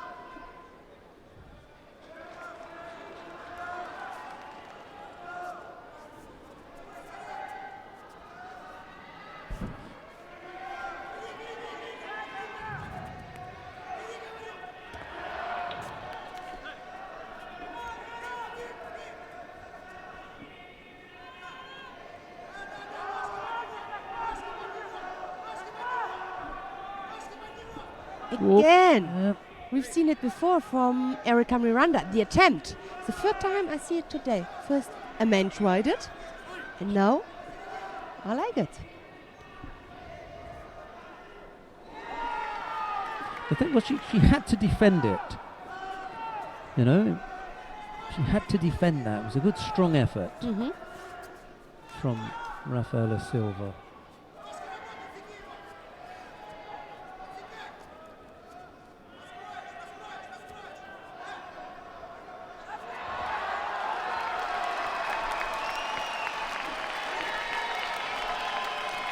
The cheer that you can hear is from the adjoining mat. Diana Zhigarosh of Russia has just thrown Hannah Martin of the United States of America with a nicely executed Yoko Tomoenagi for Wazari. It was a golden score, and that was enough for the Russian to take the contest. Meanwhile, here on mat number 3, there's no score in this quarterfinal between Rafaela Silva and Udaka Nae. The Brazilian in the white judogi, the Japanese in blue, and it looks as though we're going into golden score. Yeah. You know, there are two possibilities when you have such a high-class contest. Either the action is brilliant and there's one attack coming after the other, and it's always close to the edge with the better ending for white or blue, or if it's so close, it's you have a kind of this contest where nothing really happens. I mean, a few things happened. It can be a stalemate. You're quite right. Yeah. It does not say that it's always exciting. So sometimes, but this is also the hard thing for a fighter, because on the mat it is so, there's not really a big difference, and you have to follow your strategy for 100%. As soon as you stop that, you can lose that contest. So, and of course, it's not always attractive. But yeah, that's the way it is.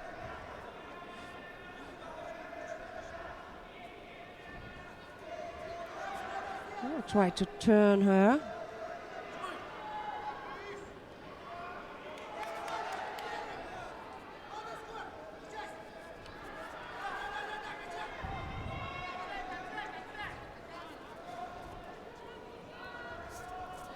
Oh, great effort there. Caught flat-footed, couldn't move, bang. Over went Silva. It was the first time that she'd stopped moving. And Udaka was in very, very quickly. She just got caught without the movement there. Yeah.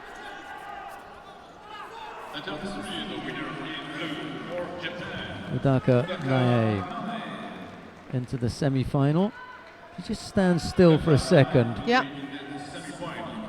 She's plodding a little bit, you know. It's not fluid movement. Not upright. And not upright. The head was down, and Udaka was in there. Who have we got now? Timna Nelson-Levy of Israel faces Jessica Klimke of Canada. Nelson-Levy in the white judogi, Klimke in blue. Former cadet world champion. We saw her in United States of America when it was held out there. Jessica Klimke goes right-sided there. Nice effort. No problems here. Nice strong effort from the Canadian. Wants to get up a little bit and then execute the turnover. It's a bit better. Try for this left leg that's close to you, but no good. Okay.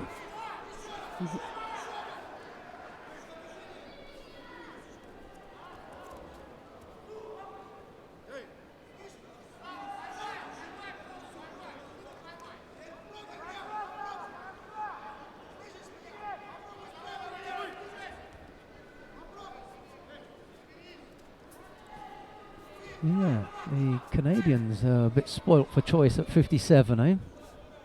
Yeah. Bush on her Pinard.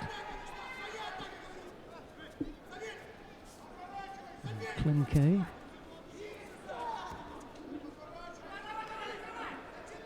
Have to decide who it is that they're going to go for. Went off the wrong side. Yeah. Really wanted her to be on the right side of that effort. Not sure where Klimke comes from in Canada, but she will have had to have moved to their central training area, which I think is in Montreal. I don't think she's French speaking.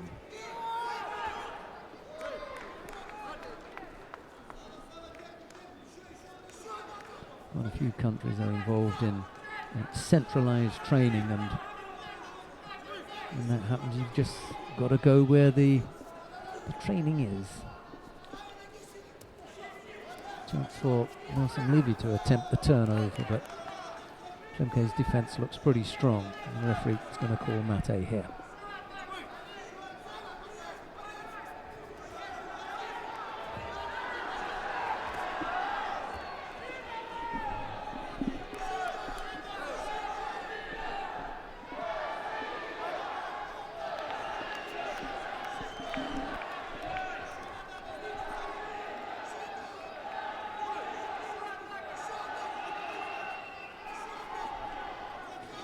Single Judo against Nelson Levy. Little right-sided effort with Ojigari from Klimke. Just got to be careful with the area here. Not careful enough, I'm afraid. He picked up the penalty for stepping out.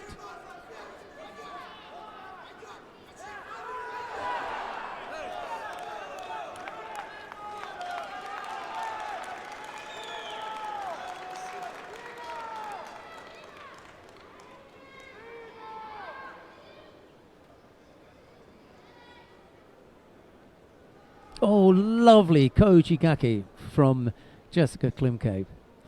Catches Nelson Levy. She thought about the Seoinage. That was what Nelson Levy was thinking about. Reacted to that.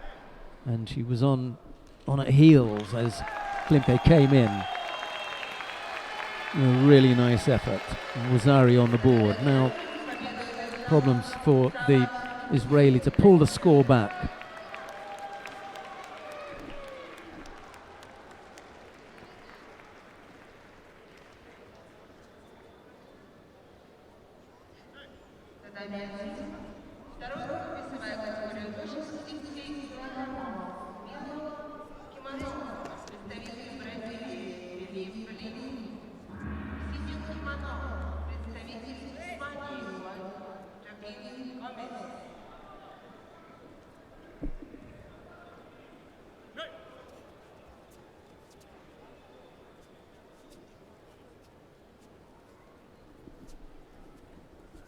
Yes, there was a second score there as well for Klimke. They had a look at that, decided yes, that was strong enough. Time has run out, and it's Jessica Klimke, 2 Wazaris on the board in this quarter-final, and that is Klimke into the semi-final now. I think possibly be able to tell you what's happening with the under 57 kilo category lineup as far as the semi-finals are concerned. We haven't yet had the Black Vatogu Nezhetskaya contest. Roper and Zabludina have still got to go head to head. Rafaela Silva lost out to Udaka Nae, so it'll be Klimke to face Udaka Nae of Japan in the second of the semi-finals. Meanwhile, in the under 63 kilo category, we've got Daria Davidova of Russia. She faces teammate Ekaterina Valkova. It's Davidova in the white judogi, Valkova in blue.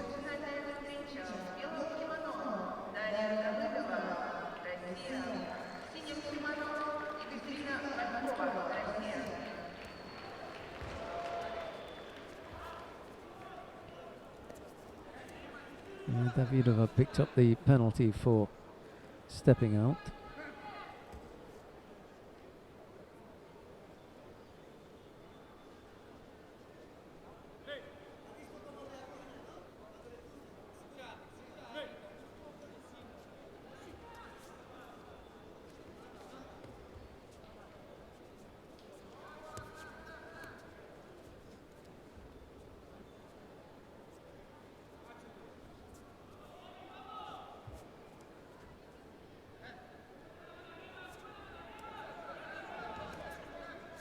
Little Sutemi was a effort there from Valkova.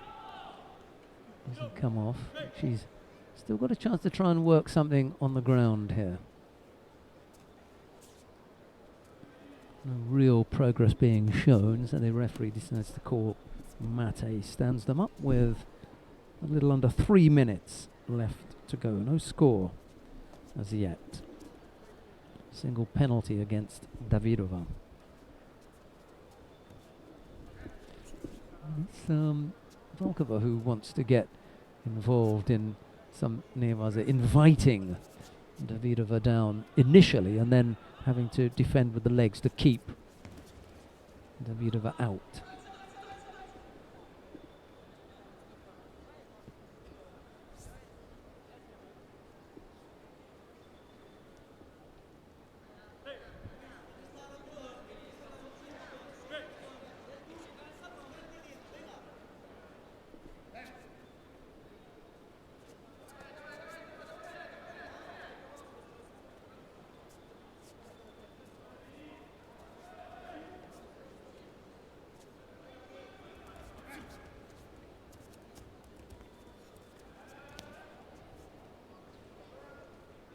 Dear spectators, we remind you that today's first Ekaterinburg Grand Slam here in Ekaterinburg. The final block will start at 5 p.m. Before the final block, we'll have the competition opening ceremony at 4:30. Дорогие друзья, сегодня первый день Гранд-шлема номер 4 в городе Екатеринбург. Начало финального круга в 15:00. 16:30 приглашаем вас на финальную церемонию открытия.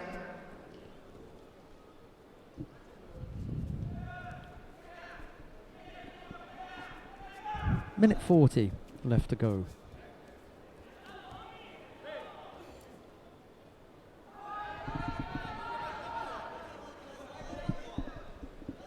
Single penalty against Davidova. Again, it's Valkova who attacks with the Setemi waza.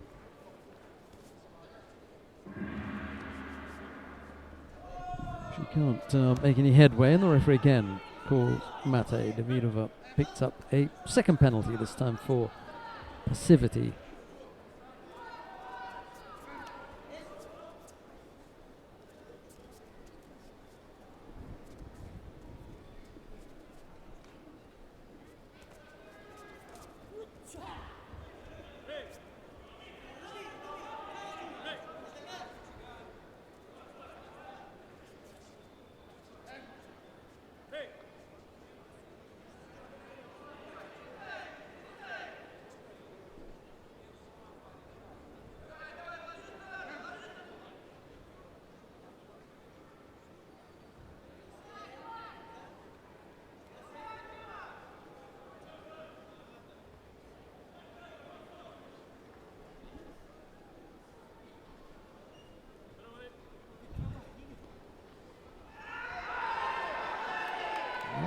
Kind of walked onto that, didn't she?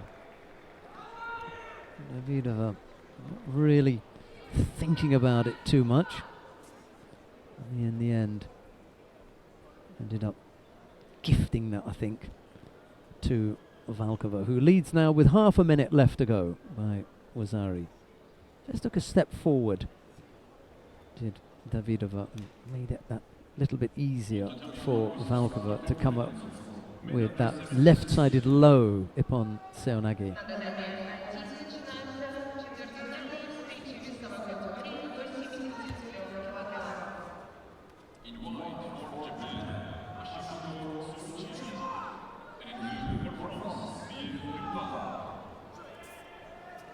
Valkova persisting with the Setemi waza efforts. They're not the strongest, but I suppose they're just about enough to warrant counting as an attack. And with 1 second left to go, this one, I'm afraid, has escaped from Davidova. It will be Ekaterina Valkova to go through to the semi-final in the under 63 kilo category.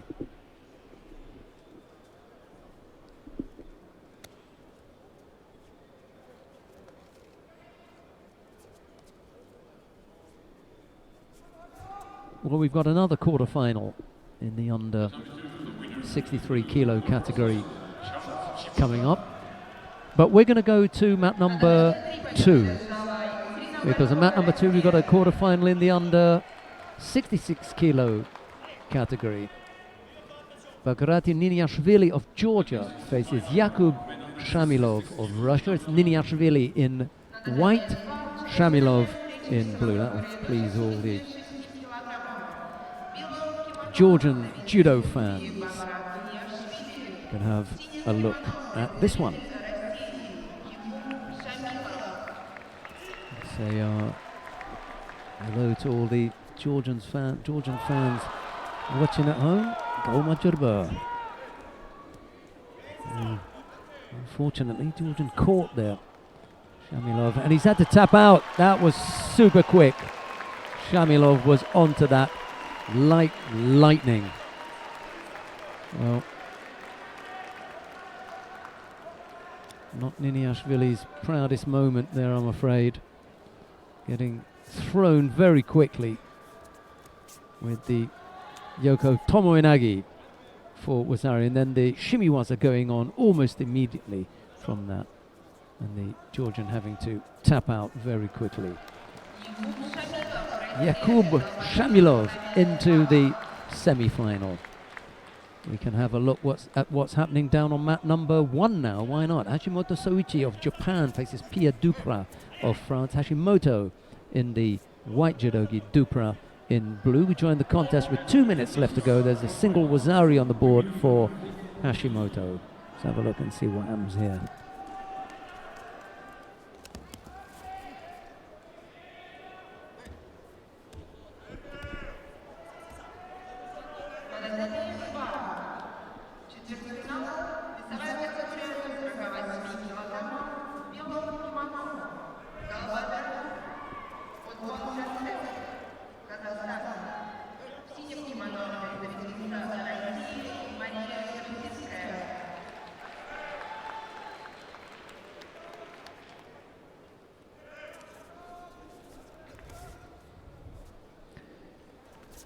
Duprat with his work cut out here.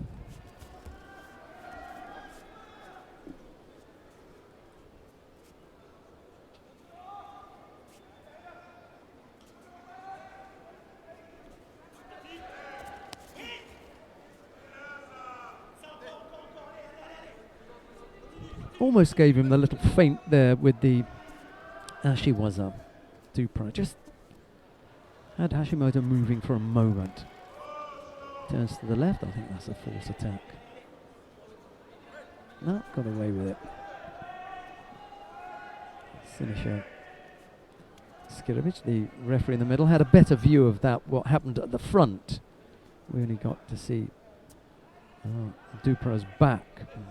It covered the action by Hashimoto. And if it looked anything like that, then that was a valid attack. I thought he'd lost contact with the hands, but possibly not. 40 odd seconds left to go. Hashimoto still leading by Wasari.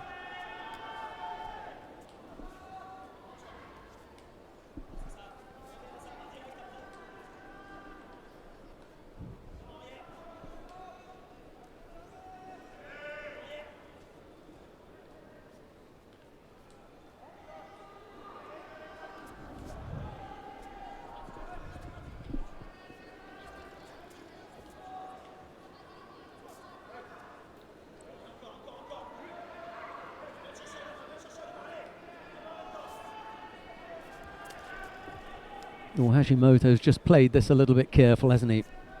Hasn't got too close to Duprat now that he's got the Wasari on the board. And the Frenchman unable to close in and come up with any kind of telling attack. It's Hashimoto Soichi of Japan who goes into the semi-final.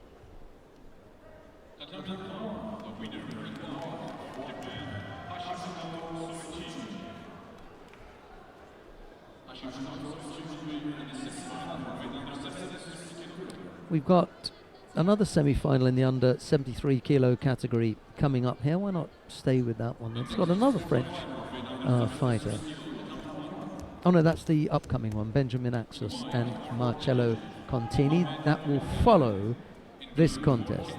Mohamed Moyeldin of Egypt faces Arthur Margelidon of Canada. Moyeldin in the white judogi, Margelidon in blue.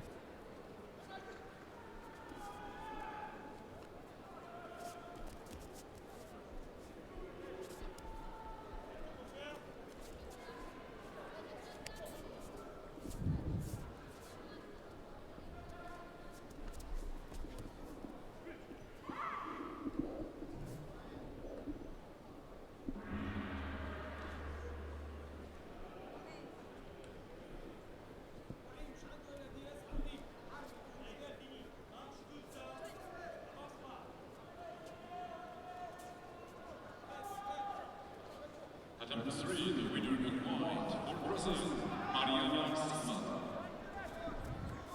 Mariana Silva will be in the semifinal for women under 63 kilograms.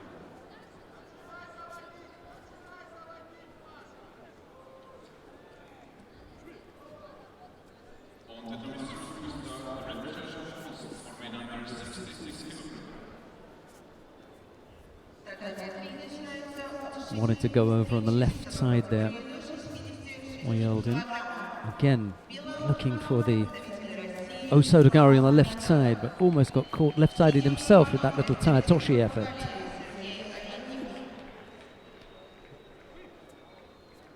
From Margelidon.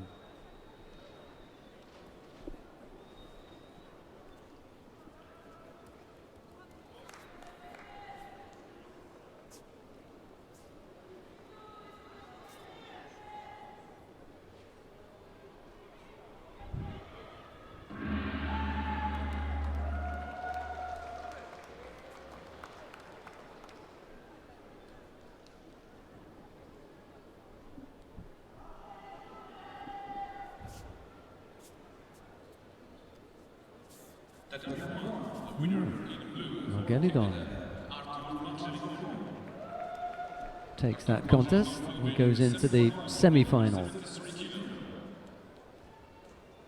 Well, we'll stay here.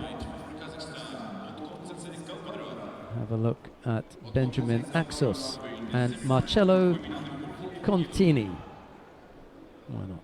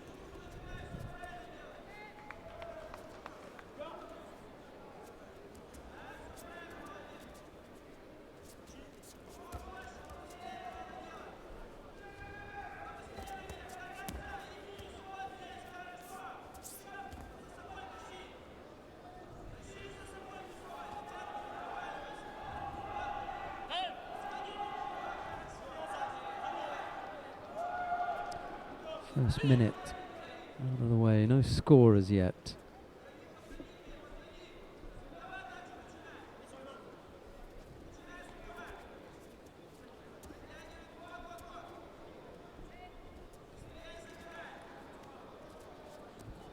Uchimata left-sided from Axos, but he can't quite come up with the finish. Contini able to avoid getting caught there. A little bit tricky. It's the hop and a jump. Axos not able to complete.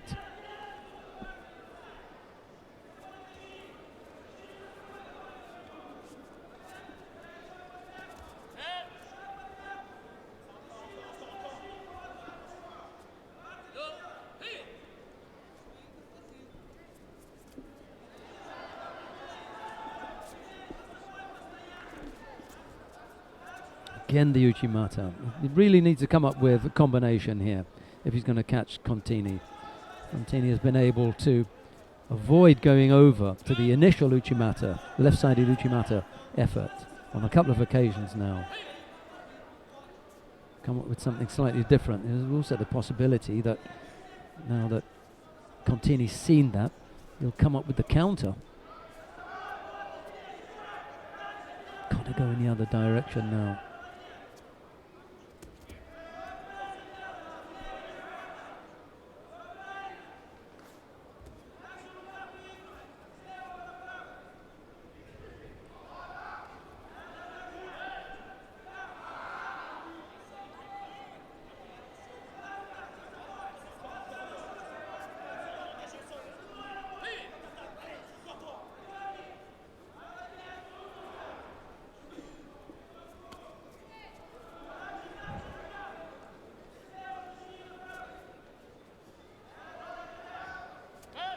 Well, it's not going anywhere from Axos. He gets himself into that position and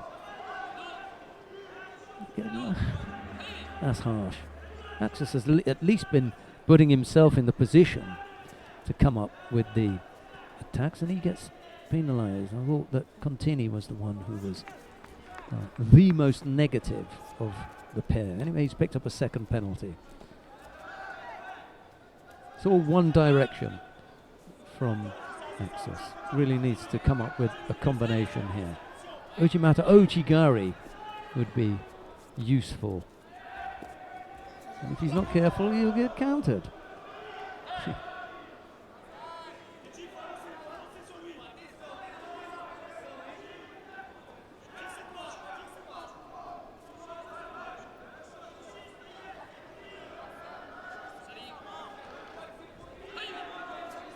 No, he ends up being countered.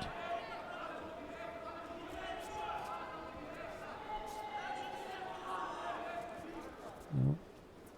Axos, I'm afraid, is a little bit one-dimensional. Tani Otoshi, why not? Just throw yourself at it.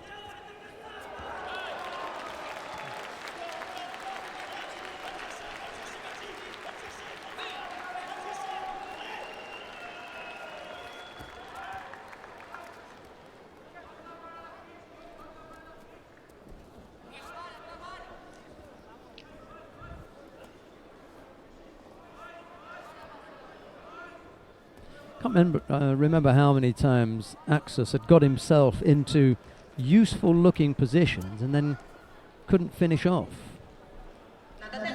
3, 4, 5 times perhaps. And on each occasion couldn't manage.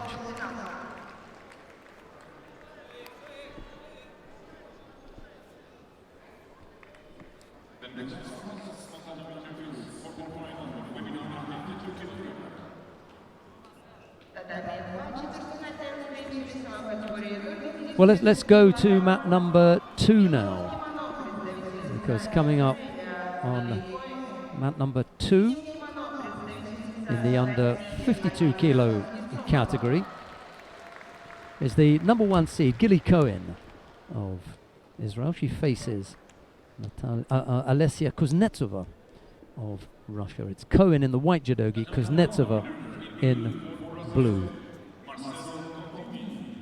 This for a place in the first of the semi-finals in the under 52 kilo category.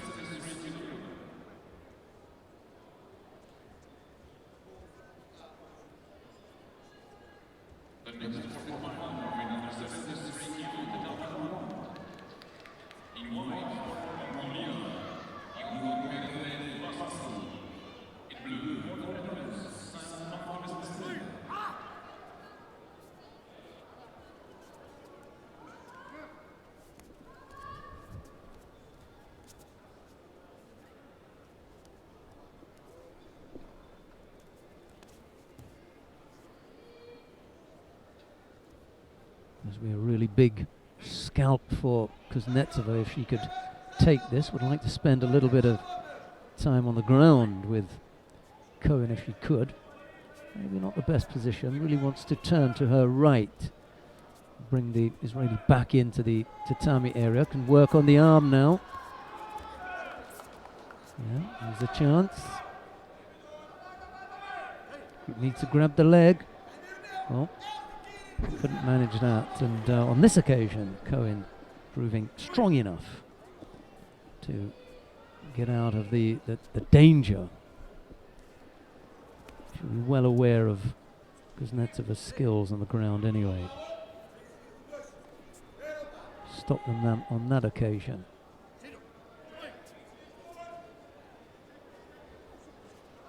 Stepped around that effort. Koichi Gaki from Cohen. Never quite got the leg in there for the hook. That was the shape.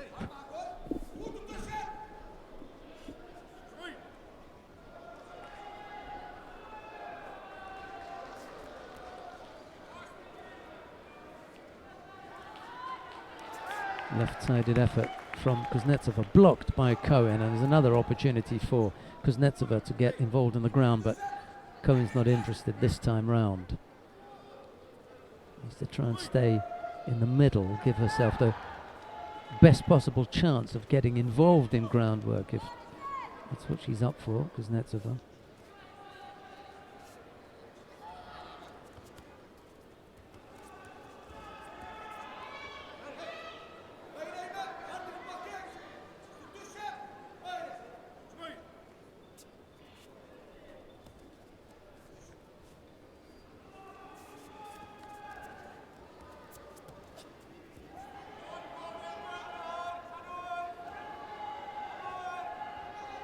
Again, a left-sided effort from Kuznetsova.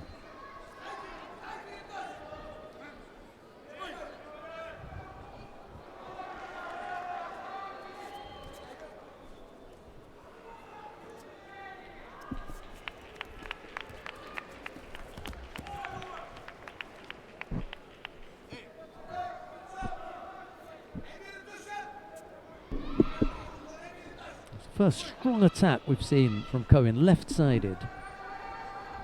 Again on the arm, could have come up with the Makikomi. Just missing out. And again a chance on the arm for Kuznetsova. There we go in.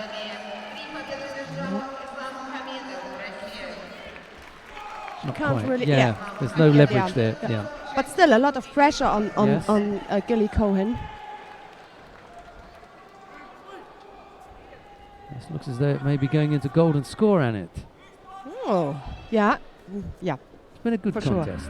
Been a good contest. This is the number 1 seed, Gilly Cohen of Israel, up against the unseeded Alessia Kuznetsova. She's moved up from 48 kilos to 52. Her teammate is in the audience somewhere, Irina Dolgova, but she's not competing.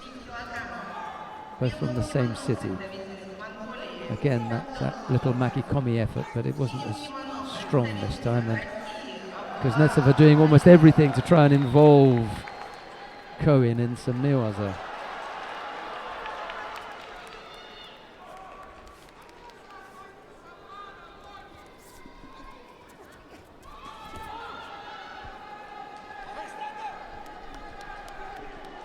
Oh, chance for the shimiwaza here.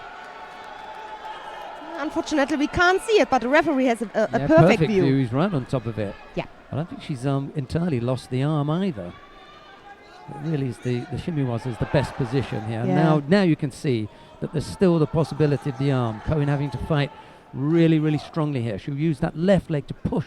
Yeah. Well, she should have pushed that leg out to straighten her out and keep her down. But no, she's Yeah, looking but for the you right couldn't- arm. yeah, Maybe yeah. she can arm lock or. Yes, could be. turn Put her the over. pressure on. No, it's gone now, that one. And again, another possibility. Yeah, but yeah, she's got loads there. she does not stop. Yeah. Cohen was really... That was a nice Nevasaurok. Yeah. Yep. We're having to deal with a number of problems Yeah. there. One after the other.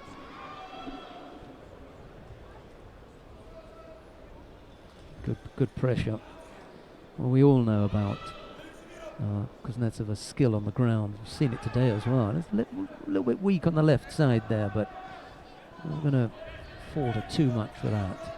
It's up to Cohen now to come up with something. Oh, that looked poor, didn't it? Lunge with that coach is a long way off. Kuznetsova saw that one coming, was able to block it fairly easy. And here in the middle of the tatami, this is the most dangerous place. There's no escape from using the edge. Got the leg trap there. Yep, here we go again from Kuznetsova. Yes, there's the turnover. Oh, yeah. Problems now for Cohen. Yeah. Yes, and look at that. It is. Trapped underneath as well. Mhm.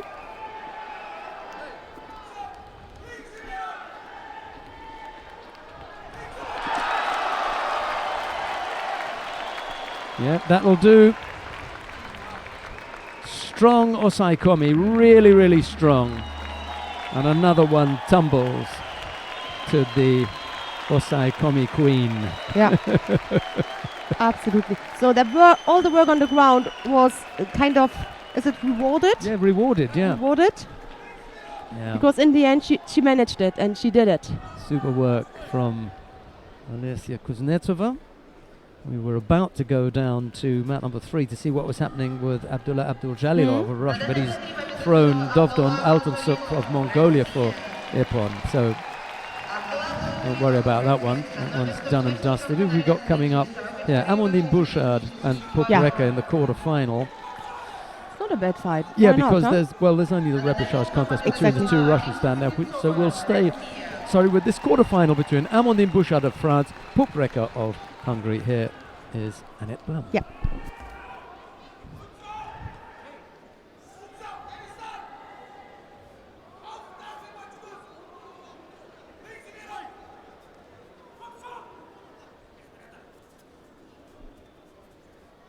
We start the next quarterfinal So, for women under 52 kilos, tatami 2. 3 semi-finalists are already clear. Kuznetsova we have just seen.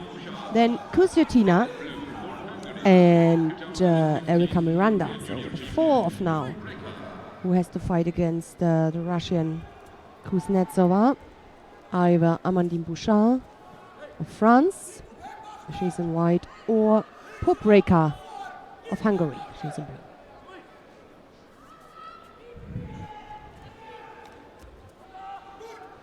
Popreka beat Sarah Meneses before the Now, fight. just before this contest started, there was a repechage contest on mat number 3. Yeah. That situation has changed now. There's now a semi-final So we have on to. mat number 3. It's Yeah. Melanie Clement of France. She faces Kondo Ami of Japan, and we should really go down there. You're right. Those of you that want to watch the quarterfinal between Bouchard and Pup, just click on 2 and you'll get that. But we're going to go down to mat number 3. Yeah. It's Melanie Clement in the white judogi, Kondo Ami in blue. There's no score. They're just underway. And here is Annette. Yeah, right decision. The semi-final in the under 48 kilo category.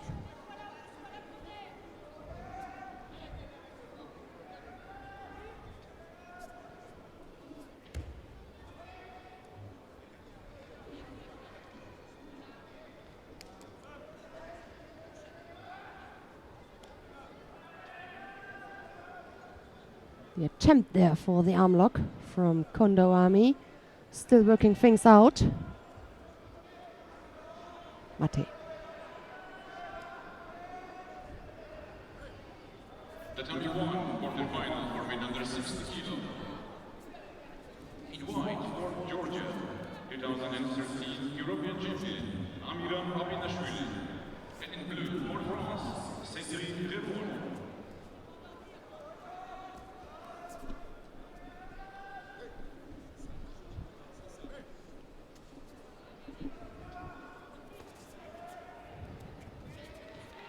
No chance for turning the Japanese over on the ground. A good defense from Kondo.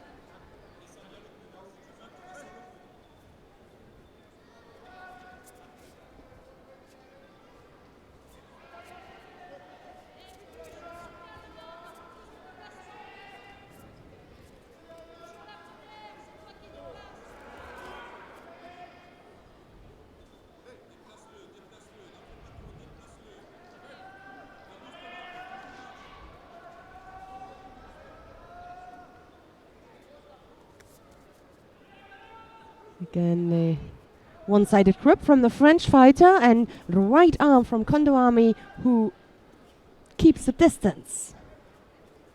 The grip on the lapel.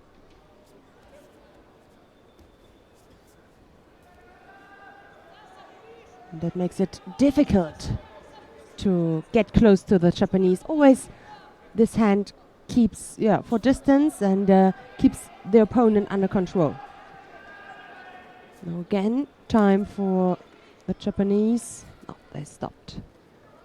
Also, a really good defense from Clement on the ground.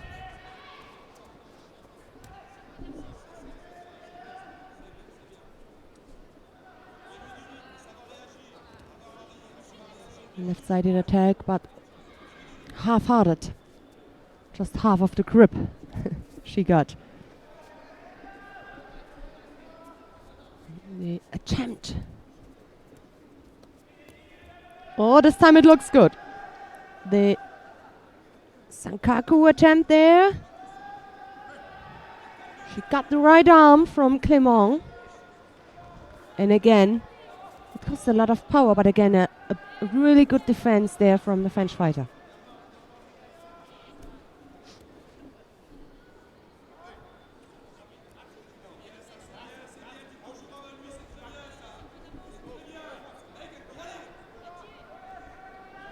Well, she must be careful not getting penalized because she sticking her leg in. But yeah, there's the penalty. But nothing happened. So Judo for Melanie Clément. Really fair contest, I must say. They both feel if the hand is not on the right place or hit the opponent. There was a moment before on the ground where Kondo Ami was sitting on a French fighter, tried to get through, realized I'm not on the throat, I'm just over the chin or over the mouth, and she stopped. That was really fair to see. So anyway, the last seconds now. 15 seconds to go, no score. And also Kondo Ami with problems to come through with an attack.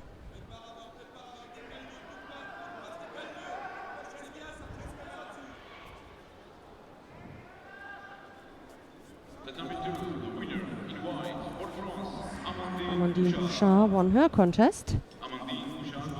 Net number 2.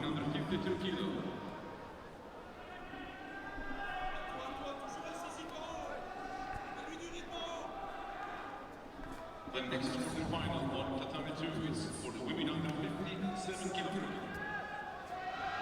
Татами 2 четвертьфинальная встреча весовой категории 57 килограммов. В белом кимоно представительница Монголии Well, we're just into the golden score period here. Melanie Clément putting up a good effort. Absolutely. Clément fight in the previous round, then I'm just wondering. Must have had a reasonable little effort already this morning to get this far. Oh, this is now a big danger because that's already Osekomi. Yeah. I think now power is gone because before Clément defended so good on the ground. I think now, the power is gone.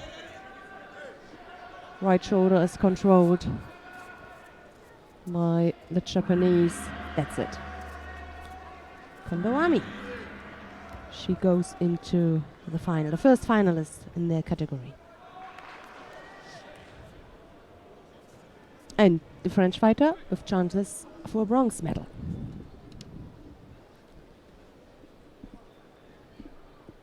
So, Kondo it is. There's a repechage contest coming up here. We're going to go down to mat number 1. Let's take our first look today at Amiran Papianashvili of Georgia. He faces Cedric Revol of France. Papianashvili, we just missed that one. He won by Wazari, just as we join that tatami. But we're going to stay there because we can have a look at the quarterfinal between Nagayama Ryuju of Japan. He faces Albert Oguzov of Russia. It's Nagayama in the white judogi, Oguzov in blue.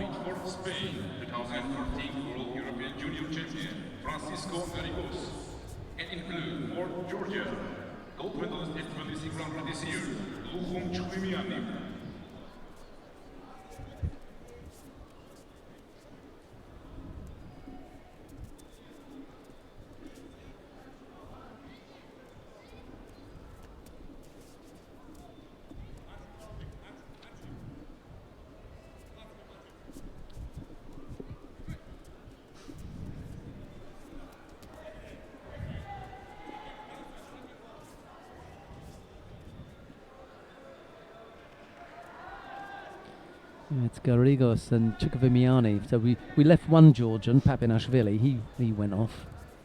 We've got another, Chukwuemiani. Luhum Chukwuemiani. Yep.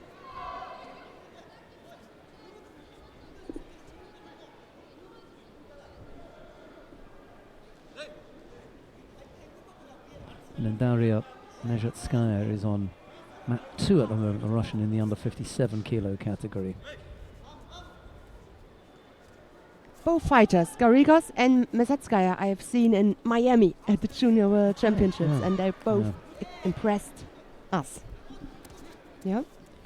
That's right, they certainly did.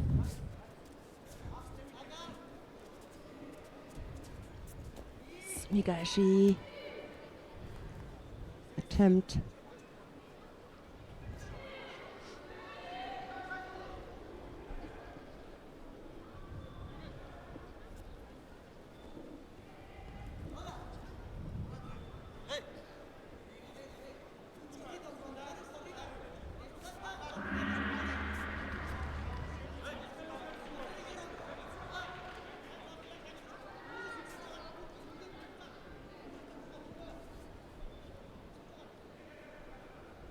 We may have to move again soon Yeah. because the repechage contests finish fairly quickly Yeah. for some reason, We will. meaning that the semi-finals are on top of us very quickly. It's always the change between semi-final, repechage, semi-final, but it doesn't matter. We're gonna Yeah, catch all yeah. semi-finals. Well, let's certainly hope so. Yep. Because at the moment it's Garrigos and Chukwuemiani, and for those of you who want to continue watching the Chukwuemiani Garrigos contest, you just click on 1 and you will stay on that mat. Do we still have this feedback button? Yes, they can click feedback button and tell us what they think. But we're going to go down to mat number 3. Because coming up there, Natalia Kuziutina of Russia faces Erika Miranda of Brazil. It's Kuziutina in the white judogi, Miranda in blue. There's no score as yet. Трехкратная призерка чемпионатов мира Эрика Миранда.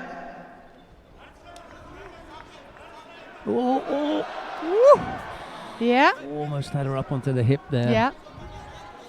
Kuziutina.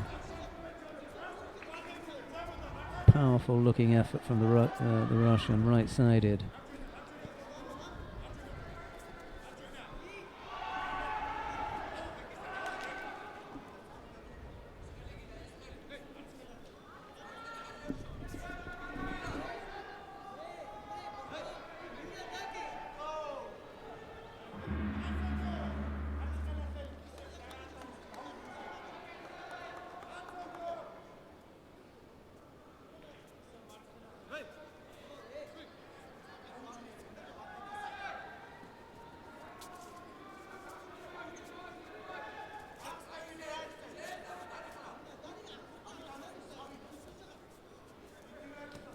Both fighters pick up penalties for that overly defensive posture. Shido apiece with 2:40 odd left to go.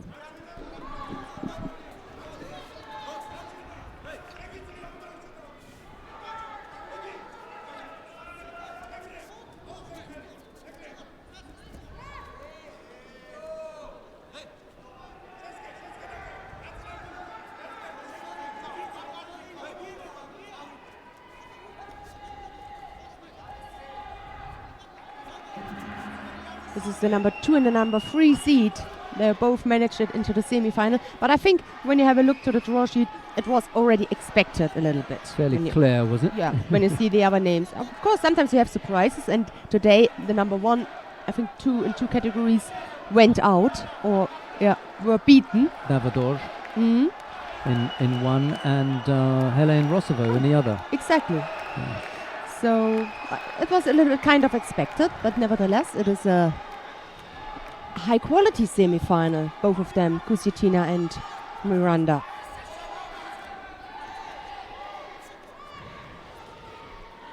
Big support from the home crowd, I think, for Mezhetskaya. yeah on mat number 2. And Kuzyutina. And yeah, both. Yeah. And they're both out there, but Mezhetskaya is slightly more advanced in her contest. They're in golden score already, and it's a slightly more tense situation taking place there.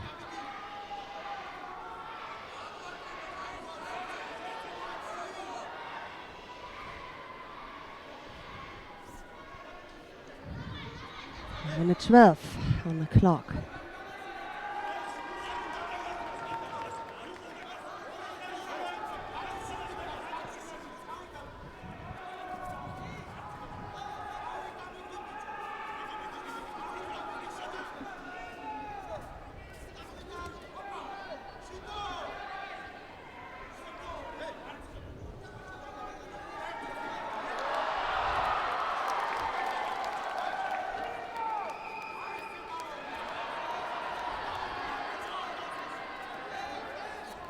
Really tight fight it is.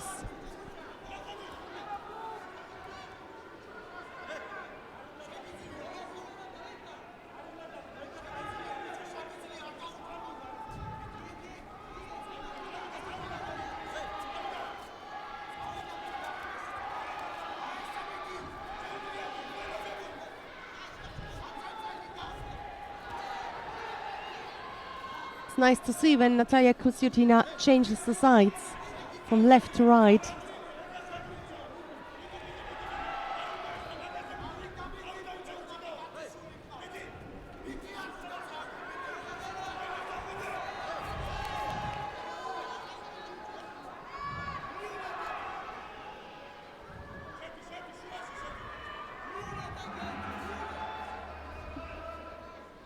Well, this one is going to go into golden score.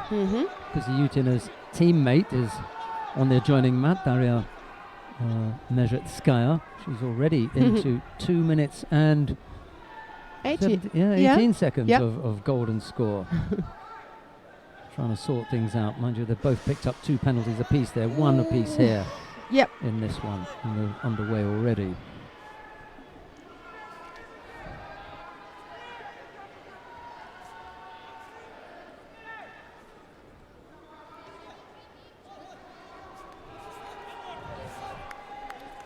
The number 1 winner in one for Spain, Francisco Scarigoso. Francisco Scarigoso played in the semifinal for men under 60 kg.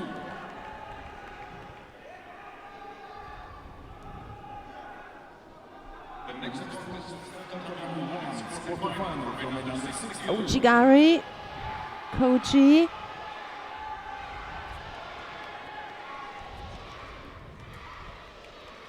Kuzyutina just trying to set something up here. Can't afford to take too long in the golden score period. Yep, exactly. Needs to get going now. Some good attacks now from the Brazilian. Kuzyutina now a little bit under pressure. Yeah. Just falling off the pace a little bit here.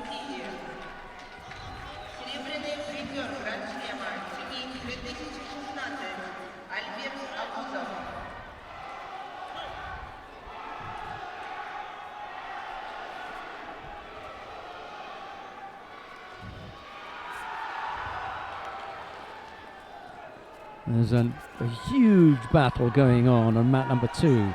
3 minutes 16 seconds into golden score there. Oh my God! So more than 7 minutes. Yeah, really battling away up here.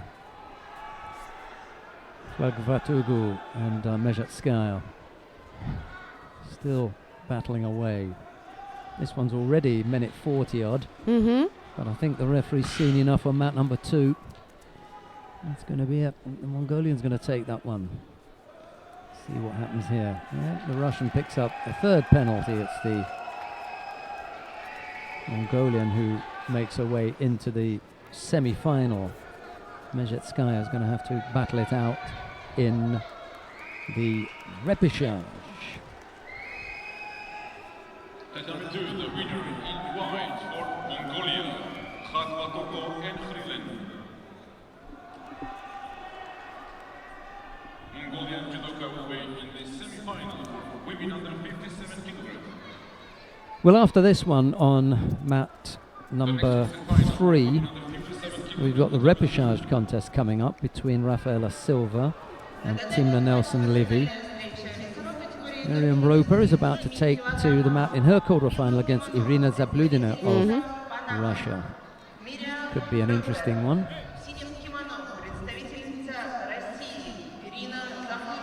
Almost caught there with the Ashiwaza. I think Kozyutina is struggling here now. Yeah, a little bit, you're right. Miranda with a big attack here can take this. Can't afford to let Kozyutina back into it. So close. But difficult for Kozyutina to get close to both hands again on the lapel, who keep you really on distance. Who physically it's strong. Miranda is strong physically, and she just uses that. Kozyutina with one hand on the sleeve tries to attack. Looks a little bit weaker. Nagayama Ryuji of Japan has just defeated Albert Oguzov of Russia down on mat number 1.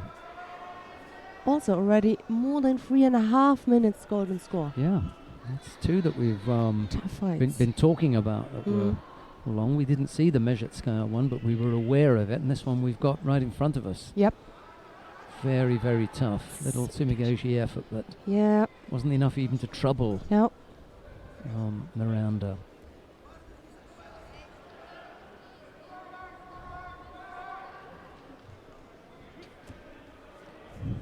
Double the amount of time now. 8 minutes plus. That's 8 minutes on the clock, and over she goes. Yeah. No energy left. No power. Stop her. Yep. Erika Miranda, left-sided, low. 8 minutes. Yeah. Sorry. Serenagi on the 8-minute mark, or just about, finishes off Natalia Kozyutina. Well, I'm just looking to see where we're going to have a semi-final coming up soon. After Rafaela Silva and Timna Nelson-Levy, we will have Udaka Naye and Jessica Klimke. Just wondering about, jumping around to different mats because they're just quarterfinals after that. But let's take a look at mat number 2, if we can. Let's go to mat number 2. Miriam Roper of Panama. She's up against Irina Zabludina of Russia. We're watching this because this is a quarterfinal. Yeah. In the under 57 kilos category, but we're going to come back to 3 when we've got the semi-final between Udaka Naye, the former world champion, and Jessica Klimke. See what happens here with Roper. She leads by Wazari, by the way, with just under 2 minutes left to go. We'll see what Zabludina can come up with. I think Zabludina is from Chelyabinsk. Chelyaba.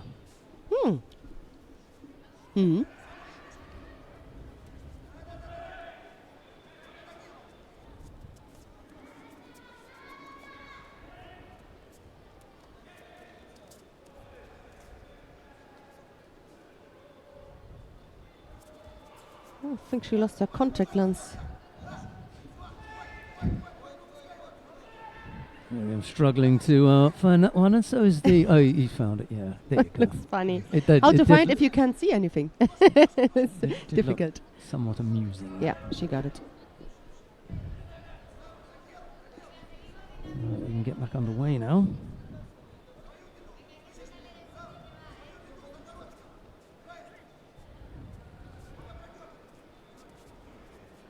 Struggling to put that one back in. Yeah. But imagine you're maybe you're a little bit. And how to say? Tense. Yeah, Fingers zitterst ein bisschen, and then this movement is precise movement you have to make to get it in again. Not so easy. Nah, not the best effort, was it? Yep. Good control from Roper.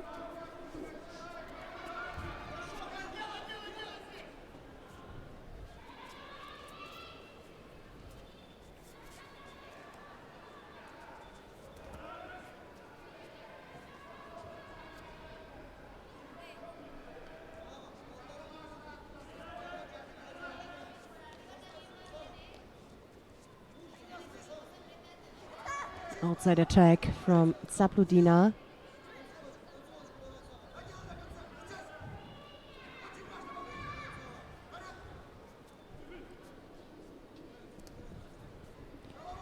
Time running out for Zabludina here.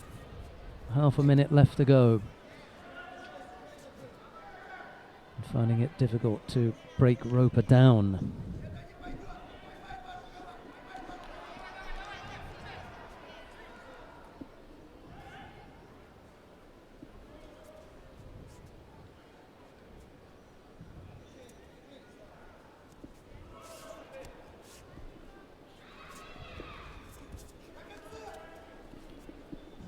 So some degree of success for Miriam Roper, because even if she fails to medal, you're looking at 5th place here. Yeah.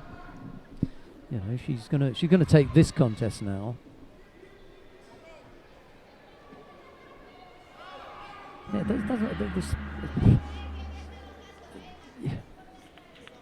Zabludina's tactics are wrong here. She's attempting to make Roper look negative in running away. Now we know Roper's running away. Why chase her? If she's going to get the Shido, you just make it look silly. Yeah. You know, she's going to get the Shido anyway.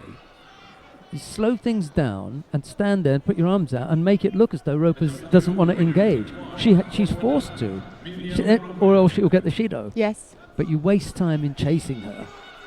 Yep, you're right. Anyhow.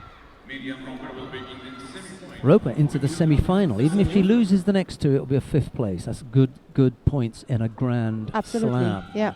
I'm not saying that she's going to, but you know, she could very well take the contest and go into the final. Yep. Big points available for Miriam Roper after her move from Germany to Panama. We're going to have a quick look here at Martina Traidos. She faces Stephanie Tremblay of Canada. It's Traidos in the white judogi, Tremblay in blue.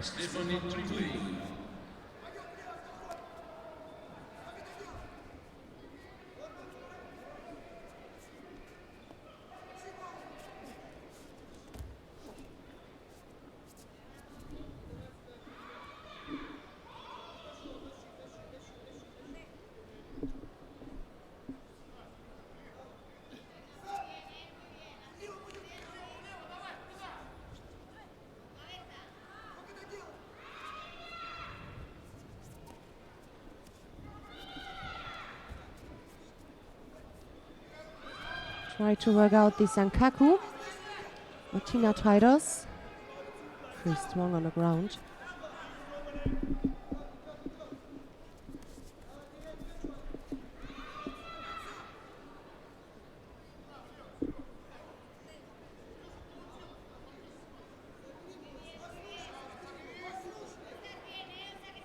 Ochigari. Look at the foot. It's already, you know, Yes. it's like half trapped, you know. It is already, to be honest, yeah. and it's dangerous for the And knee. it's- yeah, and because she's not 100% committed to it, so there's a bit of a block there, just in case it doesn't go well. Maybe it's not in her mind to do that, but that's the result of that, you know. Anyhow, So on the ground now, fixes the upper body first, and then try to get out the leg.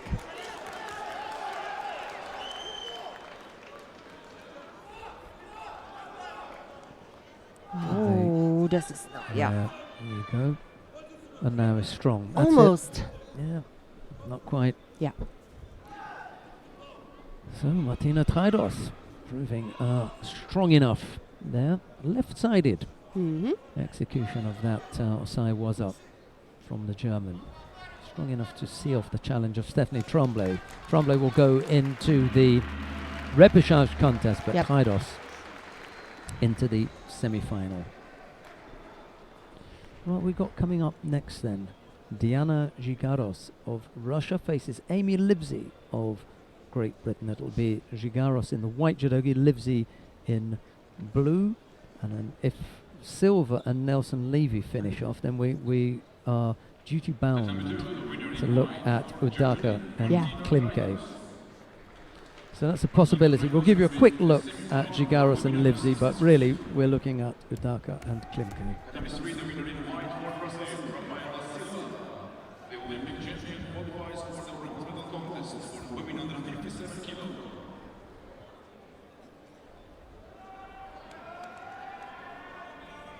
Well, I'm afraid to say that we have to go down to Yes. mat number 3 because the semi-final in the under 57 kilo category is about to take place. Sorry about that. If those of you that want to watch that, just click on 2. Udaka Nae of Japan faces Jessica Klimke of Canada. It's Udaka in the white judogi, Klimke in blue.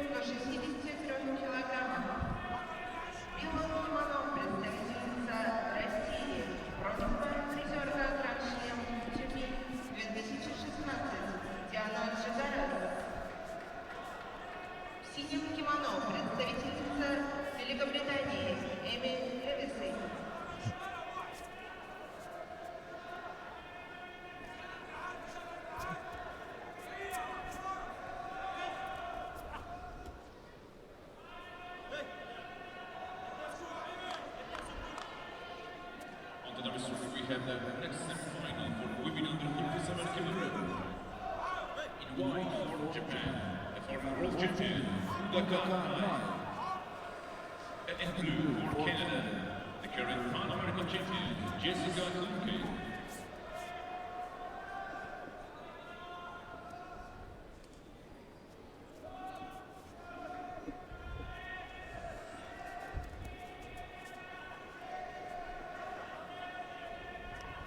Still waiting for the first big attack.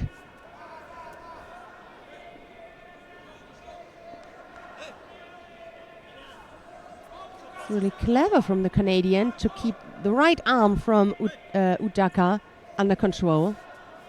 The right arm you see right now, would just try to get the grip on the lapel. Now she got it, and things can look completely different. But until that point, it was good.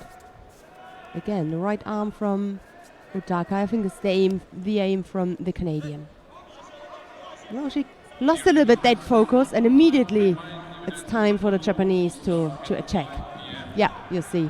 It changes, like 2 different fights. Once they're able to get that strong grip, yeah. Yep.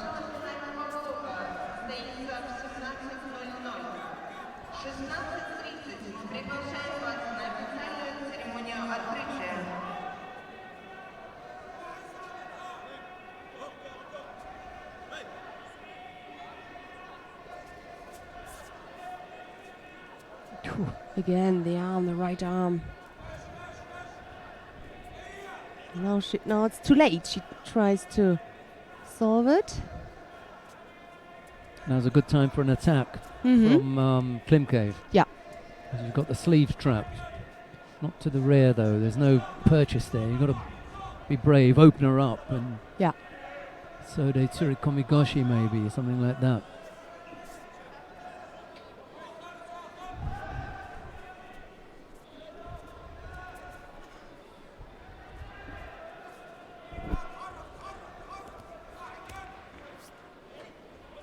Penalty now for being passive.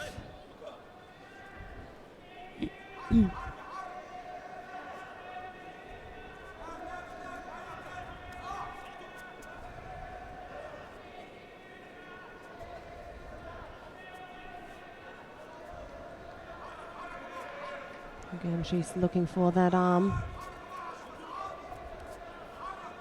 As soon as she got that arm, she has to attack.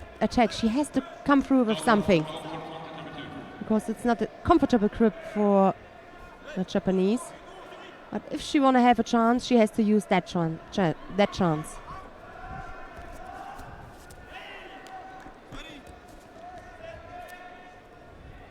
Or better to say, if there is a little chance, then that chance where the Canadian got the control over Udaka's right arm.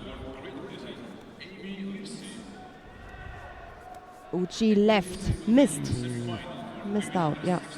Right side, but missed out. The next contest on the number 2 is the repechage contest for men under 66 kg. In white for Belarus. So, golden score. In blue for Georgia. Yeah, well, she's hanging in there, Jessica Klimke. Yeah.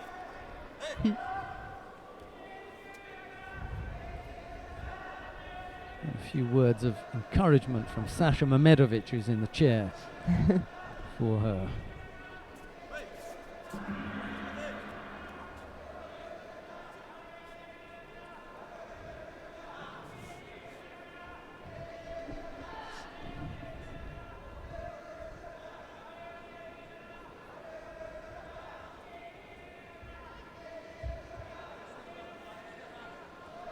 Oh, that was close. You see, the attacks from Klimke have been a little bit tentative. You know, they haven't been full-blooded. Yeah. The French judoka qualifies for the bronze medal contest for men under 73 kg.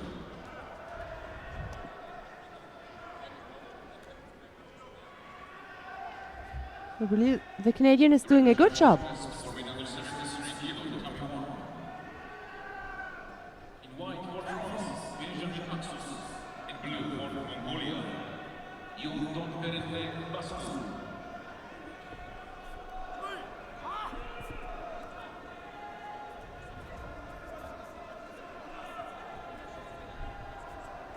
Oh, big outside attack. Put a lot of pressure now on the Canadian.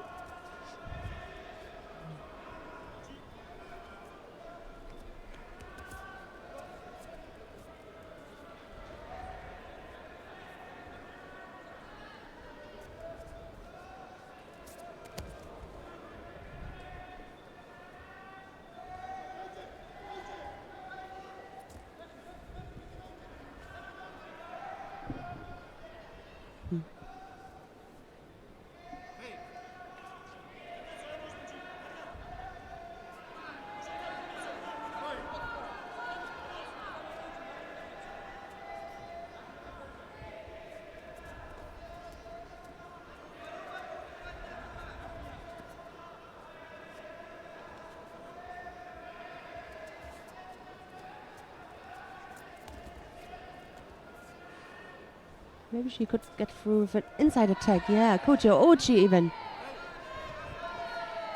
As Annette was saying before, once Udaka has the grip up on the collar, high up on the collar, she manages to overpower Klimke, makes her look overly defensive, and then she draws that penalty for a drop. Just couldn't open up enough. That was the difficulty. Yep. Right, we've got a repechage contest coming up now. Daria Davidova and Sendoyush Serenadmed. So, given that we've got repechage contests up and down the tatami, and we've got a semi-final coming up next between Charles Chibana and Yakub Shamilov on mat number 2. Let's go to mat number 2. We'll pick up the contest between Dmitry Minkov of Belarus. He faces Bagrati Niniashvili of Georgia. It's Minkov in the white judogi, Niniashvili in blue.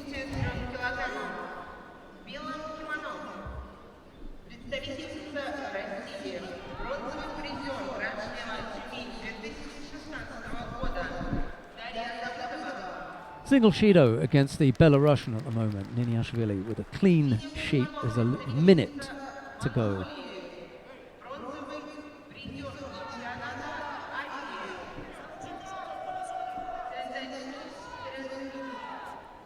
Nice effort from Minkov, but Niniashvili slips off the right side.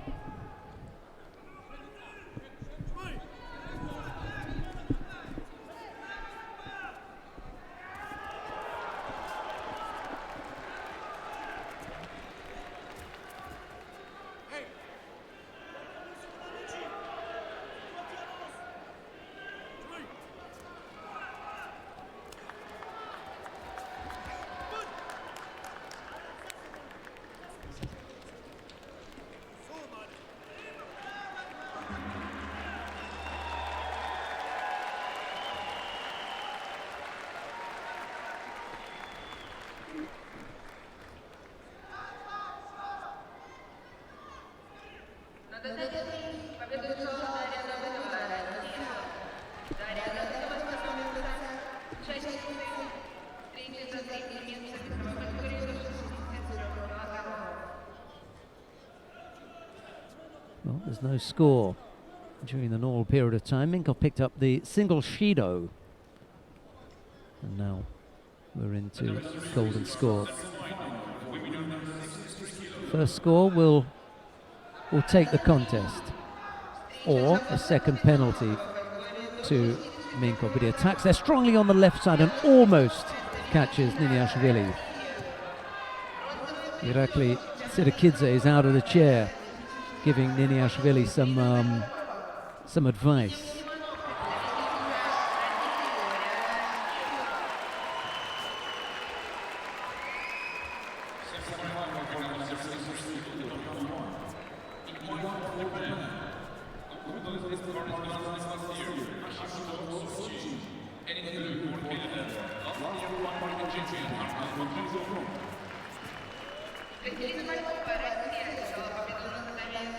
Odd seconds into the golden score. Minkov trying the modified Kategoruma there, but it didn't get very far. Niniash really blocked that very quickly.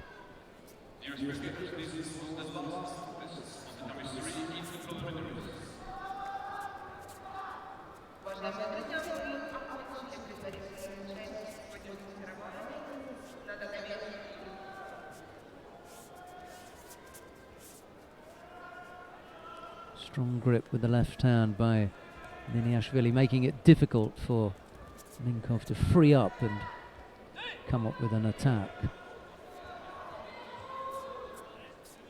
And he does give Wazari, I beg your pardon, she does. The contest judges have had a look at the replay and they've decided that that was worth Wazari previously. Dmitry Minkov. The score.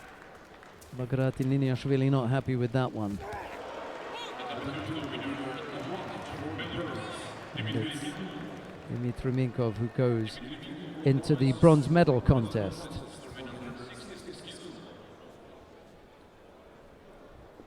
Well, we come now to the semi-final in the under 66 kilo category. Charles Chibana faces Yakub Shamilov of Russia. Chibana in the white judogi, Shamilov in blue. Both fighters actually have been quite exciting today, in particular Shamilov.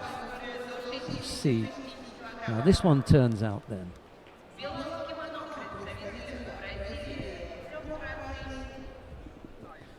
So Chibana in the white judogi, Shamilov in blue.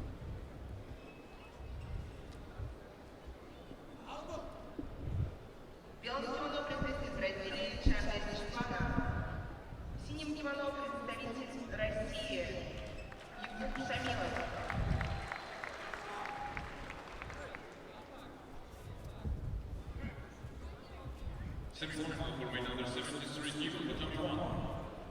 In white for Brazil, Marcelo Contini. In blue for the Netherlands, Sam van der Mesnet.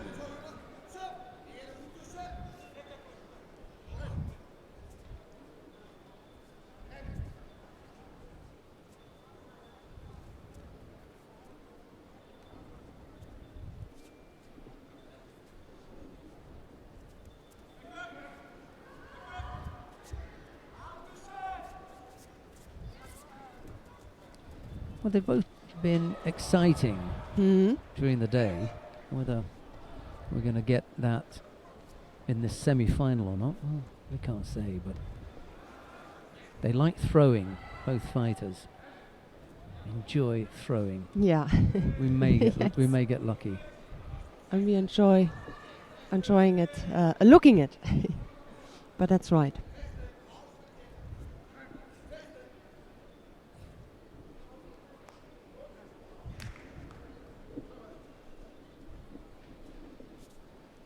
All the contests are finished on mat 3. We've got a few more here on 1 and 2, and then we'll take a wrap up. The opening ceremony is at 4:30, but we'll be back at 5 o'clock with all the medal matches. 7 weight categories in all.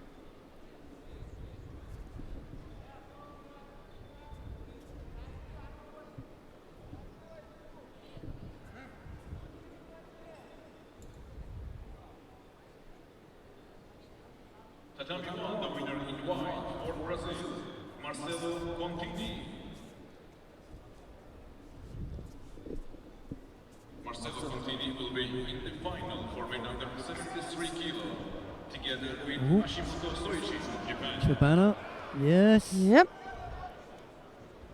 Well, it's away from him, and Chibana hidden the body, so it's difficult for the referee to see that one. His colleagues will have to help him out here with the replay. He almost brings Chibana onto his own body. We're going to have a look at that. It's a tricky one.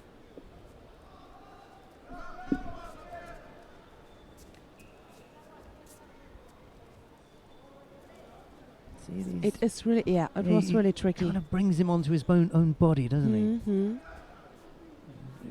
What he really doesn't land on the tatami. Yeah. He would have done if he didn't get the leg down there, but they're having a good long look at it. They're still looking. Yeah. Is that a score or not?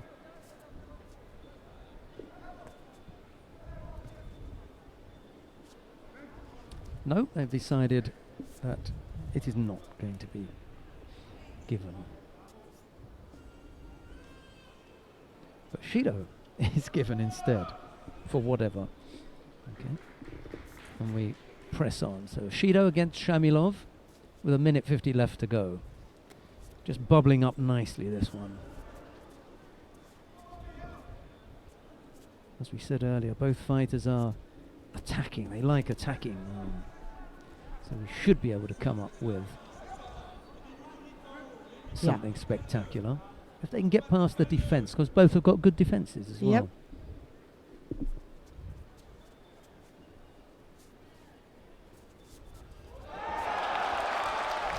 And it's Shamilov. You said. Yeah. He comes up with a piece of excitement.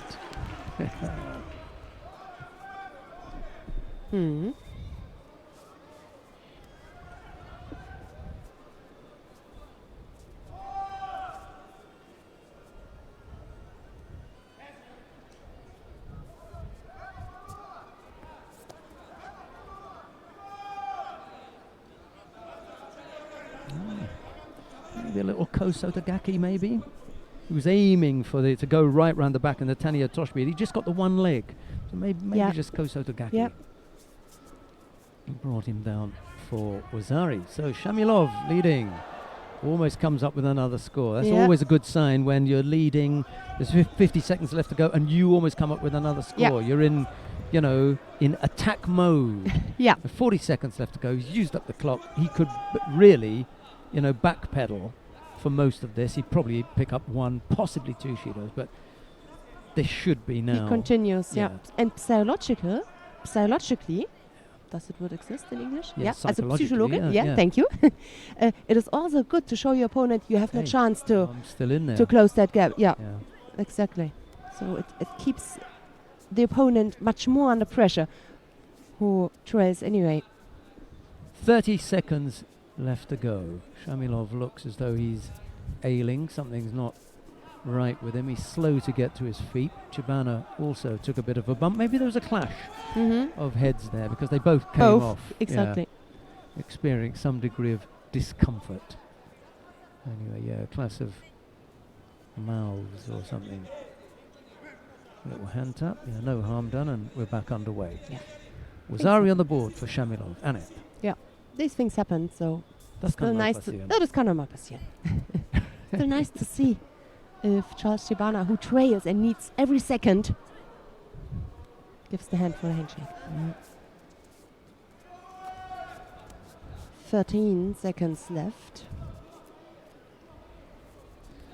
And that's the one Shido that Shamilov can burn. Picks up a false attack, but he did take a bump to the lip. It's cut now, and they're going to have to wipe that up.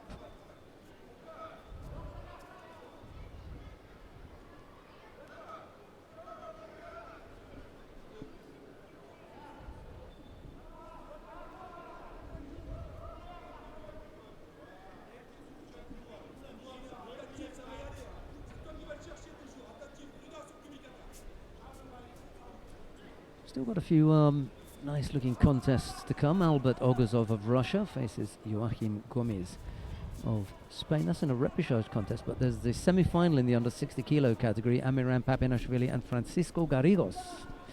That'll be on mat number 1. We've got a semi-final here. It'll be Otgontsetsik Galbadrak of Kazakhstan to face Zabina Giliazova of Russia. And then we'll wrap it up. We'll have a late lunch here. 2:20 it is in the afternoon. I just squeeze some lunch in. Find out where our little translator is. Maybe he can point us in the right direction of some lunch.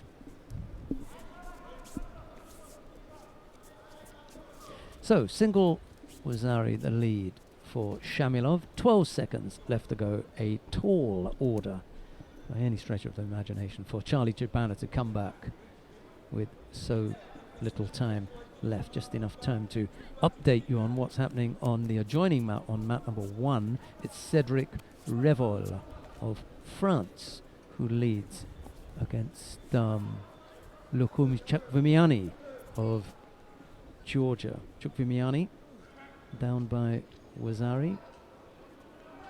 Oh, huge pick up. Yes, that's Ippon. I think that's Ippon. Charlie Chibana says that's Ippon too. And for him, that break was brilliant. And I think it is. Absolutely. I think it's 12 seconds were left on the clock. I think that is Ippon. Charlie Chibana's not even looking at the referee.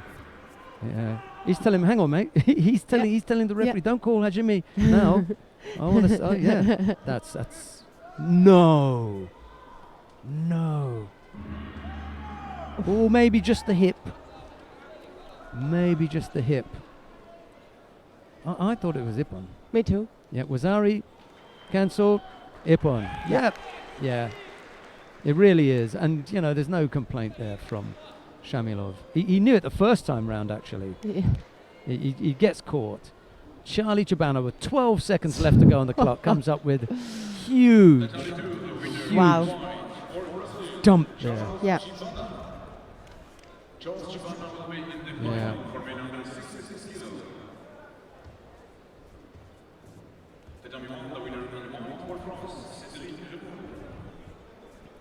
Right then, who have we got coming up next? There's a repechage contest with Pedziskaya and Batamir. There's a repechage contest with Ogazov and Gomez. So I'm not going to...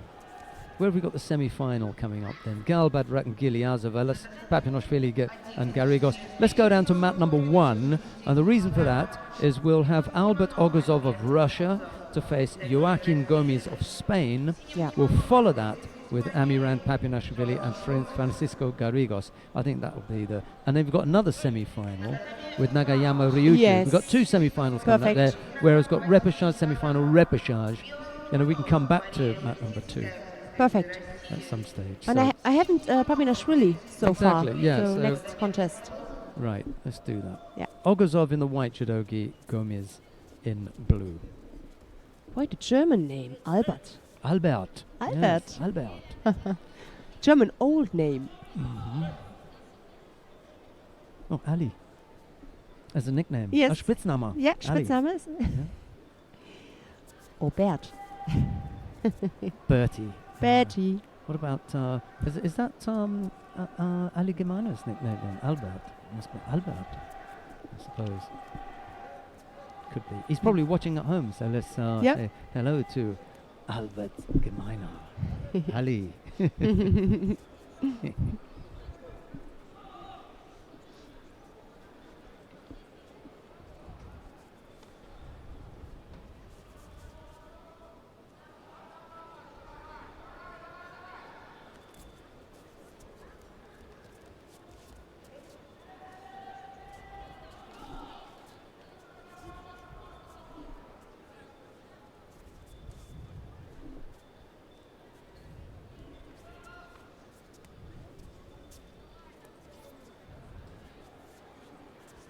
Sorry, lead for the Russian.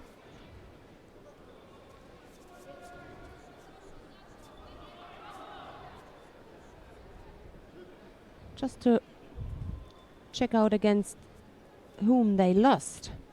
It was in the quarterfinal. Oguzov lost against Nagayama, Japanese. And what about the Spaniard, Gomez?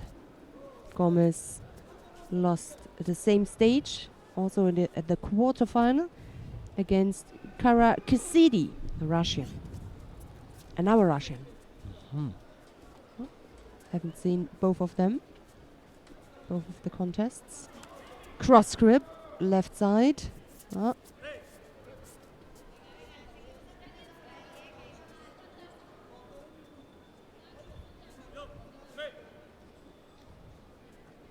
Surely Gomez sat on that for too long. Did he pick up a Shido for that? Yeah. Yeah, okay. I was going to say. 4? For the cross grip. I He just understand. sat on it for too long, Yeah, didn't he? yeah. It was too long. You know, you can go over there, but you've got to attack. Yeah. You've got to use it, and he Yeah. just took too long. Oh! Be careful. Oguzov, Mm. you know, he dodged that bullet, didn't he? He was around there.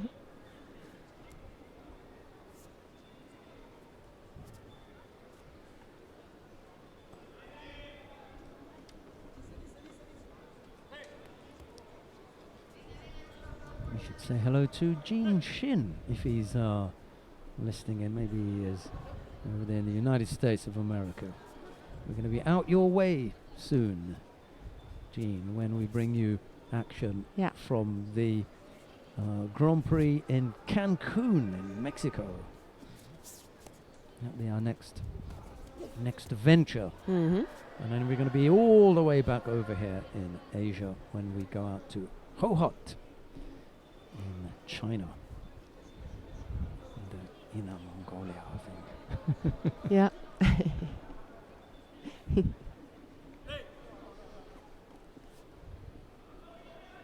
9 seconds.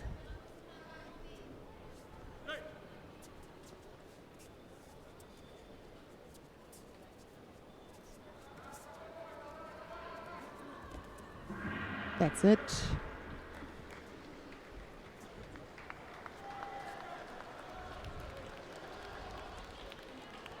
Oguzov with chances for the bronze medal. Yeah, still something in it for the Russian Gomez, unfortunately. That's his day done. His teammate, however, also in the under 60 kilo category, Francisco Garrigos, is coming up next. He's going to face Amiran Papinashvili of Georgia. It'll be Papinashvili in the white judogi, Garrigos in blue. Yeah, and it is Inner Mongolia that we're going to after Cancun. Hohhot is our destination. Let's welcome in white for Georgia, 2013 European champion and two-time Grand Slam gold medalist, Amiran Papinashvili. And in the blue for Spain. Yeah, it was a good effort from Gomez. You know, tough one. Yeah. But maybe No maybe the Spaniards can come up with some kind of not compensation, but you know, some kind of good feeling, especially if Garrigos makes it to the final. Exactly. Yeah, he'll be a happy boy. That's a Happy tough boy, fight. yeah. Will be a tough one, but we know. Oh, that was. I mean, that was the perfect demonstration of a Oh Nippon. dear. No, it was the completely back. So quick, no chance to escape. The winner in white for Georgia, Amiran Papinashvili. Amiran Papinashvili will be in the final for men under 60 kilos.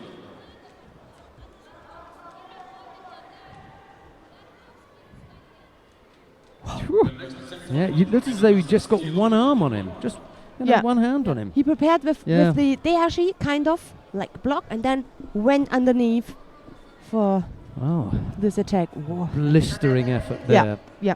From and just as we were saying, let's hope that the Spaniards can get something out of that. The Georgian Amiran Papinashvili came up with a super rip-on. Yeah. Terrific piece of work. Right, coming up next could be Papinashvili's opponent then Yep. in the well, it will be, Will but be. we're not sure which one. It could be Japan or Nagayama Russia. Ryuju or Zava Karakiziri. Yeah. Wasari on the board. Oh, So Nagayama with an early lead yeah. here. He's in the driving seat, and Papinashvili maybe looking at Nagayama as his upcoming opponent. This is the last contest on mat number 1, by the way. We've got a few more contests to bring you on mat number 2. Maki Komi from Nagayama. It was a slightly untidy effort, but he's not going to bellyache about that. Just goes down on the scoreboard as Wasari. It doesn't say untidy Wasari or a super Wasari, it just says Wasari. Oh. Yeah, well, hey, you Yes. play with fire, you're going to get burned. Absolutely. You know? Yeah. So, Nagayama's going to be feeling that for a while. You want to play strongman and lift him off the mat. That's your business. But you can and a nice little handshake from Karakaziri, who says, "Look, you know, I'm just trying to apply the Kansetsu waza here. Yep. You know, and that for as long as, you know, until the referee says mate, Yeah, of course. I'm applying it. Of course. And if you hurt your arm in the meantime, it's your business." I'm trying to put the arm lock on. That's absolutely right. Yeah. Was correct. Was. So, a little over 2.5 minutes to go. Nagayama goes over on the left side again. He can't control the left arm of Karakazidi. That would have pulled across his body and given him a chance to throw. And he was not completely underneath or in front of him. Exactly. Just a little bit next to him. Yeah. Feet position was But slightly lift out. him up. Went off the side. Yeah. Frank Wolf is the referee in the middle. We had breakfast with him this morning, didn't we? Yeah. Yes. All right-sided again. Another score. What a contest. This time he goes over on the right side. Yeah. Nagayama. You have to be careful. Karakazidi. Both sides dangerous.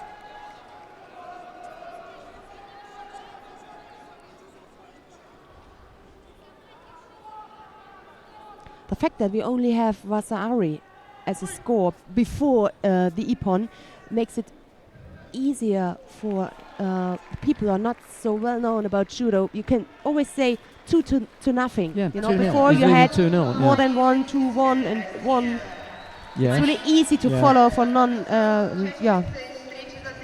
for people who have not that much knowledge and just wanna have a look. Shido. Yes.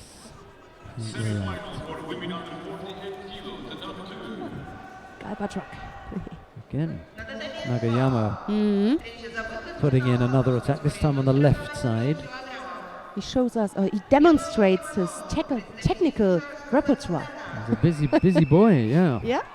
Бронзовый призер Олимпийских игр Рио от концертов локах. В синем кимоно представительница России, бронзовый призер Whoa! We wanted the arm again, didn't he? The Russian. It's as close as he's come to putting some real pressure on. Try and do something with Nagayama's arm. Could imagine that it is getting more and more difficult for the Russian because you never know what's coming next from the Japanese. Left or right. Exactly. So quickly and there again. Right-sided. Couldn't follow it up with some footwork. Yeah. Once he'd stepped deep over. Taitoshi or Yeah. right.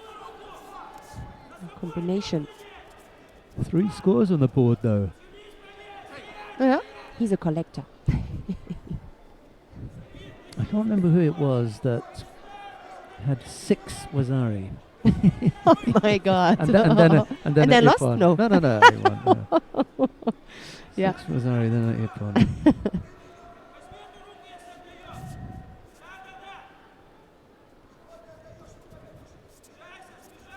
Oh, no, lost contact. Yeah.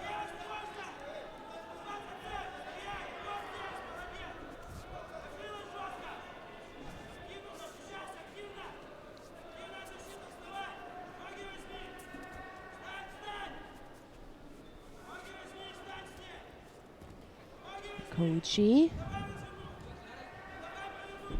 But really, it's really difficult when you never know, is it going backward, forward, left or side? This is makes it really difficult to come through with an own attack. And every time the Japanese is a second faster. A little bit. Oh, that was brilliant. Oh, good. So he went up in Yes. stages. yeah, exactly. And the best he showed us in the end. Yes, he Nice performance. saved the best to last. Yeah, he saved the best to last. That's what I wanted to say. Nagayama against Papinashvili. Oh, that would be a good final. Left-sided. Once he'd had the sleeves trapped, he wasn't getting off that. Yeah. Karakazidi. Good finish from Nagayama. Okay, let's go to mat number 2. It's the last mat that we've got in operation. The semi-final in the under 48 kilo category. Otgontsets Galbadrak of Kazakhstan faces Sabina Gilyazova of Russia. It's Galbadrak in the white judogi, Gilyazova in blue. There's no scorers yet, but the Russian Gilyazova has picked up the single Shido and there's a minute 20 left to go.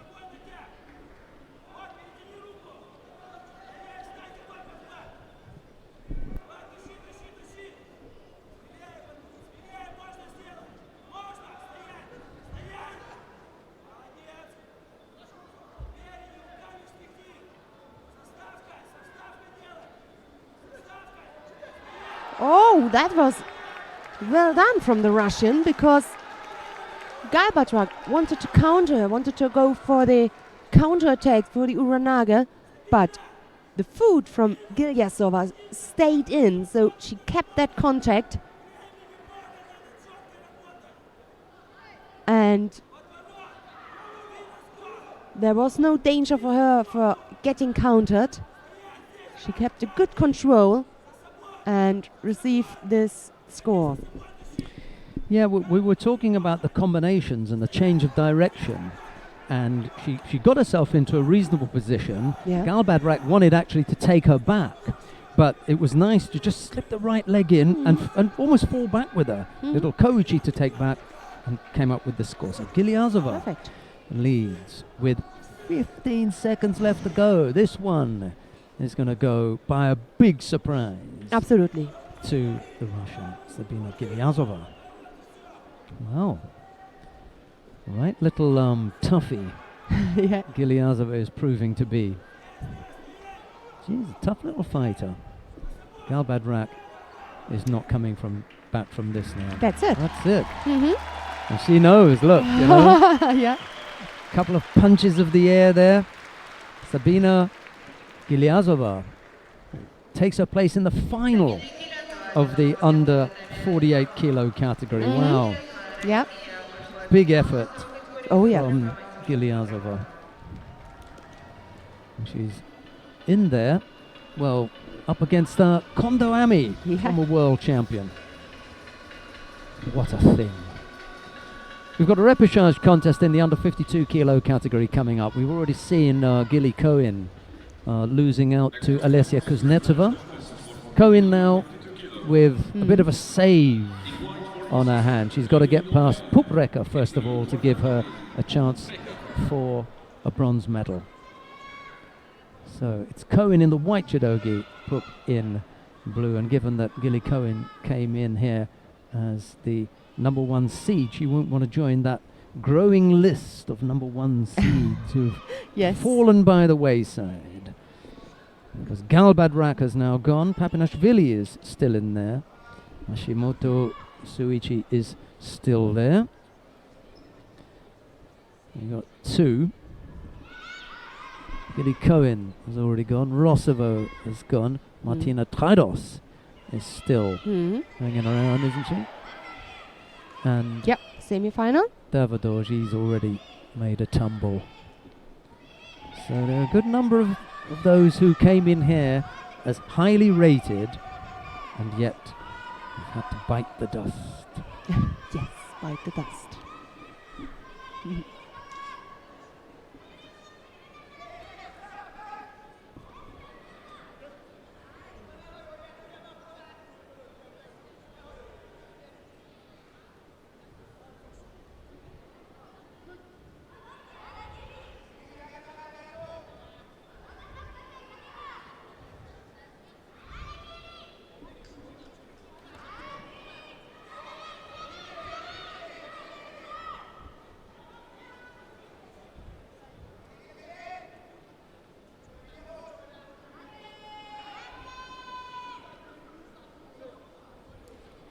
Let's have a look at what's going on here. The referee just called Mate there. 2.5 minutes left to go. And a big hello to Azir Shikaliev in Azerbaijan. Hello. Hello, Azir. Nice to get your message. Oh, actually, he's just sending a message saying, "Are you in Ekaterinburg?" So we take back that hello because we just said a big hello to him and he's not listening.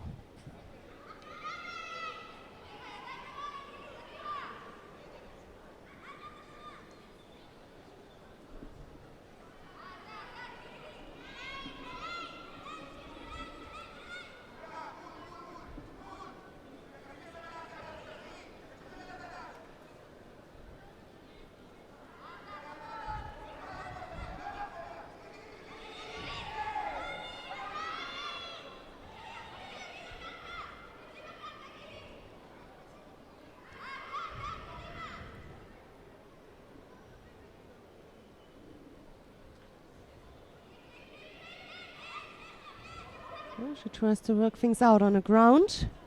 Gilly Cohen.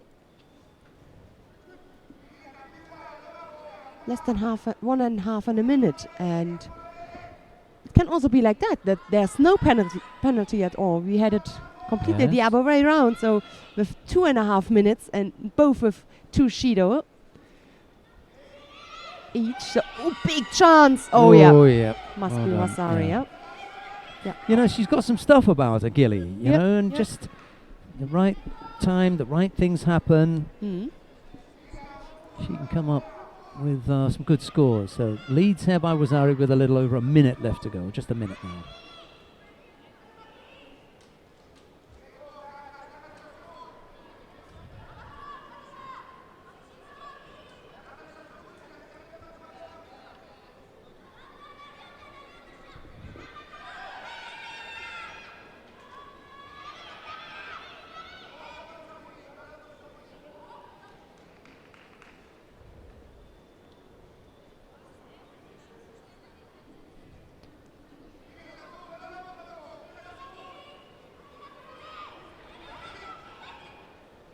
This attack must not be from Gilly Cohen. She's leading, so she can control the situation.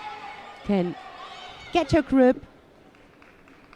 It's not necessary for some desperate attacks or half-hearted attacks at this stage.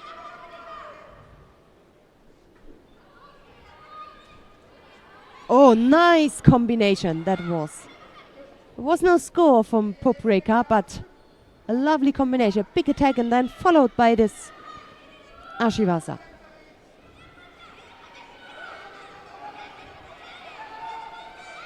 Again she tries. Time is over. Gilly Cohen with chances for a bronze medal.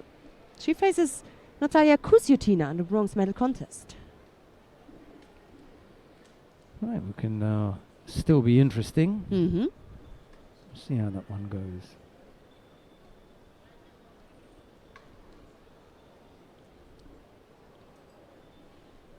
And the winner in white for Israel, Gilly Cohen.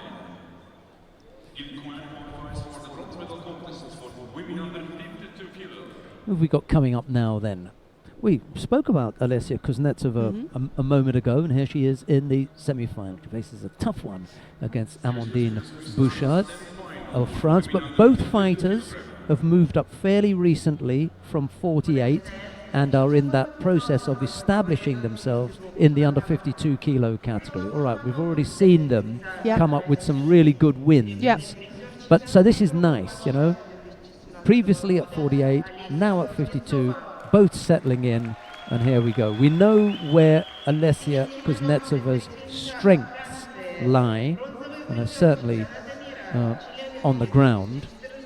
And we'll have a look and see whether Bouchard and her particular, the type of tactics that she tends to bring to the contests, will overcome Kuznetsova. If she doesn't throw her, there could be problems here. Because we know that the strength of Kuznetsova on the ground. Needs a little bit more of an opening does Kuznetsova. Decided Yes. defense is too good there. I'm not going to waste my time, working away trying to open her up. If we go to ground and there's an opening, I'll try. But if we go to ground and she's already tied up, I'm going to leave it. Yeah. And again.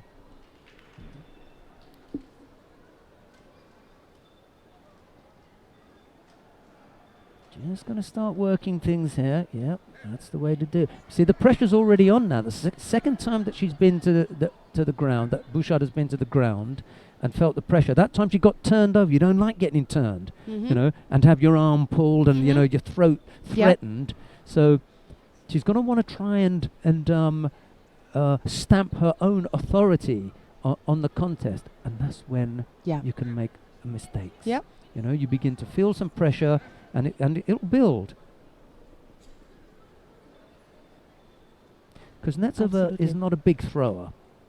You're right. She never looks as though she's going to spank you over for ippon. But she puts in these little efforts. Oh, but there, I mean, you see, that was a real. Acrobatic? No. Well, yeah, because she spins out of it, but there's almost a thought that she spins out of it on the head, but it's on the shoulder. Yep. So I was afraid a second for her knee, but everything is fine. Her left knee, I think, but it was. For a second, it looked a little bit like she injured on her knee, but everything is fine. Quite an acrobatic avoidance there. Yeah, there. So she goes over on the shoulder. Yeah. Yeah, and not on the head. So no hansokomake. And here's, you see, already she's turning to look for the safety area, Bouchard. And again, this is a kind of a demonstration. I don't want to get involved on that ground thing. Bad thing to do. Because psychologically, even for herself, this is a part of the game that she's almost gifting. Yes. Kuznetsova, saying, I'm not getting involved in that. Exactly. Third or fourth time now they've been to the ground with Kuznetsova, the aggressor. Yeah. Not the best position for Kuznetsova here. Looks for the little Yoko Tomoyanagi. It's okay. Keeping up the rate of attacks. Minute 22. Exactly. Even if you like to go on the ground, you really have to come up first with something before. Yeah, standing. And Absolutely. standing. Yeah, that's always the difficulty. Not being negative. That's a good effort. Yeah. She caught someone with that earlier on yeah, for she's Wazari. not bad with that. Yeah. I've seen that a few times. Also, further competitions. I think also in Chelyabinsk a few times. We had Amandine Bouchard for a short interview, I think, on our couch in Chelyabinsk. Really? I think so. It was very Yes, very I nice. think I remember her coming up there. Yeah. Yeah. And I remember throwing her or attacking her with that technique.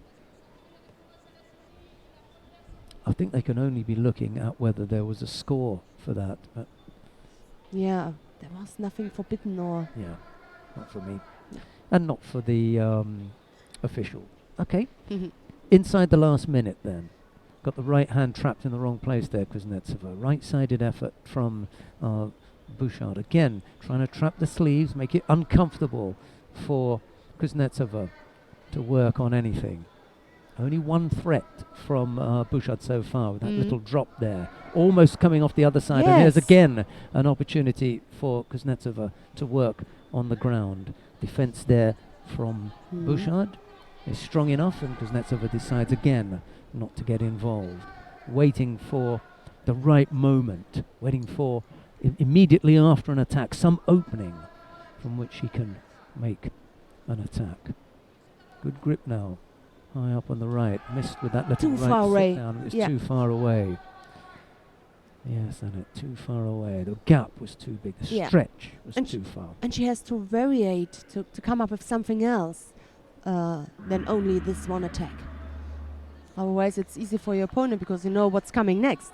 Well, you can see how strong Bouchard is. She's physically strong. Was able to block that effort from Kuznetsova for the turnover. Yep.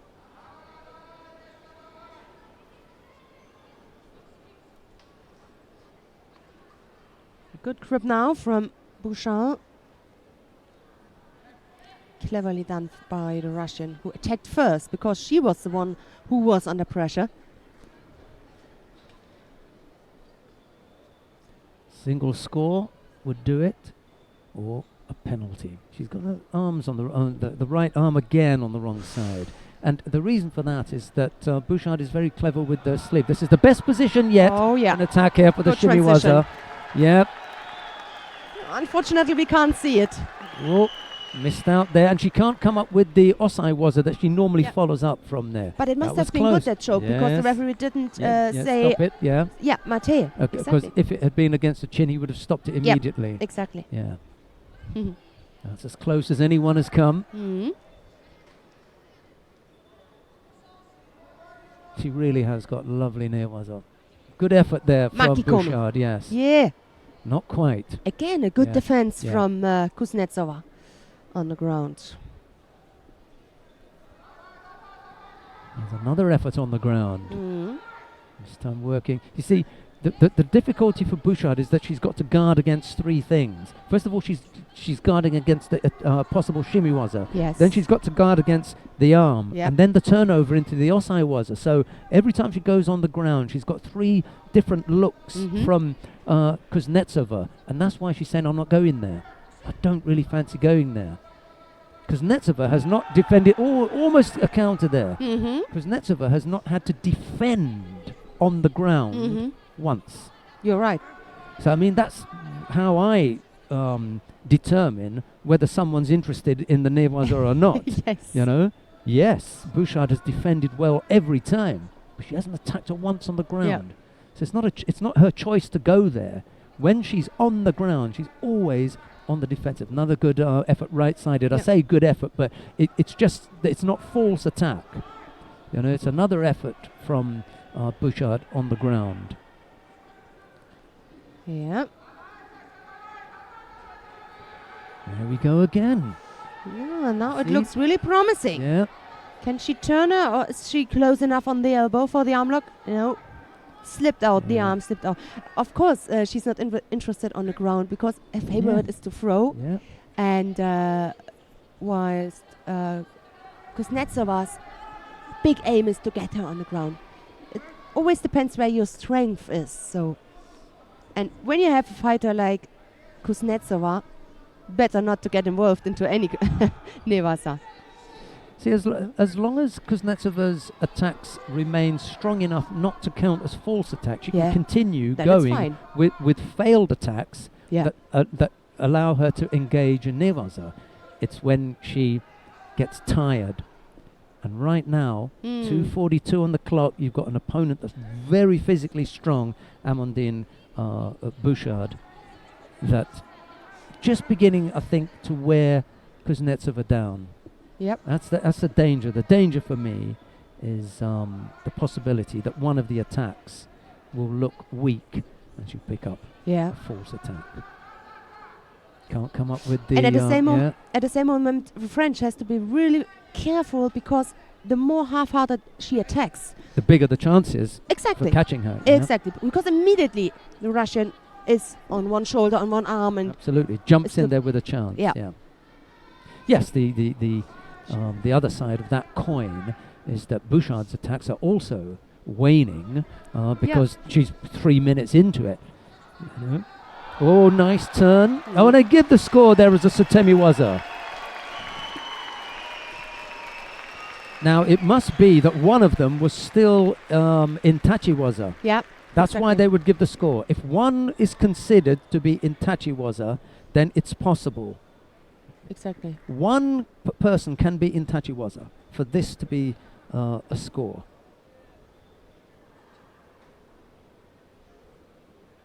Absolutely. Kuznetsova was never on the ground. She was never in Nevaza. Bouchard was. On both knees. Yeah, she was in both knees. Kuznetsova wasn't. She was still standing, and she dropped under for the Sutemiwaza. That's the key to whether Yep. that is a score or not. It must be that one of the players remains in Tachiwaza. And that was the case. And that was the case.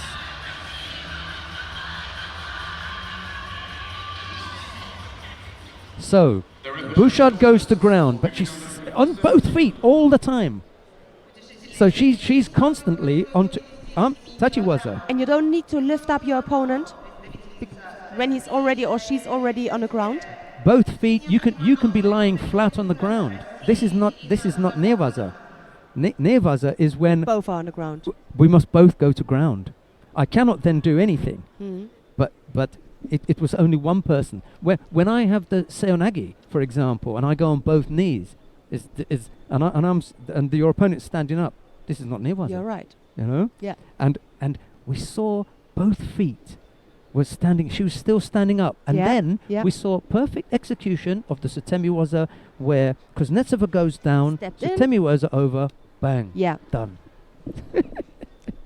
Easy. Right, Alessia Kuznetsova in the final Oh. of the And under all 52 Russia. kilo. Oh, complete overthrow Yeah. there. But I think From- also a little bit reaction from Yeah. Sapludina. Yeah, from Mezhetskaya, the big effort there. Wow. What a thing, eh? Yeah. Two different generations with Irina Sapludina and Mezhetskaya. So it's Mezhetskaya in the white judogi Yep. and Sabludina in blue. Mezhetskaya a moment or so ago just came up with a big effort that Sabludina turned off completely. What do you think? Yeah? She had some acrobatic skills there. Definitely. Sabludina? Okay, we'll give her the benefit of the doubt. Yeah. Mezhetskaya is a powerful little fighter, isn't she? Oh, yeah. Power packet, yeah. And there is another favorite of ours, just coming here, Irina Dolgova. There. Yes. Another Yes. super exponent of nearwaza. And they're from the same club, Mhm. Dolgova and Kuznetsova. Mhm. Yeah. Dolgova not fighting today. I bet they're so glad they're not in the same weight category any Yep. longer. Oh, he had it over again. This She's just power package. throwing her all over Yeah. the place. And now this time the Osai Komi. That's wrapped up. Party done. Party done, yeah. Didn't get to the party. Yes. Wow. She remembers me a little bit of Beka Kunyashvili, also short power package. Yeah. Difficult to throw Yes, because yes. You're really right. difficult to get The underneath. build. Yeah. The build. She really had her number, eh? Yeah. Daria Mezhetskaya it is of Russia, not Irina Zabludina, who will fight for bronze here in Ekaterinburg. Really well done from Mezhetskaya. Despite the fact that I'm a Sapludina fan. I really like her and like her seeing on the mat, but Yep. it's judo. That's sport. Not only judo, that's sport. That's the way it goes sometimes. Yep. Right, so what have we got coming up next then? Have we got a second semi-final? We have, haven't we? Yeah, yeah. One This side. time Yeah. we've got Lag Vatogu, Enkrilen of Mongolia, faces Miriam Roper of Panama.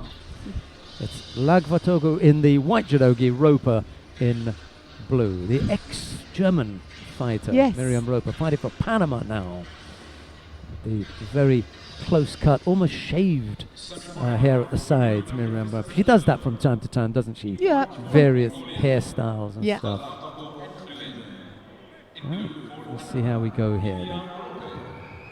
During the day, I thought of course it is helpful, very helpful if you have a coach on your side. But on the other side, when you are not always in every break looking to a referee, to your coach, I think you can have continue that contest sometimes better. Could be. Yeah. Well, My feeling. Miriam has picked up Wazari from the throw, and Yeah. now she's got the Osai Komi on, and I think that Lagvatogu is not going to escape from that one.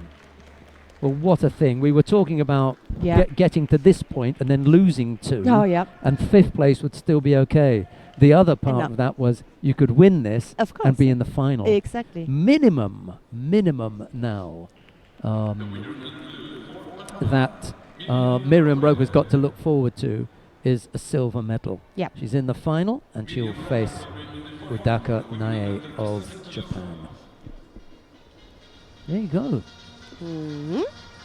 Huge points as well. Grand Slam final. Terrific. Just what she needed with the moves. Right, we've got a repechage contest and then one more semi-final.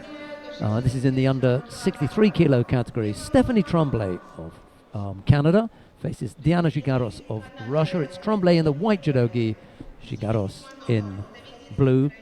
Annette Berm's going to have a quick tidy up of what we're going to be looking at in the final block. And then just before we say goodbye and the wrap up, before we take this break, we'll tell you who the finalists are. Just the names of the finalists. if Yeah, you want. we can do this. So Yeah. let's have a quick look in the under. Well, we won't tell him yet, though, because we'll do it to camera, I think. Oh, Mr. okay. Mr. Sorry, Matthias misunderstood will you. want it, Yeah. that's So we okay. wait We'll until the prepare, under yeah, 63 is yeah. ready, and then we're gonna have a quick. Oh, you've look. written them all up already. Of course. I can't believe. Look at all. Yeah. It's all neatly done. And Huh? I don't believe it. You missed that, right? I missed it completely. I take it. I take it all back. She'd already done it. I couldn't have kept up, really. Great job, Miss Berm. Well Yeah. done. Well done. First minute out of the way. No harm done on either side. Tremblay trying to go over on the left-hand side. Gigaros managing to avoid getting caught.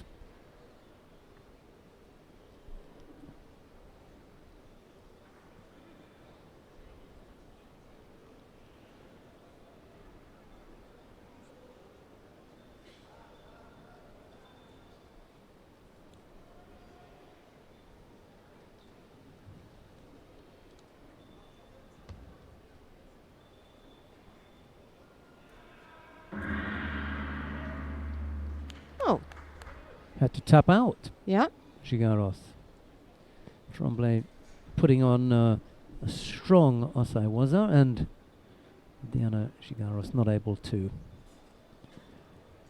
get herself out of it, deciding to tap out instead. Unfortunate for the Russians, Yeah. but maybe something was ailing her, some kind of injury or something that she had to tap out from that. So we got the last of the contests in the first part of the day. It's Martina Treidos of Germany up against Amy Livesey of Great Britain. It's Germany versus Great Britain. Dun dun dun.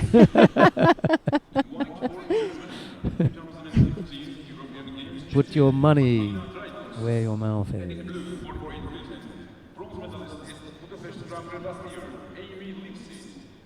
Oh, strong grip from Martina Treidos. Mm-hmm. Up and around the collar. Livesey got her head down, and I think she's going to get penalised for this. Yeah, just a little bit overly defensive. Yeah. Strong grip. It's always a tricky one, isn't it, when you get, that strong grip and your head goes down. Trying to get back up, you may leave yourself open.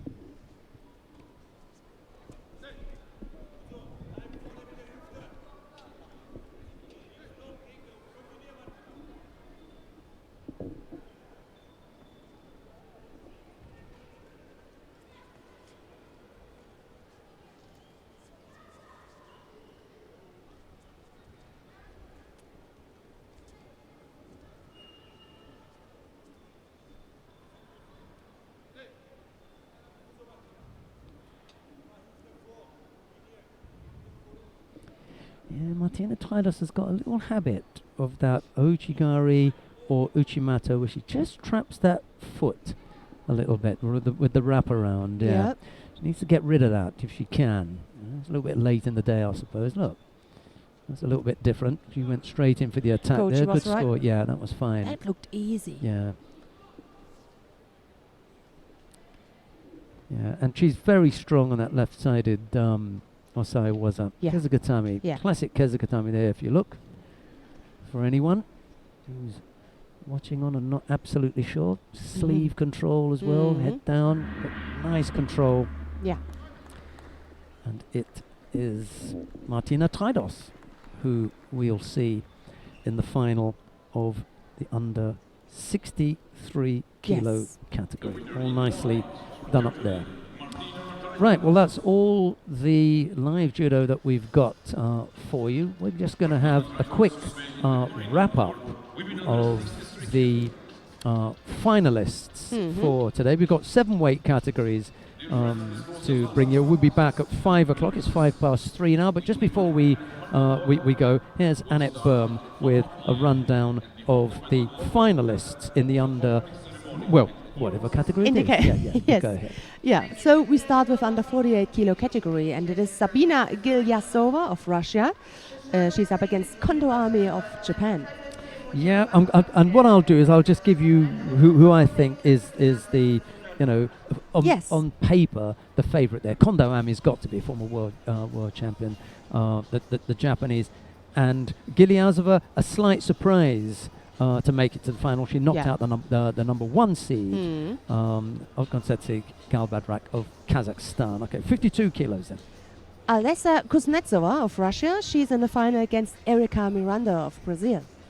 Kuznetsova has demonstrated that she's got the ability to knock off some of the top fighters in the world, despite a few shortcomings, and those shortcomings really are in her tachiwaza. She's not the strongest thrower. She hasn't got the greatest of defense, but this change in the rules means that she can give up a shido or give up 2 shidos, and unless you can throw her, you're not going to get past it easy. However, I do think that Erika Miranda on paper is the favourite for this one. Yeah, you're right. I agree. On paper, right. Under 57 kilos, it's Miriam Roper of Panama. She is up against Utaka Nae of Japan. The unseeded Miriam Roper continues to show what's known in English as longevity. That means the ability to keep going long after your years are supposed to have been gone.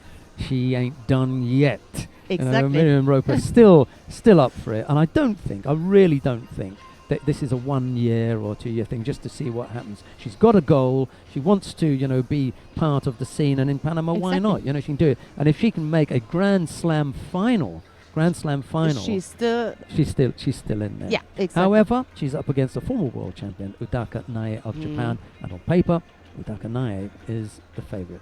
Yeah. Under 63 kilo category, it's Martina Traidos of Germany. She's up against the Russian Ekaterina Volkova.